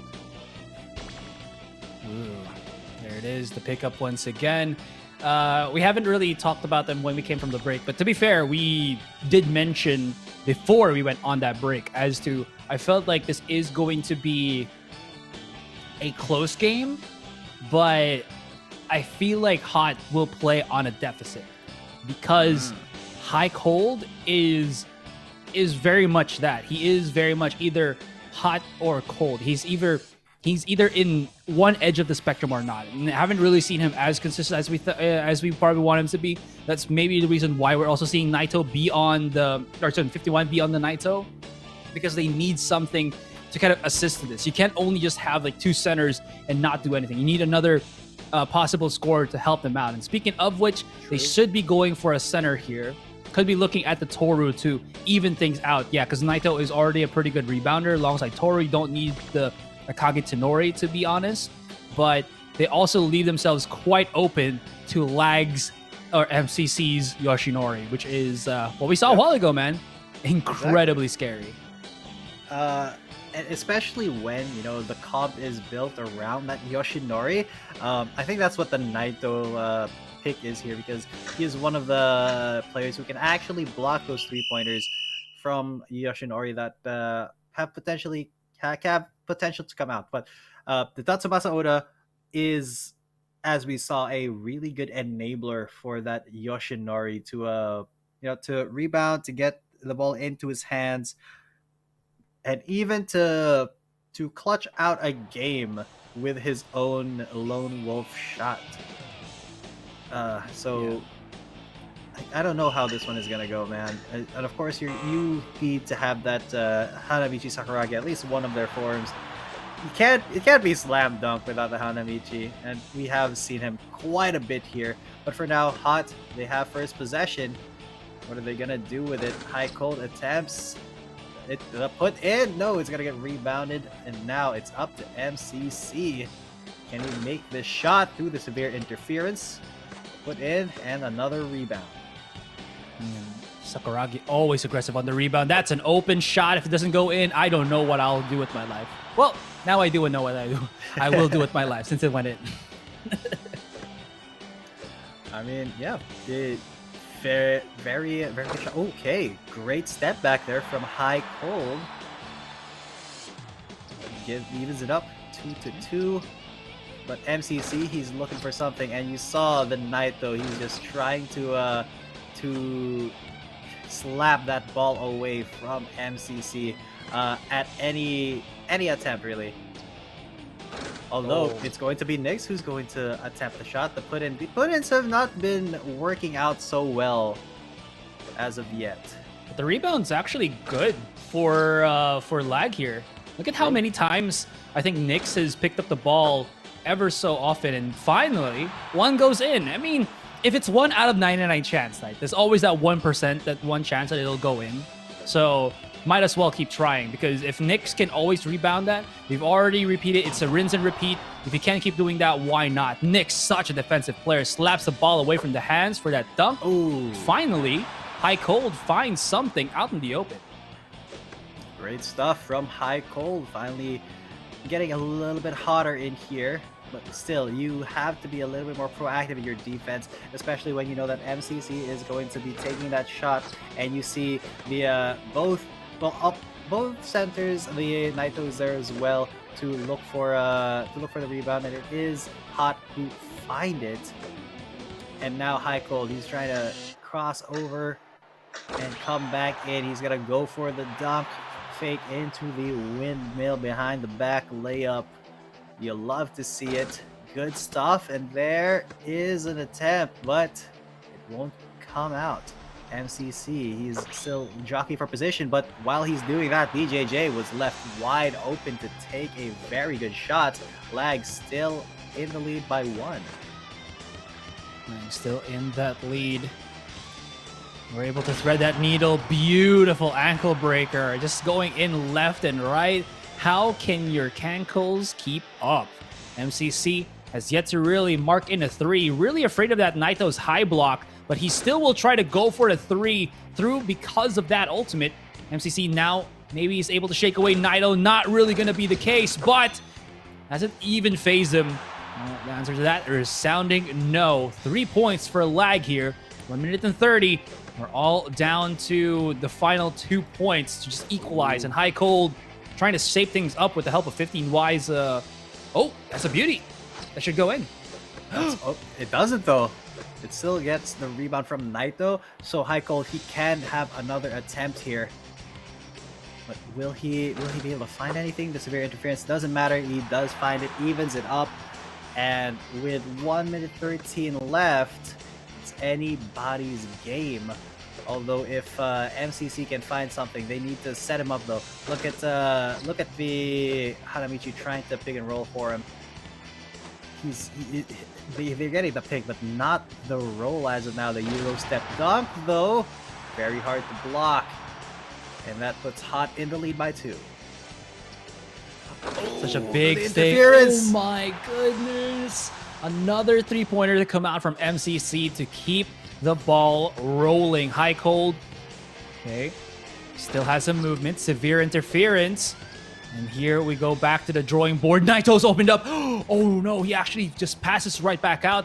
Too many defenders on him. Look at how the position is just to keep contained. MCC, DJJ should actually be open right here and now. The pass to come through as well, but Naito is so out in the open. But here we go, lone wolf shot. Everybody just trying to sink their teeth onto the hands, but those hands come out free, and we are 3 points ahead here for lag. If they can get maybe a 3-pointer, this would be good, or even just a 2, which they do. 23 seconds, and this is still a very probable comeback for Hot. Yeah, they definitely can do it, especially they know that MCC is going to be going for it. Oh no, it's actually Nyx with the wide open shot, and lag. They have extended the lead to 3. Now Hot, they need a miracle 3-pointer to get this game to finish. Oh my god. What a slap by the Sakuragi. That dunk may not be enough. There's only 7 seconds left in the game, and Lag is 1 point up. All they need to do is play keep away, and that's what they're doing for the next 1 second. That is a great buzzer beater attempt. It almost went in as well. And Lag, they get the first win by just 1 point. By just the 1 point. Oh wow, that really caught me off guard. I love what we saw there from both of our teams here. We did really see them just go down the incredible wire there. Hot definitely did a fantastic job at keeping themselves up there. That Naito pick, honestly, I think was a really huge helping hand to High Cold.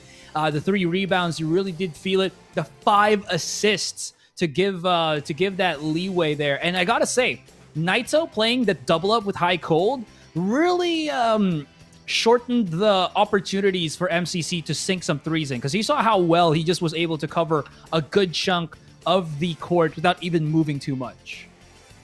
Yeah.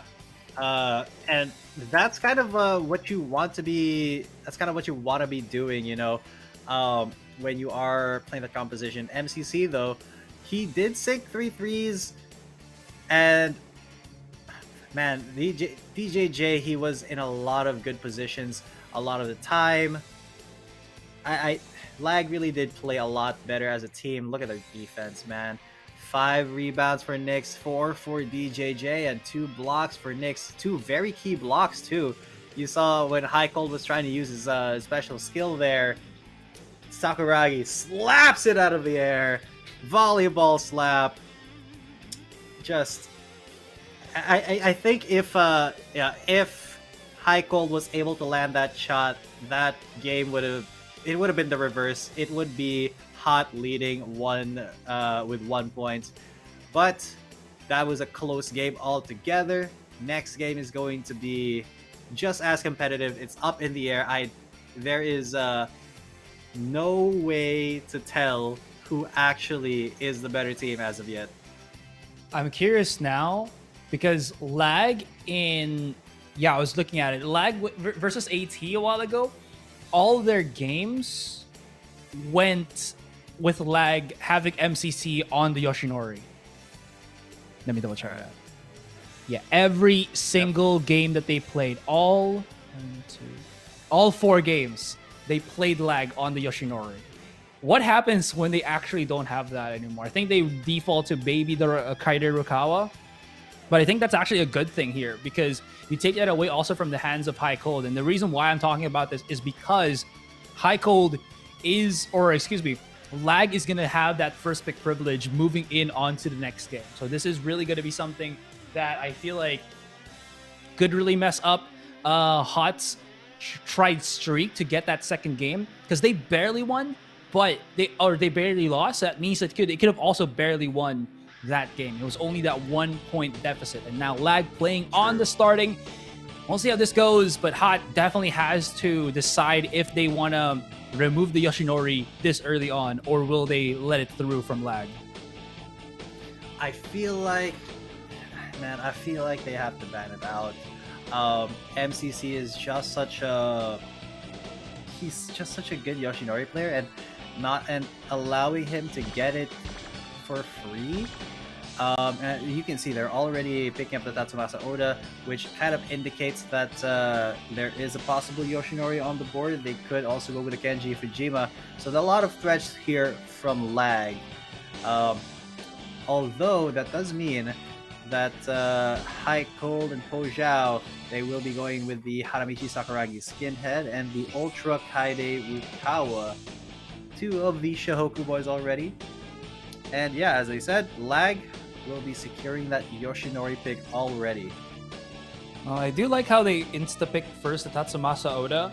I think that is the key to having this Yoshinori actually work, because of the fact that you have that sure shot from the Tatsumasa with the Lone Wolf, and then Yoshinori can always just pass the ball towards him if he feels a little bit too threatened. Now, the last center here that they will probably be picking up should honestly be the Toru. right straight up from the bat. Yeah, because Toru, I mean, they already banned the Junior Uzumi. Kazuma, I'm not really feeling it too much because you probably want to have some tip-in power. So that probably will be the Toru to kind of finish off what Lag wants to get in. So that at least if they have to go for the rebound, they can always just rely on the tip-ins to get them some extra points when they needed to.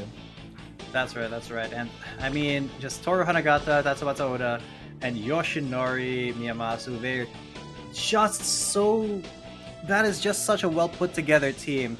Once again, though, we may be seeing the Shoku squad unless they pick up the Kazuma Takasago here. Big possibility. He is great as a center, and yeah, they will round out the comp with the Kazuma. They banned out the ultra or the advanced Takanori Akagi, so they not as comfortable picking the regular one. It's going to be the Kazuma instead. But still, Kaede Rukawa in the hands of High Cold. Man, sometimes he really does run hot, but last game he was still hot. It was just Lag was a bit hotter. Can they stifle the flow of this Yoshinari composition? Lag's always breaking it out. I wonder why Hot don't really respect the Yoshinori pick, or are they afraid that there could be a second strategy that's even more deadly? You know, better the devil you know than the one you don't. Exactly. Yeah. Jump ball. Okay, starting it off. I feel like it should be the Hanamichi to get that. It's I can't remember if like there's jumping power, there's jumping stats here for the jump ball, but I just know that it always should be the Hanamichi to get the W. And what a slap on High Cold. DE9. Say at the least. He tries to do it again, but look at how all these slaps coming through. MCC holding the ball, the teeny tiny man, as he tries to open up, even through severe interference with the setup from his teammate. Not really finding any much success just yet, but actually both of the teams kind of struggling to get that first point in. Yeah, 30 seconds have passed and still nothing until Sakuragi drives in and goes for the dunk. The titular slam dunk.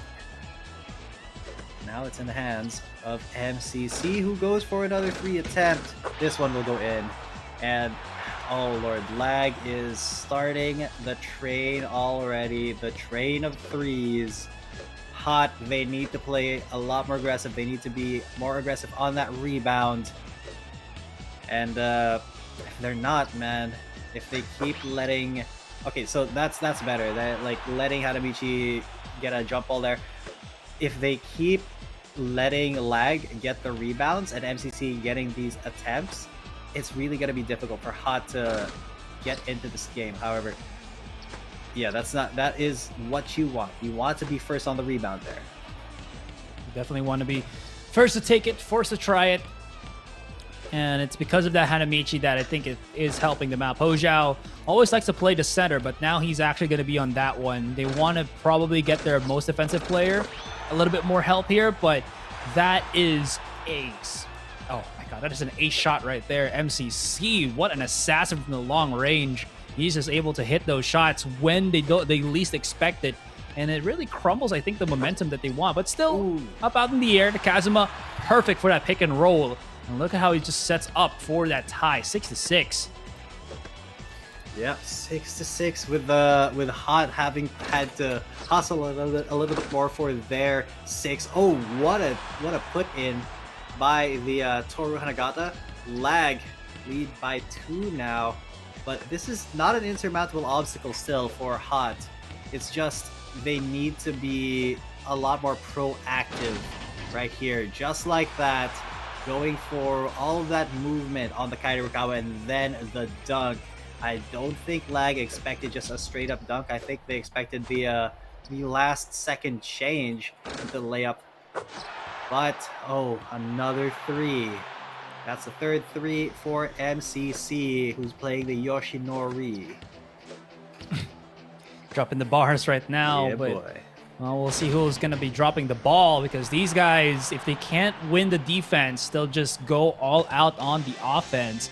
Look at how much pressure or how much scoring power has been done here. I thought Nixus was going to go for the straight dunk because he was already riding the coattails straight down the lane towards the rim. goes in for the sky hook, but finally gets spotted by 15Y. This man, you do not want to trifle with DJJ.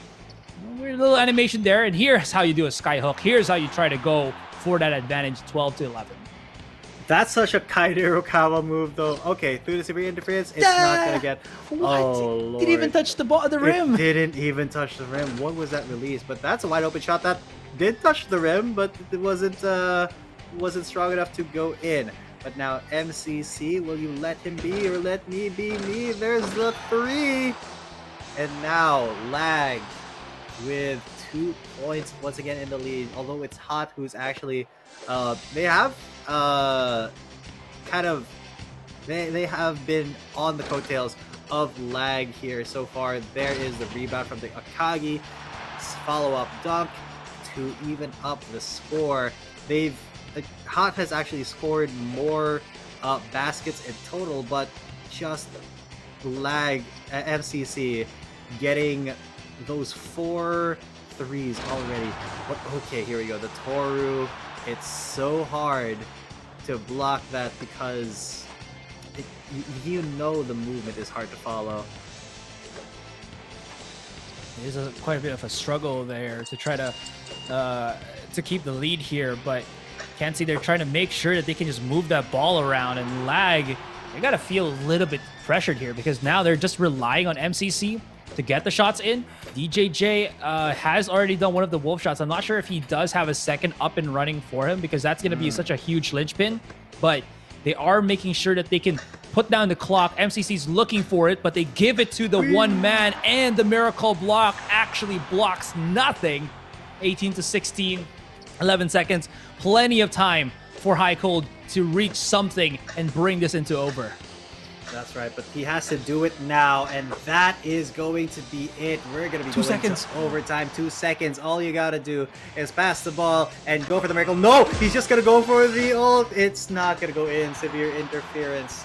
We're going to go overtime. Jump ball. Here we go. It's going to be going to to Lag. MCC now. You cannot let him get these threes in this situation. DJJ though with the rebound should be able to get that. All right, Nix to MCC to the 3 attempt to the put in to the rebound for Hot, and now Hot has the onus. High Cold. He's gonna be just making some magic happen. Air walking up and then doing a 180. Tip the ball back in. There's the 3, though it's not going to happen. It's going to get put back in at least. And Lag tied up once again. 31 seconds on the clock, and we're still dead even. It's going to be up to High Cold here. You see that as well. Kazuma actually used his game-winning rebound, or game-clutching rebound, and it did nothing. Nobody, he didn't actually pick up the ball there in the end. Yeah, it was DJJ. Ooh, that's still going to go and switch. 15 seconds on the clock. Lag. They either have to go to the super risky move, but they want to make sure that this 3-point might even have gone in, and he got rejected. DJJ, all you had to do was actually put the ball in yourself. Oh, no. He's just going to dunk it right in, and that is going to be it. Game number 3, we go 1-1. I mean, 1 second, even if it is, it's not going to happen anymore. And Lag literally just dropped the ball on that one. Hot not giving up in this second game. They trail a little bit at start, but they start creating that advantage as we go further and further into the match. Yeah, well done there. Absolutely well played overtime by Hot. They really played that hotly. I mean, you got High Cold with the hot hands, and it was just a little bit too stifling, the interference for that Yoshinori to deal with.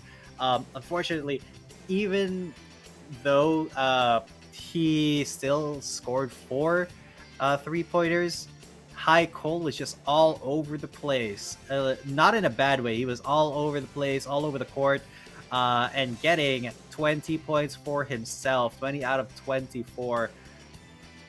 Great Rukawa play, and if they can keep that up, there is a chance that Hot's Yoshinori has been read.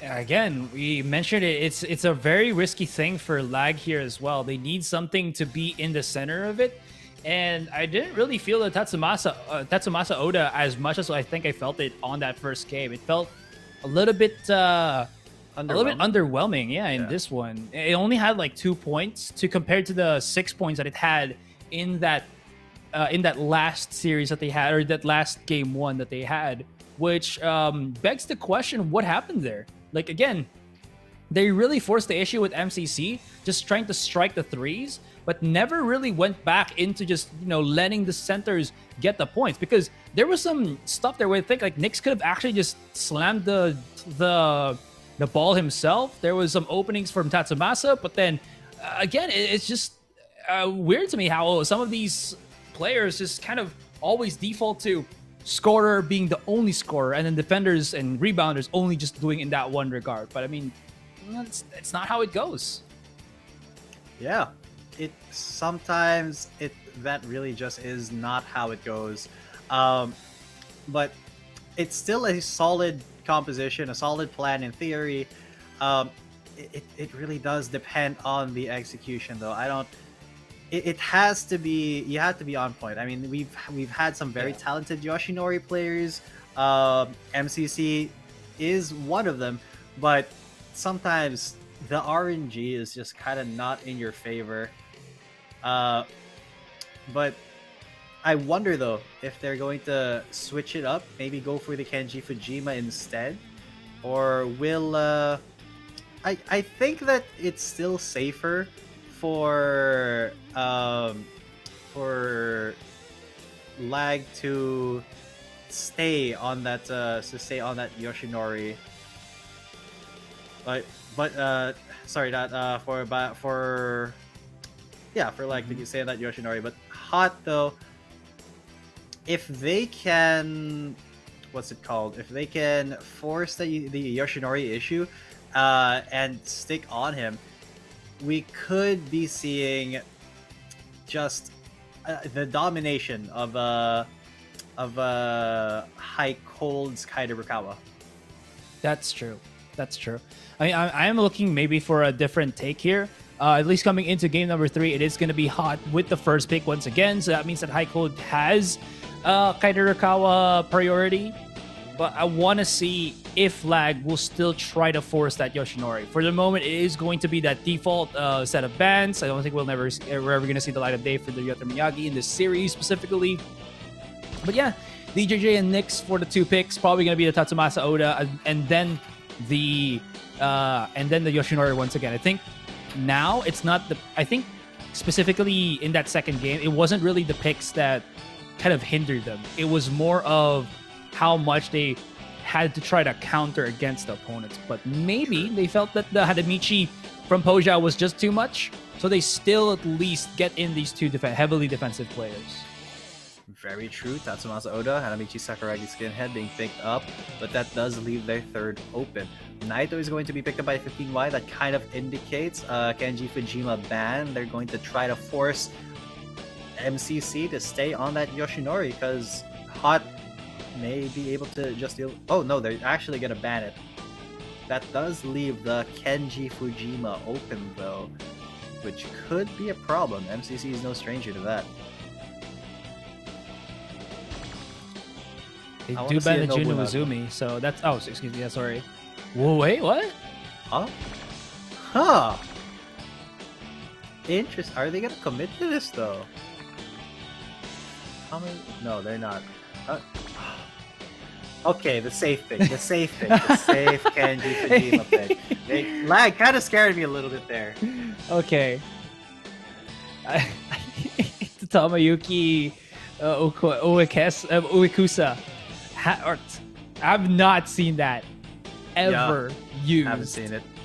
Oh my gosh. Kenji Fujima is much more stable, I think. I didn't want to see it in another day, but I think now it's not the best of days. Maybe there's a specific playstyle to be said to be played with it, but lag when the chips are down, you need to have a consistent scorer, and that is Kenji Fujima. He can do a lot of things. He can be the mid-range, he can be a three-pointer, but the first ball is going to be going to Hot. So once again, all eyes on High Cold as he keeps throwing it back to 15Y. They're passing quite a bit, but that will be a rebound over to Lag. Naito not gonna have the excuse me, just wanted to say Naito not gonna have the best of counters now, I think, because the Yoshinori is not here anymore, and Kenji Fujima is a much difficult target to try to keep sticking on. But I mean, even so, right, you still have that Euro dunk, you still have the high flying blocks, you also are able to work well with High Cold, I believe. So I think even with the change of opponents, the result should still somewhat be similar to what Hot is expecting to take.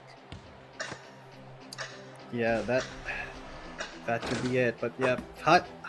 Okay, that is a great shot by Lag. I was about to say Hot could get this rebound, but nah. This time they will be able to get the possession. Still High Cold looking pretty hot as he is able to get a free and clear fadeaway shot. But now MCC, look at MCC. He's trying to go for these 3-point setups and then seeing if High Cold would take the bait so that he can pass over to another one of his teammates. But that's a great rebound. Once again, High Cold on the attempt. He did see that MCC was already there, but that's still a very, very good switch. Very smooth. Man, High Cold's becoming on fire here. He's just on a hot streak with how well he's been just moving around the court for the moment. Even with the Kenji Fujima, the offensive lag has severely dipped from what we saw from them. The break on the legs as well, and High Cold not showing any signs of stopping whatsoever. Back onto the other side as the defending end. I wonder how MCC is going to be adjusting to this, because that green light is not going to get charged up, especially now that he's kind of falling behind on the scoring. He's passing a lot more, but there is just nothing that I feel like you can do against Naito and the Takanori when you try to attack at the rim, so they need something from a little bit more of a farther distance or else. But the possession back into the hands of High Cold once again. Look at how he just goes around them.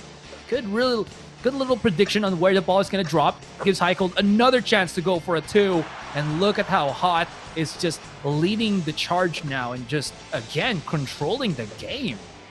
Yeah, 8 points in the lead. And Hot, it seems like they're very hesitant to even go for these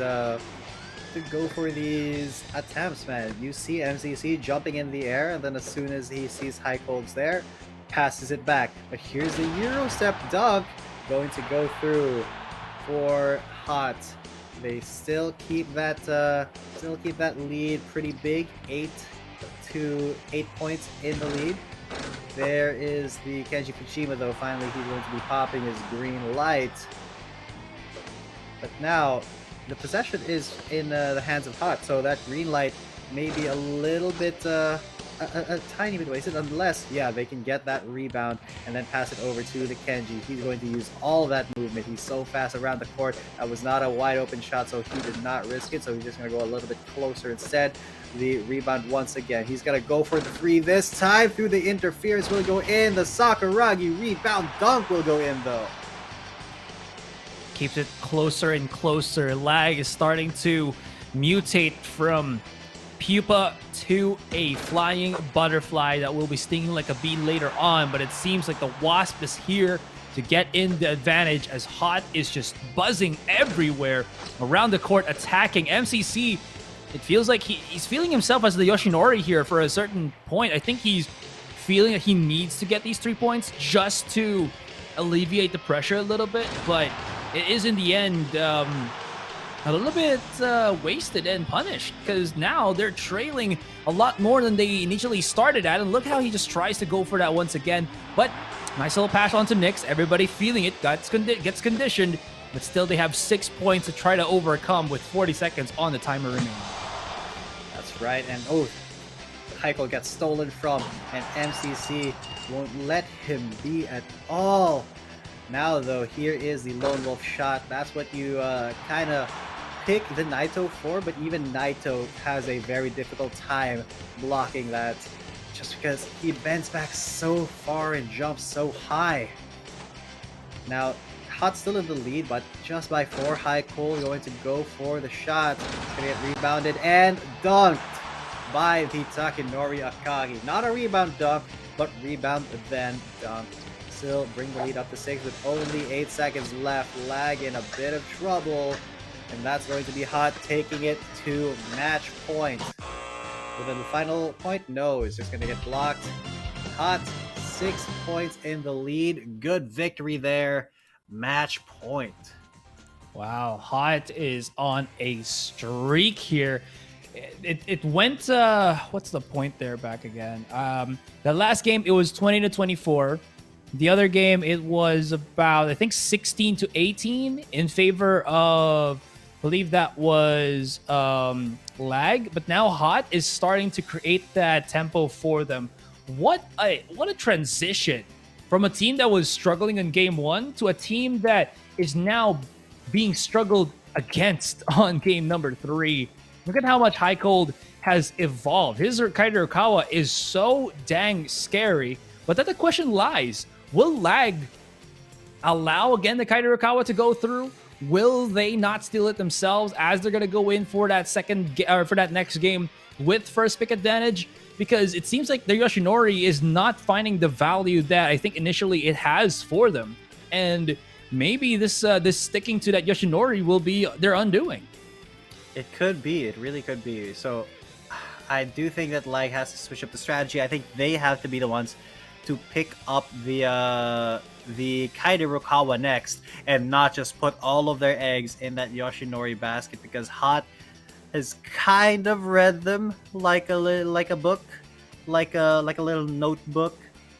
MCC though, yeah, not the best performance that game. Only scored 2, but that's because he was so scared to even go for any shot attempts.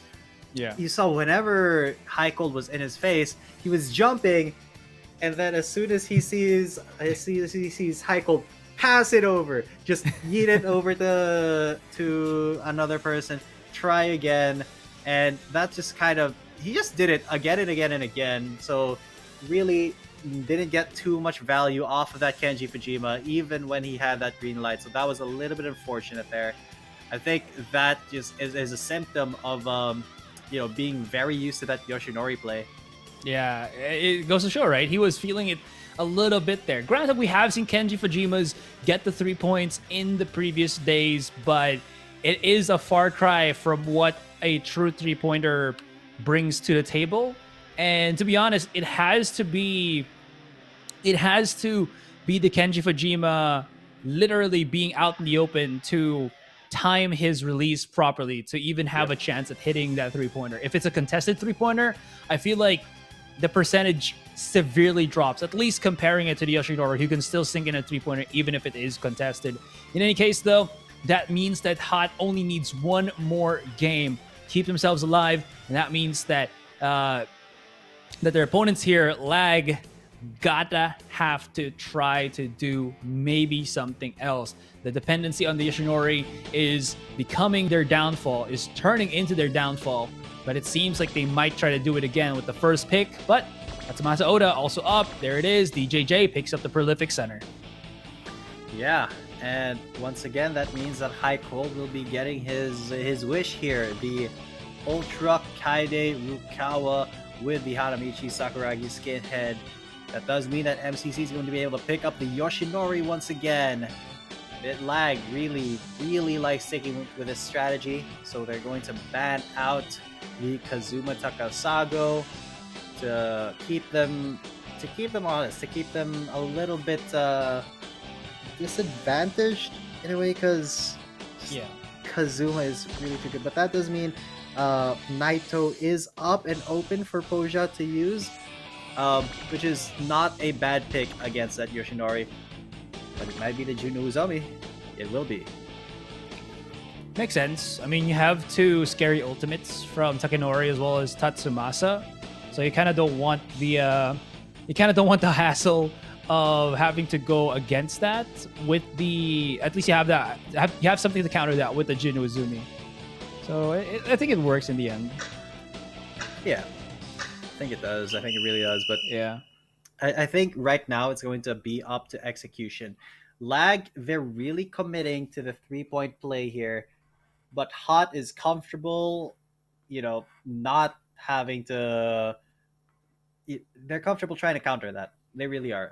And with the talented Kaide Rukawa player, High Cold, it may just be falling apart for Lag here if they're not able to get going in the early stages, because then that Rukawa is just going to be sticking on to that Yoshinori. Well, MCC, he has time to redeem himself, and is this the game to push them into game number 5? Feels like it is going to be the case there. As MCC feeling a lot more to go for his shots once again, and there it is, a three-pointer. Fear MCC. He's all about that long-range snipes, and he just hits it from all the way downtown as well. Well done. And even through the defense of Heiko, he still was able to find it, but it doesn't matter if you find the threes, if you just give those airwalk dunks for free. And great rebound though, gives MCC another attempt here. As you can see, Heiko is sticking on him like a pointy piece of wood. And that's still gonna be another 3. Good stuff. And this is what I was talking about. If Lag can open it up early, can get those threes, they can start to snowball here. While Hot, they really have to work for each and every point, but they are working quite hard as they get another 2 points in the roster. It's all about who gets that rebound, and Juno Uzumi finally stepping up. It's been the Akage Tenoris, man, who's been getting the rebounds, but the June players, they need to find something in this one. That's a weird little pass, but it's immediately brought back into the hands of High Cold. Way out in the open, 15Y, not missing a beat to try to go for it, as he actually does get the point by putting the ball back in by himself, or all by himself. Quite ridiculous, but this one also a ridiculous beat from Lag. The 3-point way out in the open to sink in for another dagger attempt. What? That was just a really, really good shot. MCC looking like he's finally a little bit more comfortable here on that Yoshinori Miyamasu. But Hot, they are not stopping. There are no brakes on this train. And you can just see that MCC, every single attempt, he has to go for it, because then, the rebounds coming in. If he can keep it, if he can keep attempting, if he can keep getting the rebounds from the Takenori Akagi, this one, it's going to get rebounded by Hot though. So it's going to be up to High Cold. Great block. It's 15Y who picks it back up. And now High Cold, can he lose these defenders? It's the question. He's going to be able to get a dunk, and Hot shimmy their way into the lead by 1. Man, High Cold is just, he's on point right now. He just does not miss anything. But of course, still cannot forget about DJJ all the way on the side of Lag. If it's not MCC, it's DJJ that's going to be opening stuff up. 15Y and High Cold here. They're looking hotter and hotter every single time they left the defender once again. And look at the swish and the flick of that wrist. He just goes in and deep dives into the 12 points. Oh, that's an open air shot once again. That's such a big defender. How can you stop Nyx when he opens up for MCC that way? 2-point to lead. High Cold, 15Y. It's all about this dynamic duo. Still a little bit afraid to try to go with the ball in because the defenders are there. But High Cold has to try to do it right now because there's 7 seconds on the clock. And he will just not hit that at MCC. Ball back in his hands. The scare of that 3-point looming over the heads of Hot. Yeah.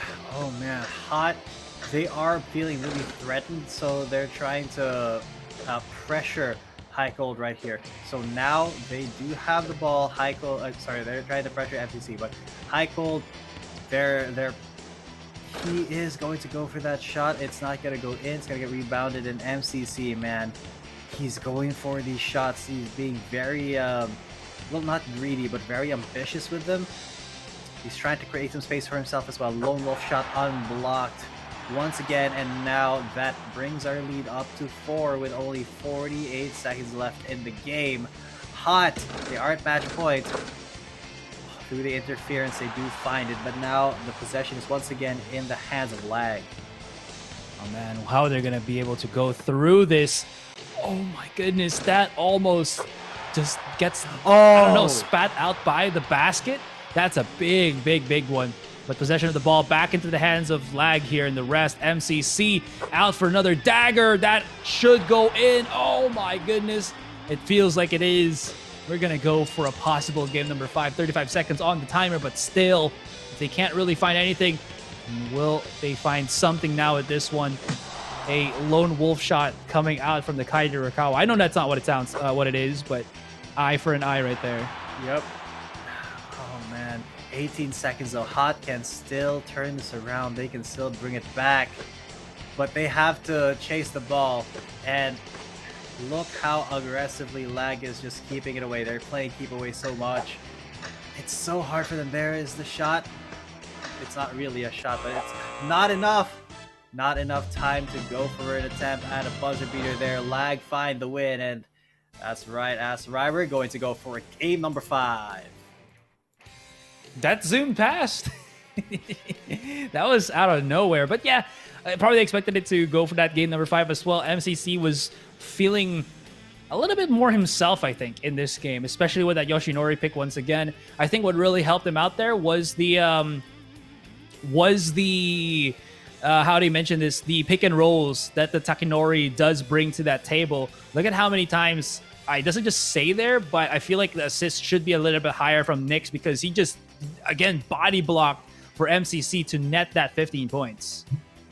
Yeah, pretty much. And those 15 points were very, very crucial.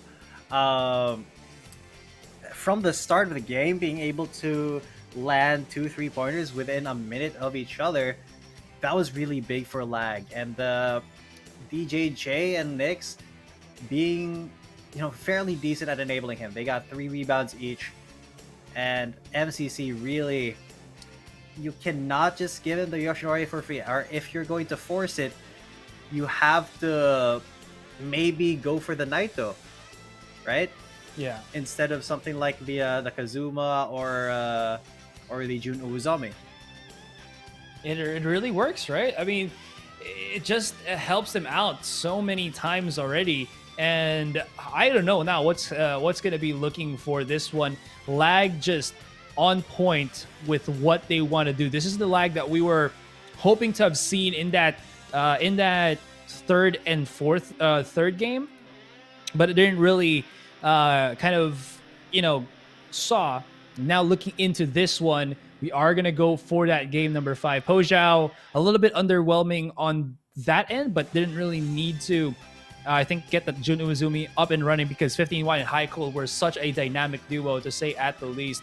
Really did show how great they are as a dynamic duo. And same could be said with MCC and DJJ, but I felt like they were just, I felt like they were a little bit undermined a little bit, but they still got the win in the end, 19-18.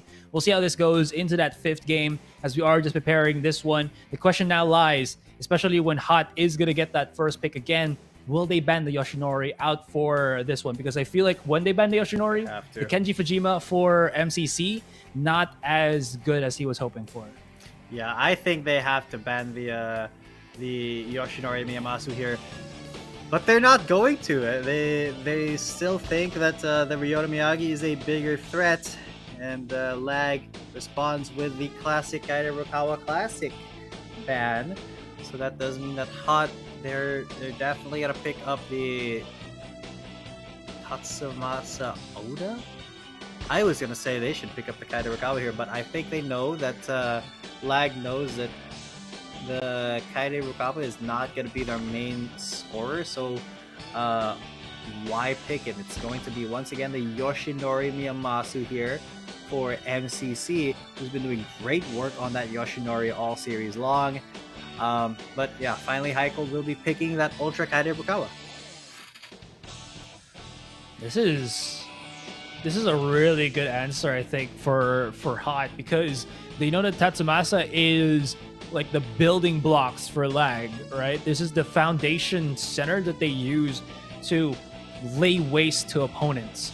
And the adjustment now is just keep banning the centers. This is such a huge deal because, if I'm not mistaken, yeah, Hot is still going to get the first pick after the second rotation of bans. So they can take away at the Akagi Tenori, and that literally has left Yoshinori with no one else to actually set up for him. True. The Junuzumi is banned. So Pojao, I think he should go here for the Akagi Tenori. And that's going to be, yep, there it is. Ooh, this is going to be bad for lag. Ooh, what's their third pick here? It has to be the Toru, but this is not an ideal pick. This is not an ideal center that I think lag was looking for. Yeah, not ideal at all. I mean, it's still the Toru Hanagata, but oh man, this is going to be a little bit difficult for lag. Trying to keep people away from the Yoshinori because, well, double centers Takanori Akagi and Tatsumasa Oda with Kaede Rukawa are going to be a very big powerhouse. It just needs to happen that MCC is able to free up some space for himself, which will be a very tall order. Man, this is we just went like with, you know, the regular 3-on-3 battle on the court, and now we're having like some brain battles, some mind games happening on the drafting phase. I don't know how this is going to work out, but I feel like lag is not going to be in the most comfortable of situations here. Their setup for MCC is not as what they want it to be. And again, Kaede Rukawa basically works with almost anybody. And especially with these two prolific centers, it's going to be quite difficult, I think, for anybody to have that proper rebound control, at least from the side of lag. Ooh, speaking of rebound control, it's going to be Hot still who find it once again. The Kaede Rukawa running around, not deserting you though. He just wants to run around a little bit. Ooh, he will not get that point. Unlucky. But you're in it. Yeah, sorry. I was gonna say there's still a potential of a shot, and as I was about to say that, there was a shot for Hot. Creates that opening here. And we'll see now if MCC can find the 3 points to start something. It's not gonna be the 3 point that they were looking for, just the tip in from the Toru, but at least there is some control underneath because they still do have the defensive players. And we'll see how this transpires, how this kind of rolls out as 15Y again, the double up with High Cold. These guys just set each other up to get higher and higher into the echelons of scoring. My goodness. MCC once again with the force, and that should go in. Even without his Takanori, they still make it work. MCC is a man possessed, a man on a mission, and when he can hit those threes, this is where lag truly does shine. Yeah, it really is. If only MCC could do it a little bit consistently, because right now Heikel has more successful scores than him at the moment. Great put in though from the Toru, I think it was, or maybe just the Naito's self dunking for himself, or self putting in for himself. That does put them in a little bit of an advantage since. Okay, my bad. I just caster cursed it once again. It's now Hot who have the advantage by just 1 point though, so nothing insurmountable. It's on anybody's game. That 3 though will get intercepted. Okay, it's a little bit of that tempo. High Cold still in control here. Don't really have to panic just yet. You can see that High Cold is playing in his element, making it so that everybody has to look at him with how flashy he is with that movement of his, and now creates that 3 point lead. MCC botched a little bit, blocked a little bit, can't really find the opening, and this is what we're looking for. He is going to get severely interfered, and MCC has to respect that there is now 2 defenders that will always just mark him if he's not careful. Again, it's just High Cold creating that space alongside his teammate here. They're waiting for an opening, and what that opening is going to be the lone wolf shot quite early, actually. The percentage pretty good here for Hot and the rest, and that's going to be the 3-pointer to immediately answer back, and thankfully that does connect, because now they're still in spitting distance in terms of the overall points. Yeah, I mean, overall points is the metric that you want to look at when you're playing a basketball game or when you're watching a basketball game. A lot of the stats, most of the time, yeah, they matter a little bit, but not in practical terms. You can't. Okay. God, I thought I was going to win. But right now, MCC, can he be the jackknife that lag needs? Sorry. But high cold, he is keeping it real. He's passing quite a bit. There's the dunk finally to bring the score difference back up to 4. It's a big thing here.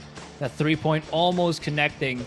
And once again, this Captain Akagi Ultra version. Well, he doesn't have the Akagi dunk anymore, but what he does is that commander that allows him to elevate himself more and more the longer the game progresses. That was a big one. That miss is going to be a big hit for Lag because they're not going to have that sniper 3-point anymore for, 3-point sniper for a longer time. 15Y spacing out so far in the open, and Nyx just slaps it from the side, denies him that fact. And that's going to be the rebound here for Lag. MCC looking to space out as he drives right back in, and look at that. That's a 3-pointer that keeps them in this game. 26 seconds. All right, so you know what they got to do. They know what they got to do. MCC has to get his hands on this ball somehow. But Hot is... They are kind of okay with playing keep away here, but that is going to be the 3 attempt. It will not go through, but so what will go through is the Sakuragi rebound dunk. But with 9 seconds on the board, all Hot has to do is play keep away. 3, 2, 1, and that is going to be it for Lag in this series. Congratulations to Hot. You will still live, and you are going to the next round of the losers bracket.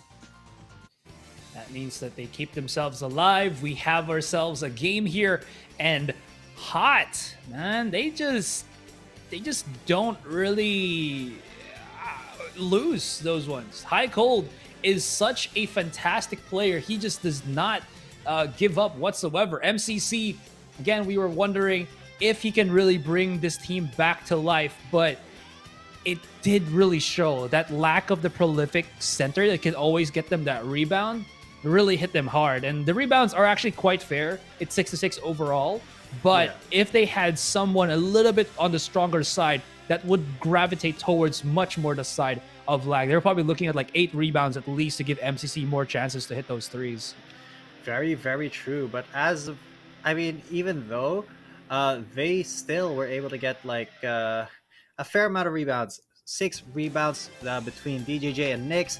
MCC, though, he really wasn't able to do a lot with the ball. Scored 3 3-pointers, but that was about it. You saw the rest of Hot. They were running around the map. They were trying to jockey for control, go for a lot of ball handling. Even running down the shot clock to very low times. Although they didn't really go past it. It's just that having that Kaide Rukawa is incredibly strong versus a comp like a Yoshinori, because it does force the Yoshinori to do certain things that would not be free if they were up against another kind of comp. So you need to deal with both the Kaide Rukawa's aggressiveness and his defensiveness, and that may just turn out to be a challenge for a lot of the teams.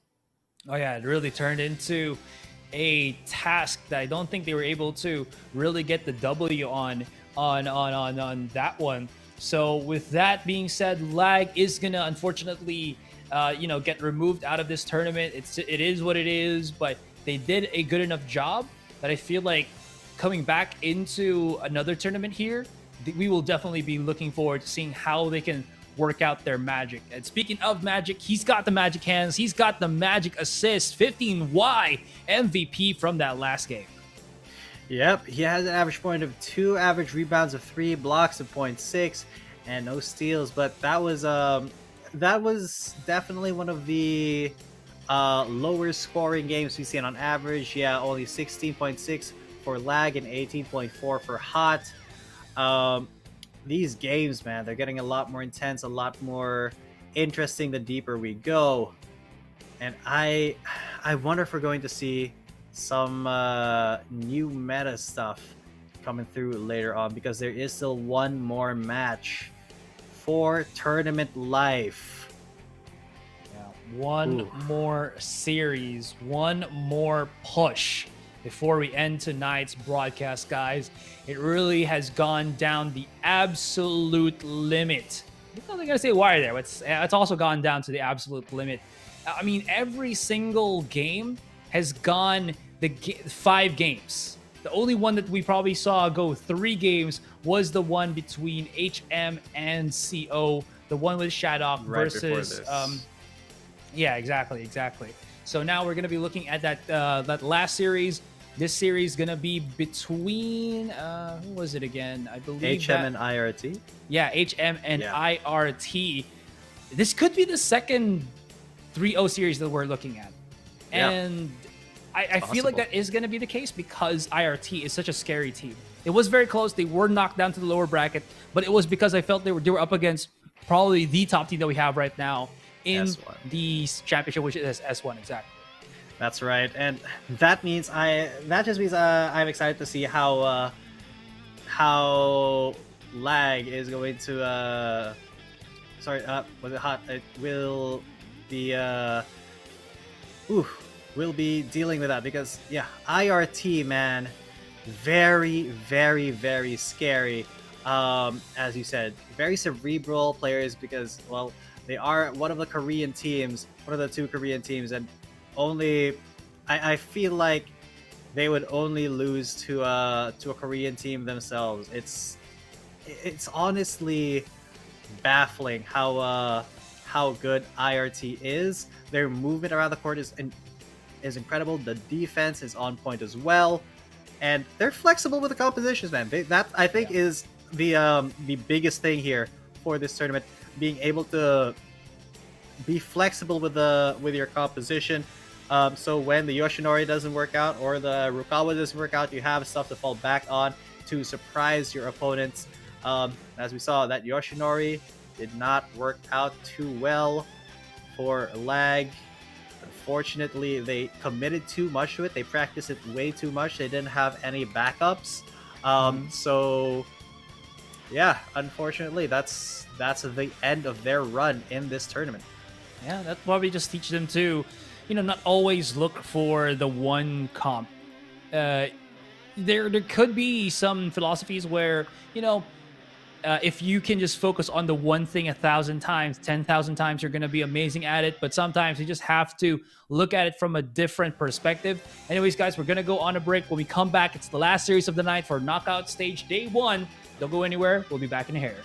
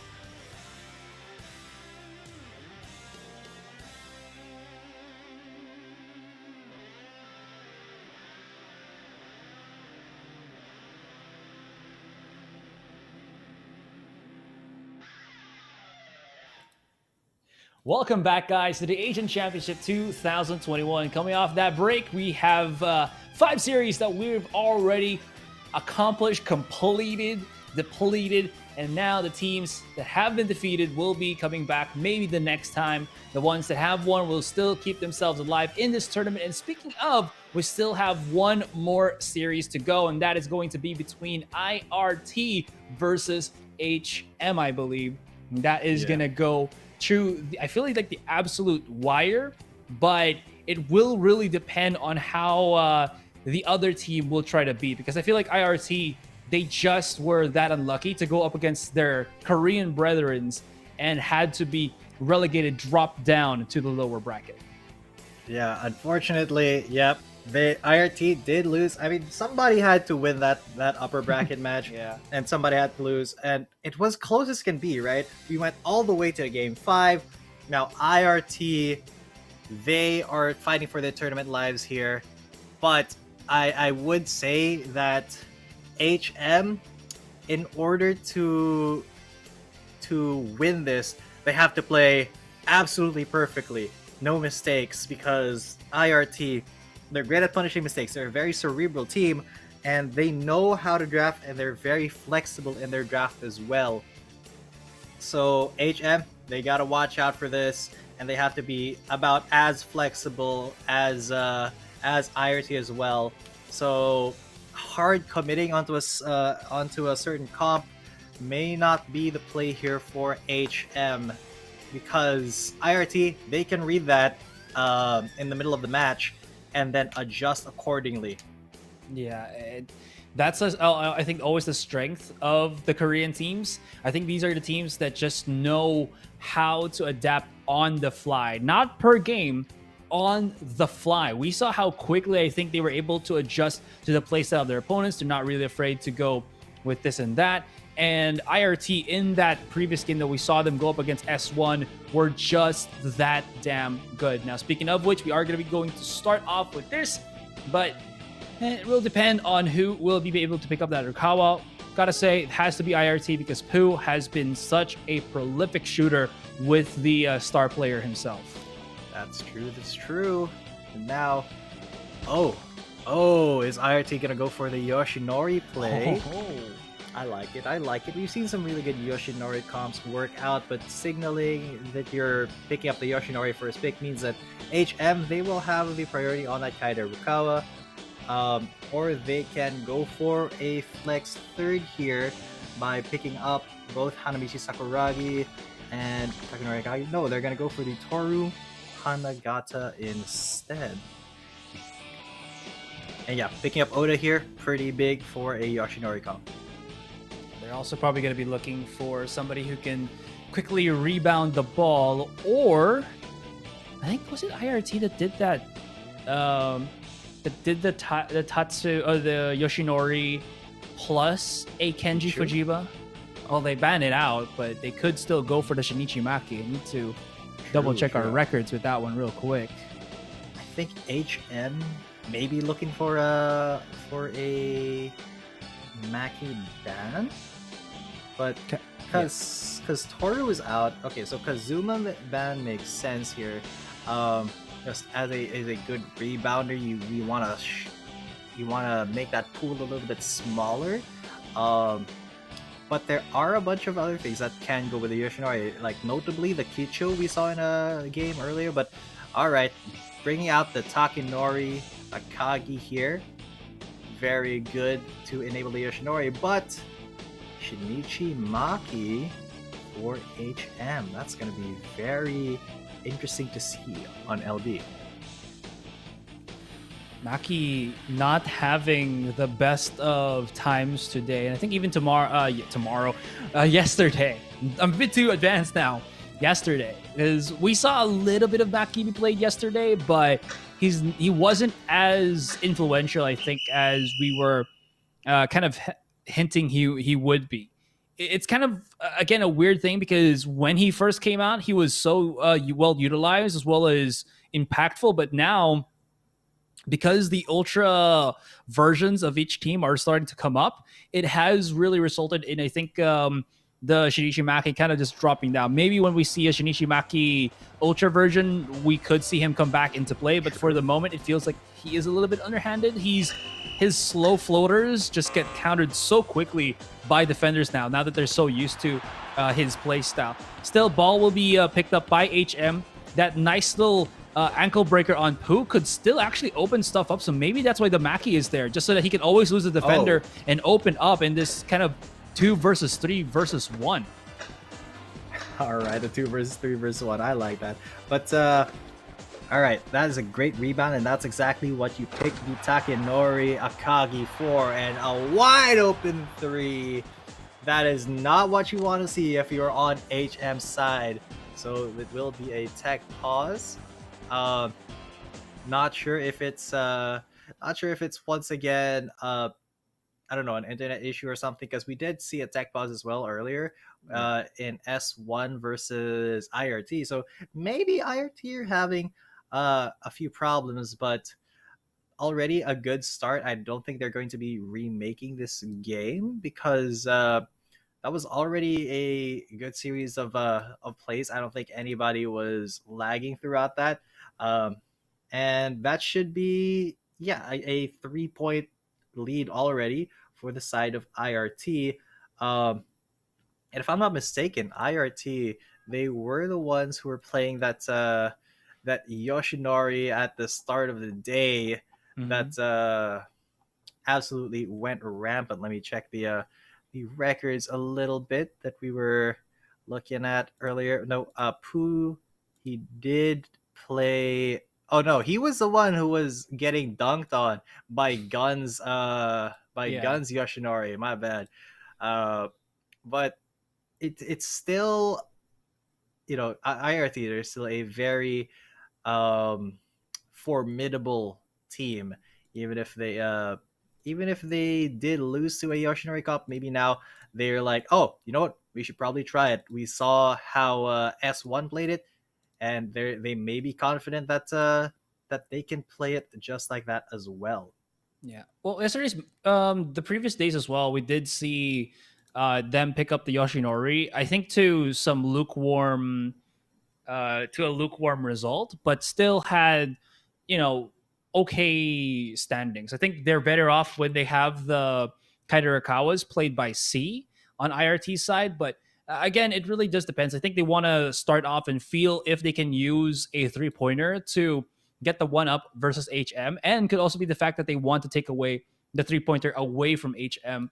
This things could be, kind of like an overall game strategy that IRT are going to be using, because this is a best of 5. There is more games to kind of give up and try to understand your opponents a lot more. So I think it makes some sense. So we are seeing something like this. And I mean, it is still the very start. So we haven't really seen if Pooh does bring his A game here with the Yoshinori. Could be a really strong pick, could not.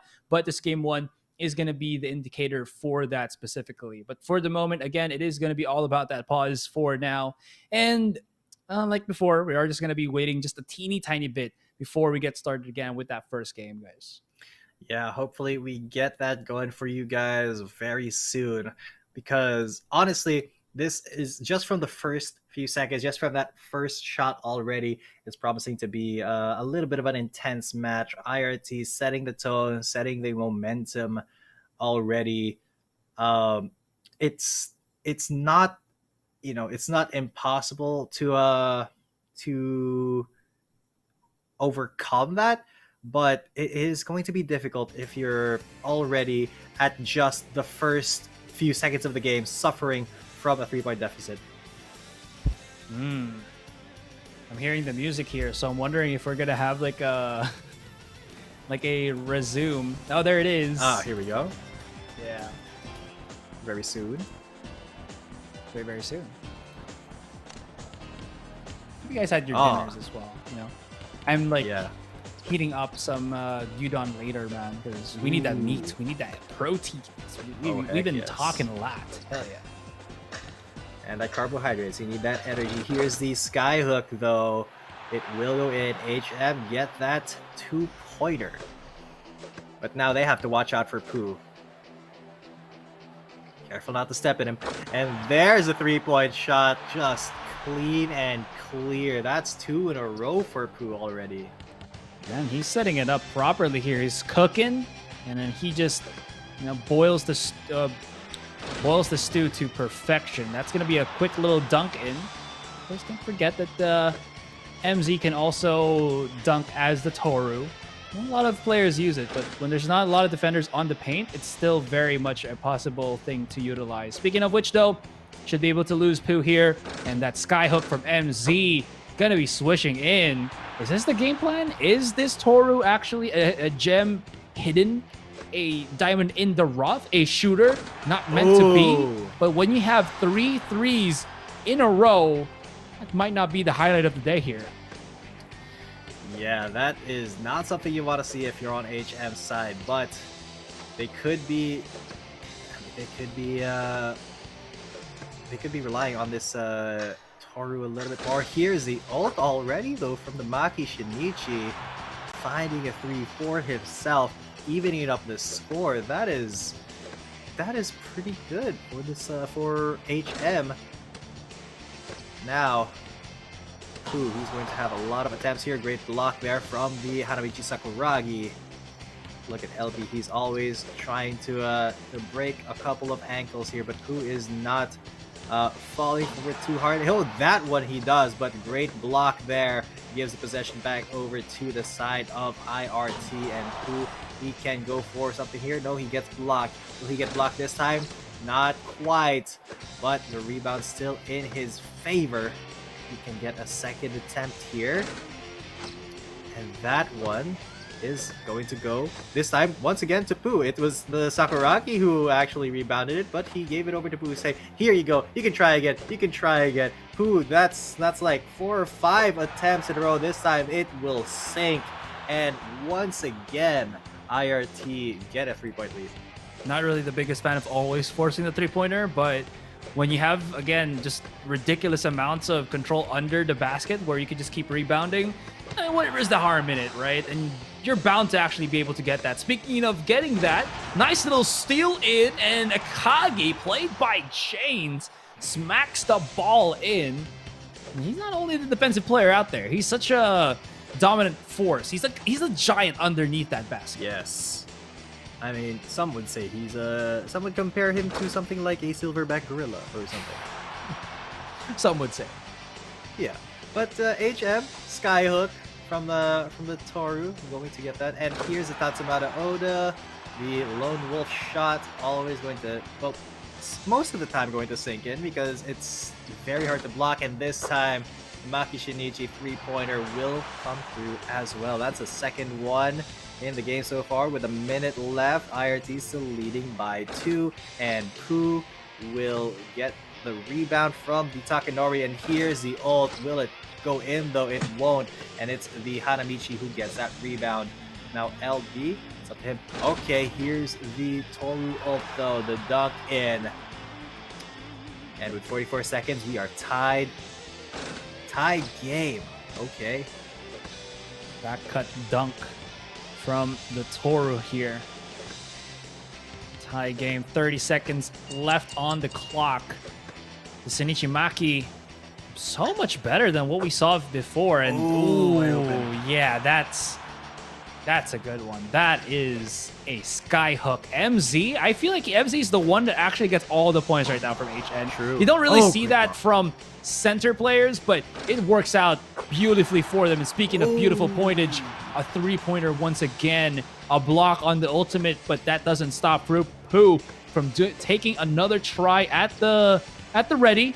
But LB can definitely still bring this all the way back. 7 seconds. All he has to do now is shoot the ball. Where it is, and there it is. 2 points. Oh, 2 seconds though. 2 seconds still remaining. Yeah, HM, they found the lead. Here's the... Oh, no, sir! Volleyball slap down, and HM take the first game. I thought IRT was going to be able to win this one because they had a good lead coming into the start of the game, but HM played impeccably. What did I say? They had to play perfectly, and that's what they did. Still had 2 seconds, man. It was all calculated up until the point that Hanamichi Sakuragi said enough. My goodness. What a fantastic play there coming in from SS2. No, wait, how many blocks has he done? Yeah, 2 blocks and 4 rebounds altogether, leading up to LB just being able to set up beautifully for himself as well as MZ on the Toru Hanagata. That's right. God, that Toru, that was kind of scary. The skyhooks, man, they were just not ready for it. IRT, they really did consider that possibility too much, and then MZ just kept doing it again and again, and then he had his backcourt dunk, and wow, really, really good stuff here from HM. Great blocks as well. SS landing a couple of key blocks there to stop Pooh from actually using his ultimate. And, well, honestly, that was just a well-played game from HM. They deserve that win. But can IRT run it back? I don't know, man. That Yoshinori just not having... Like, Yoshinori, again, is such a... It feels like it's such a risky pickup because of the fact that technically, like, feels like 1 out of 5 shots hits as a 3-pointer, right? And you could be doing so much more with those other 4 shots, right? And again, that's not like a metric or something. It just really is a forced thing that you have to do when you play as the Yoshinori. It could work, but when your opponents know how to go around and beat the bush around that, it feels like it will just not pan out as you were expecting it to. And I think that particular game is a good example of just that. We see again how the 3-pointers are amazing, but because they keep doing it, teams can just, play the offensive game, try to keep as many 2s as possible on their end, which I think some teams can do now, and deny the 3-pointer. It's not easy, to say at the least, but because teams are so used to it right now, it might be the liability here for IRT, and now they're going to be looking at a second pick coming into that second game. So I wonder how they're going to be able to bring this back. It still is going to be that best of 5, but they are looming for a kind of downward spiral here. If they keep pushing the Yoshinori and it doesn't work, what else do they have in their arsenal that they can utilize to hopefully win out this series for them? Yeah, I mean, there are a lot of options. We've seen IRT play a couple of different comps pretty well, and being first pick and picking that Yoshinori, a little bit of a risk there, but I think it's a little bit of a process. They're feeling it out. It is a best of 5. It's kind of smart not to like show your entire hand at the start, right? So it could be a strategy as well to see how well they can do with just a blind pick Yoshinori, and then maybe once they get a little bit of a feel for how HM is playing, then they go for something like the the Nobunaga I want to see. But I don't know. Kenji Fujima still up.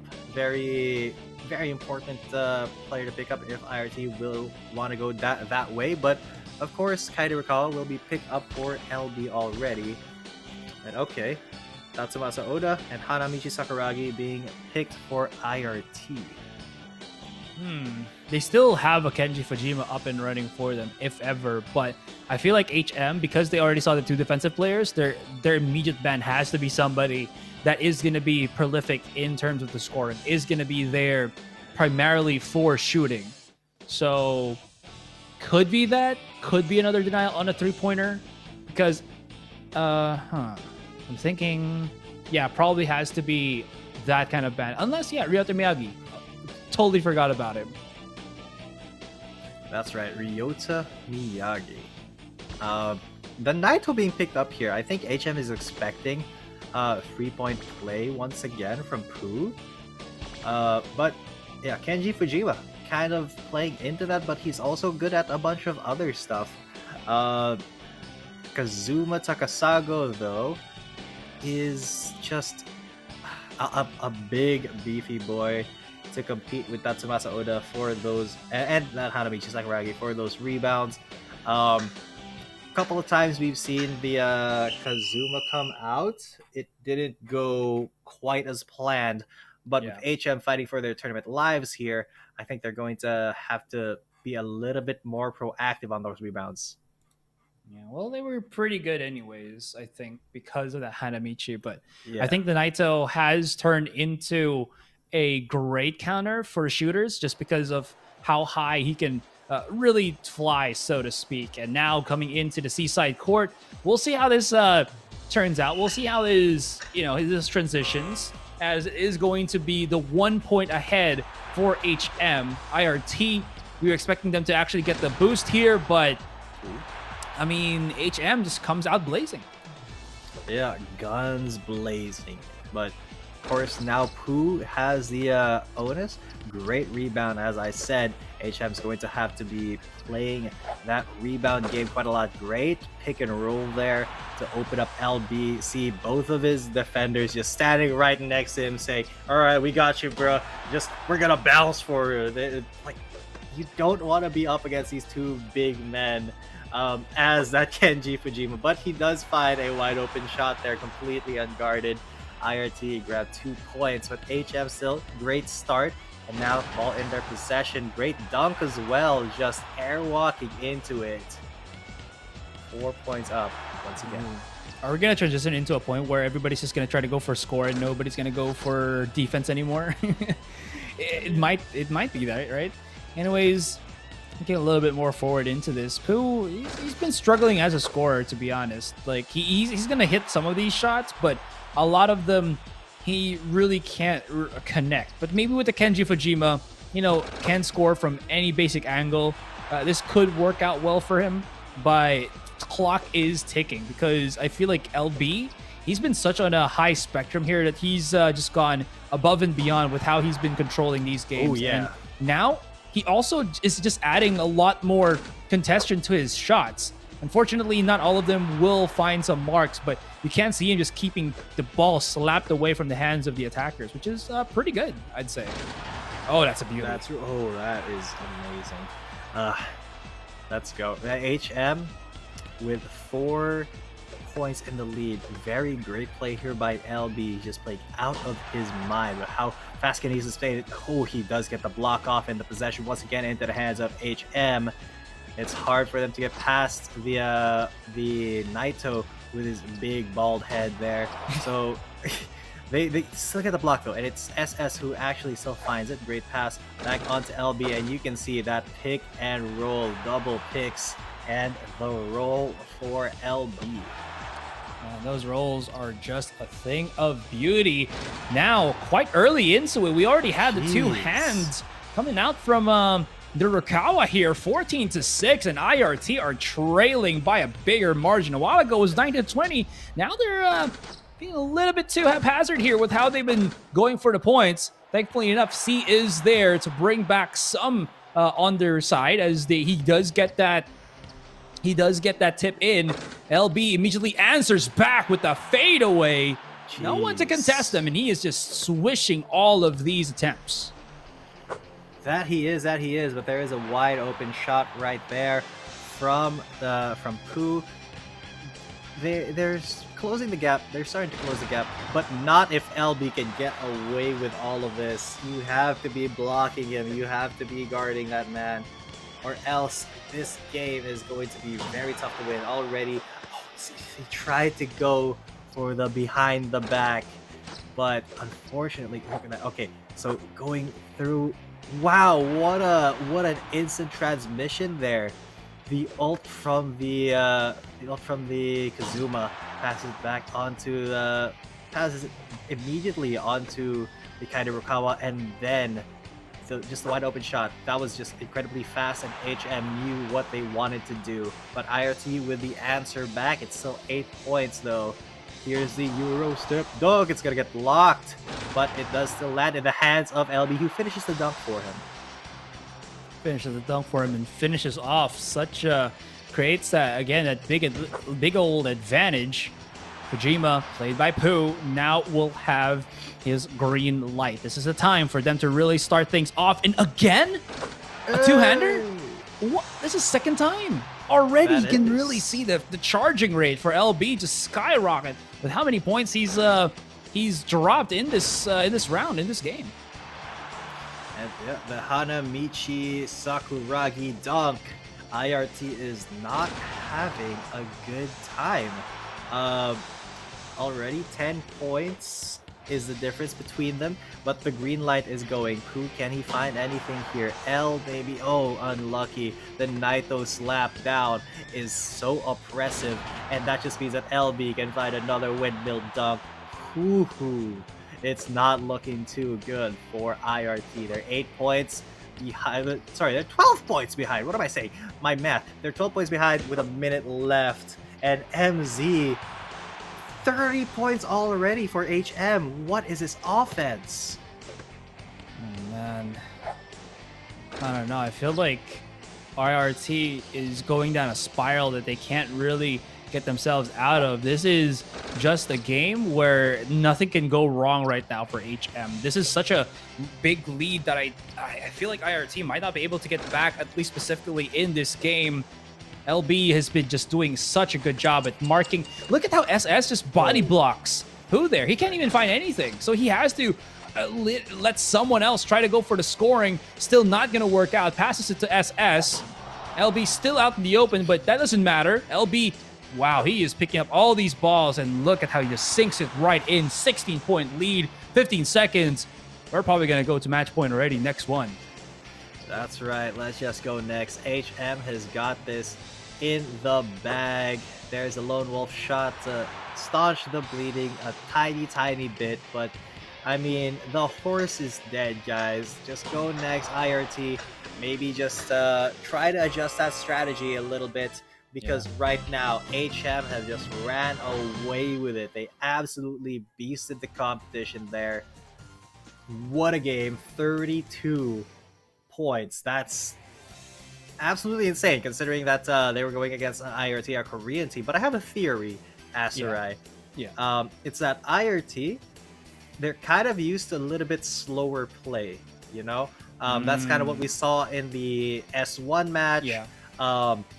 And they're used to being a little bit more controlling. You see 5 rebounds on C, and they're good at playing specific roles. But when they're just faced with all-out aggression, and HM who just take any opportunity they can to take a shot, LB scored 30 points, 4 blocks, and 5 steals. Now, you know what? LB, he just absolutely ran over IRT that game.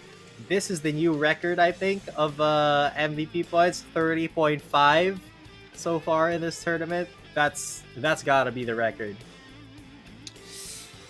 I feel like it is. I feel like the next one would probably be like 28, I guess.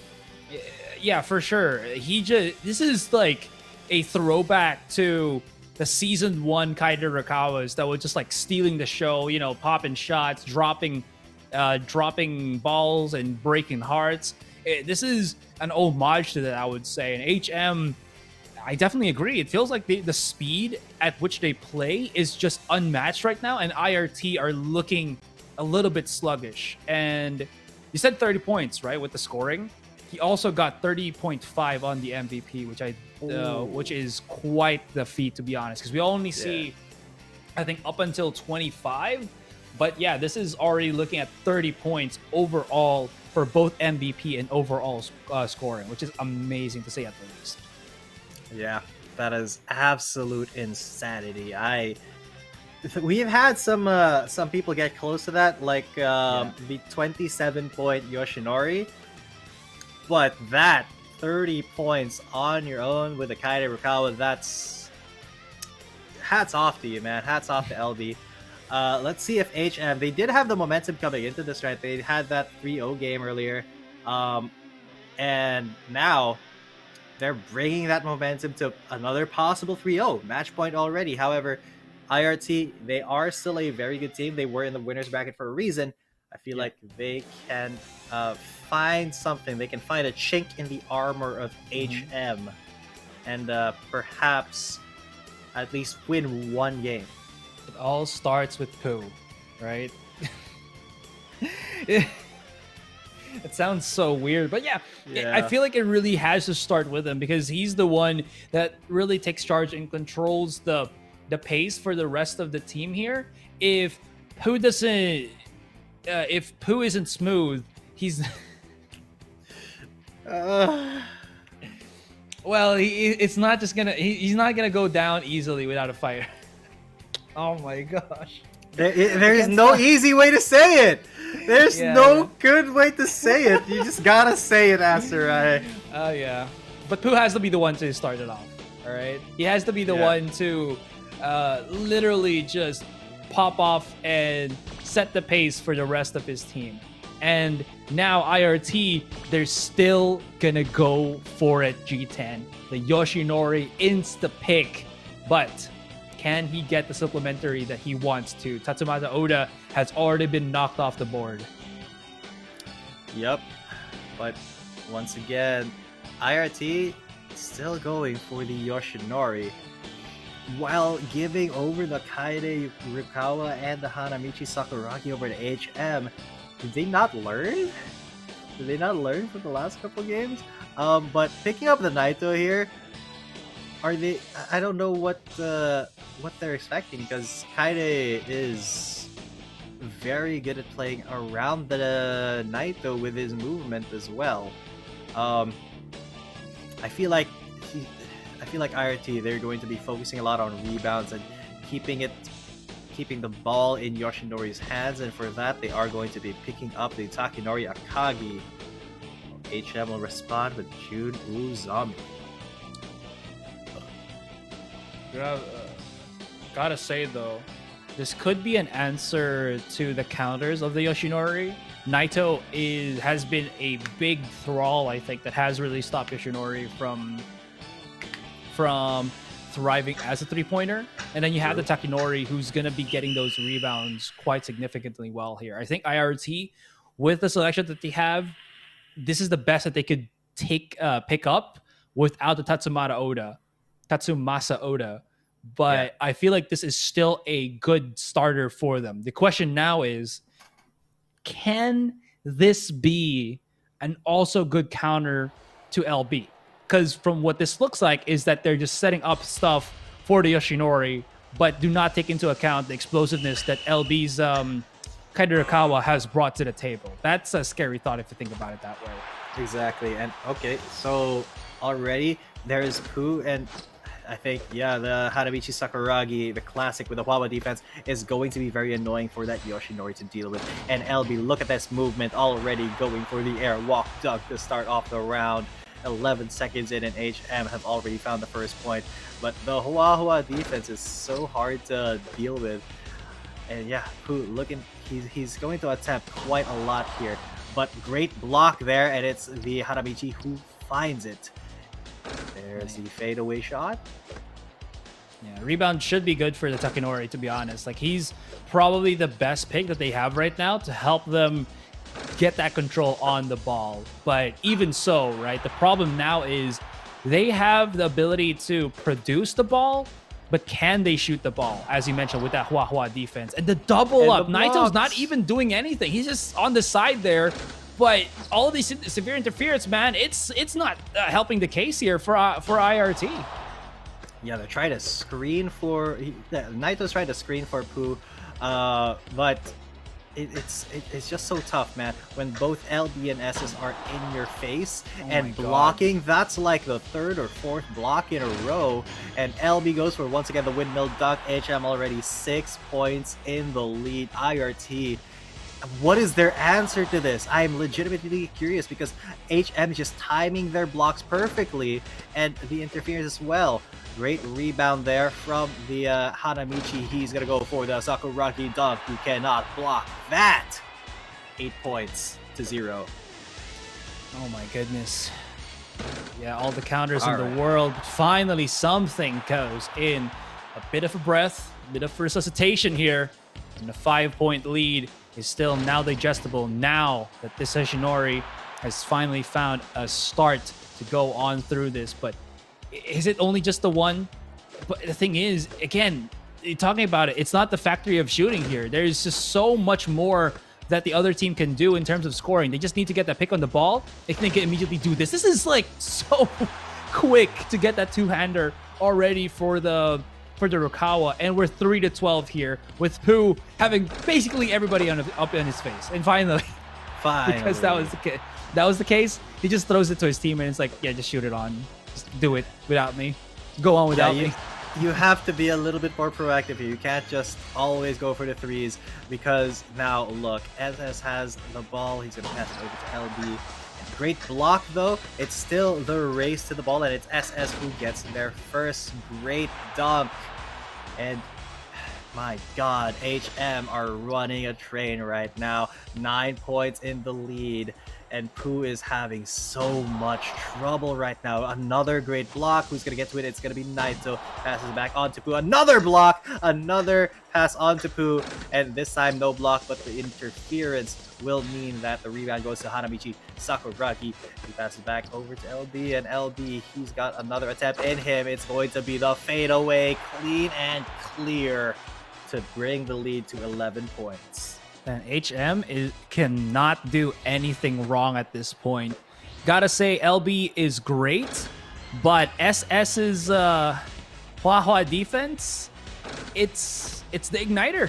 It's the thing that allows them to get that. Look at how many times they're passing the ball back to Pooh because of how many rebounds they have. But because, again, because of the ability that they can block Pooh, there's just no chance in hell that they're going to be able to get any points other than just the 5.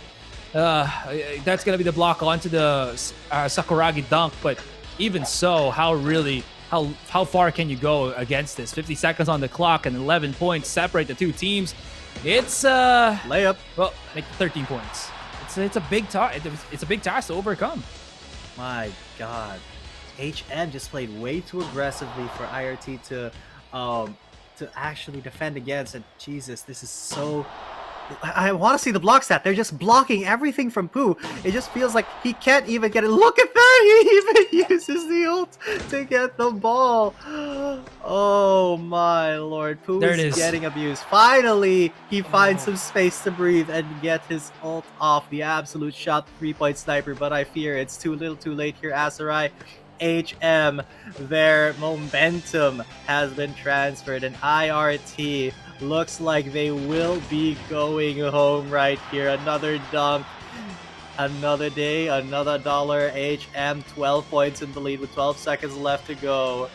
Pooh, he can't even find anything right here. They block the layup as well with 5 seconds left. They're gonna go for the Kaede ultimate. That's the third one too. Third one for this game. Man, my man's dead already. Wide open shot for the 3. That could have actually gone in. But even so, even if it did, HM were looking to be the victors of that third game. And what a series. We were expecting IRT to actually be the ones to 3-0. But boy, were we wrong. 3-0 in reverse as HM get the dubs. That last game, you already know, IRT was feeling the pressure.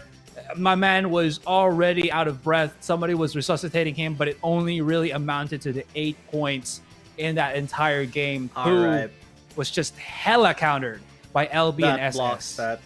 The blocks from LB and SS. 12 blocks in total for the team. You saw Pooh every single time he had the ball. Go, shoot. But then every time, either LB or SS was in his face. And the Jun Uezami as well, using that ult. Jesus, it just felt like HM was in the minds, in the minds of IRT. And with that, HM stay alive. Their momentum for today, their record for today, 3-0-3-0. Wow. That's 6-0 today. They have not dropped the game in the knockout stages. Maybe we'll see the same type of momentum tomorrow when we continue. But that was absolutely insane how HM played. I think they're my new favorite team right now. For me, I probably still would like S1. Now that Shadok and CO are out, I feel like S1 are probably my team to go, as of the moment. But yeah, this has to be like one of my other favorites out there as well. IRT was supposed to be the team that, was supposed to, I think, follow after S1 because of how we saw them perform, but there were some signs of leakage there, of how clean their play was. There was a little bit of things to kind of polish up, and they were just not able to make that happen. And your assumption, your analysis that maybe they're just not used to the faster style of play, which a lot of these Rukawa centric teams bring to the table, seems to prove dividends, because their Yoshinoris require a little bit more setup. But when everybody's like right up in his face, what can you really do, right? So that really brings this series to a close, and with that, 3-0 is gonna be for this final series as well. Wow. Yeah, amazing stuff. Amazing stuff. We were talking during the break about how IRT possibly can 3-0 this, but I think as early as that, we already cast their curse in this game, man. As early as that. But LB, insane stats. 18 points average, 4.33 blocks average, and he got a couple steals as well.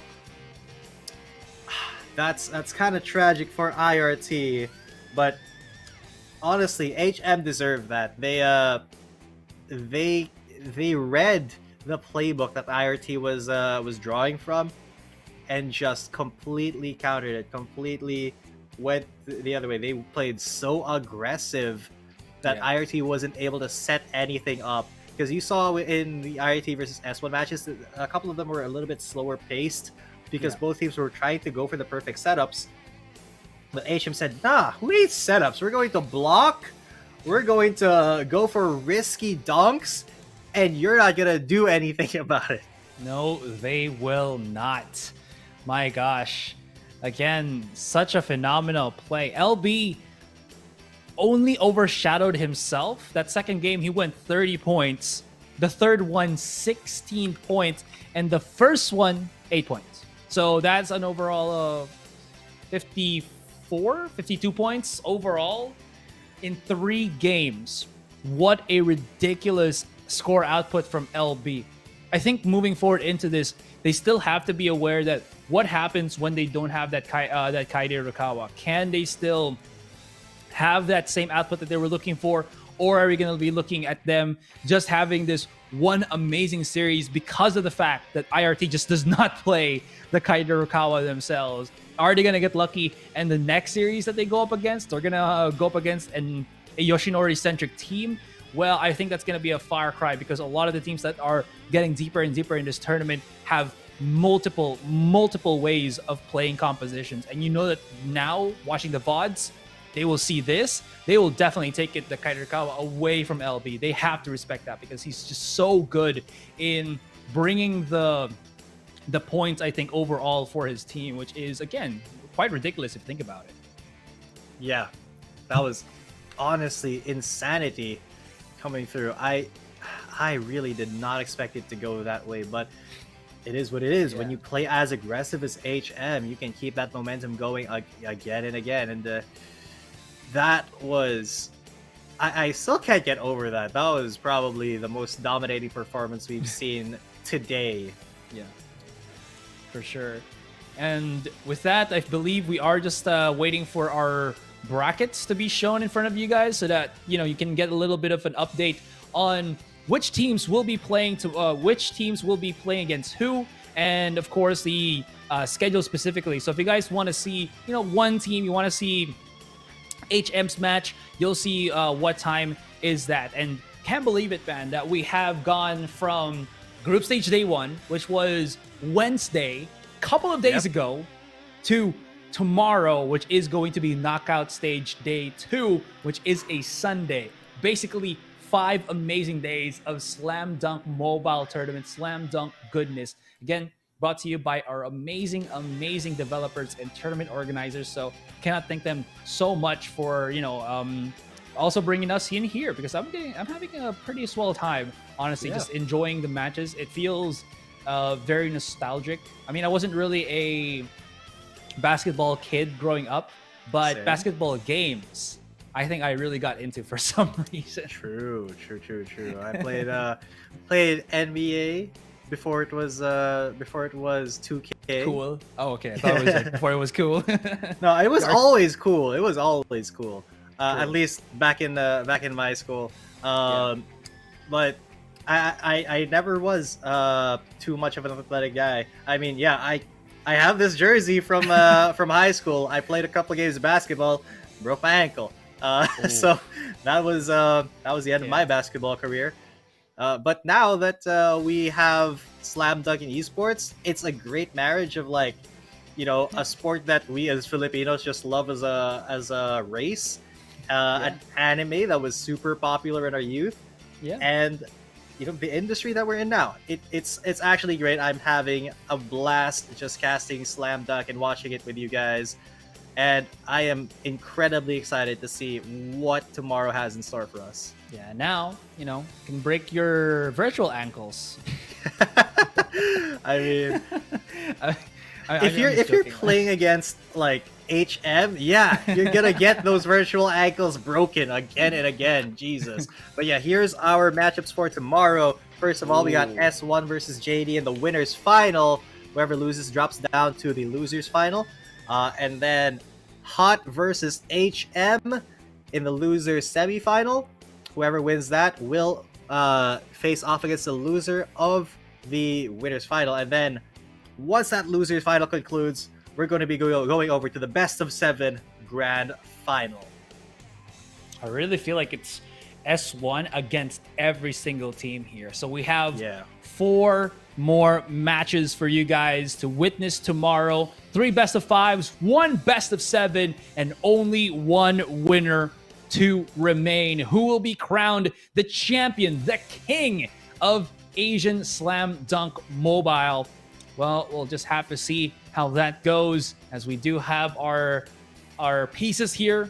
The board has been set, and now we will wait for them to move to see who will be crowned that victor. And it's going to happen tomorrow, guys. All here again in the same channel, in the same broadcast.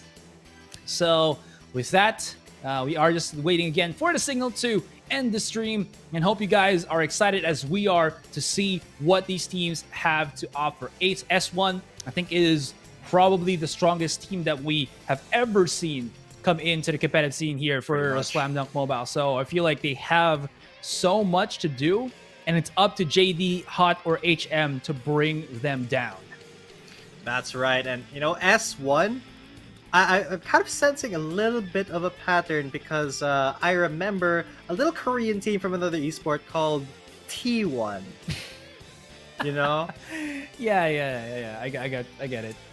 You know, there may be something here. One of the most dominant teams we've seen in Slam Dunk Asian Championship 2021, and one of the most dominant teams in another esport, T1. There could be a pattern here for Koreans, man. Just put letter 1, and then you're probably gonna be like really good. It's kind of the thing, right? Maybe there's like someone that's called P1, Z1, Z1. Yeah, H1Z1. I don't know, man. H1Z1. Oh my goodness. But it's been a great day, though. It's been a long day, but it's been a very good day for us. Yeah. With you, my friend, and I'll tell you all about it when I see you again tomorrow. All right, guys, we've come a long way, and we're gonna have to see you guys tomorrow for more action here at the Asian Championship 2021 for the last time. For today, my name is Asai. With me is G10. We'll see you tomorrow for Knockout Stage Day 2. Well, we will figure out who the champions is. Good day and good night.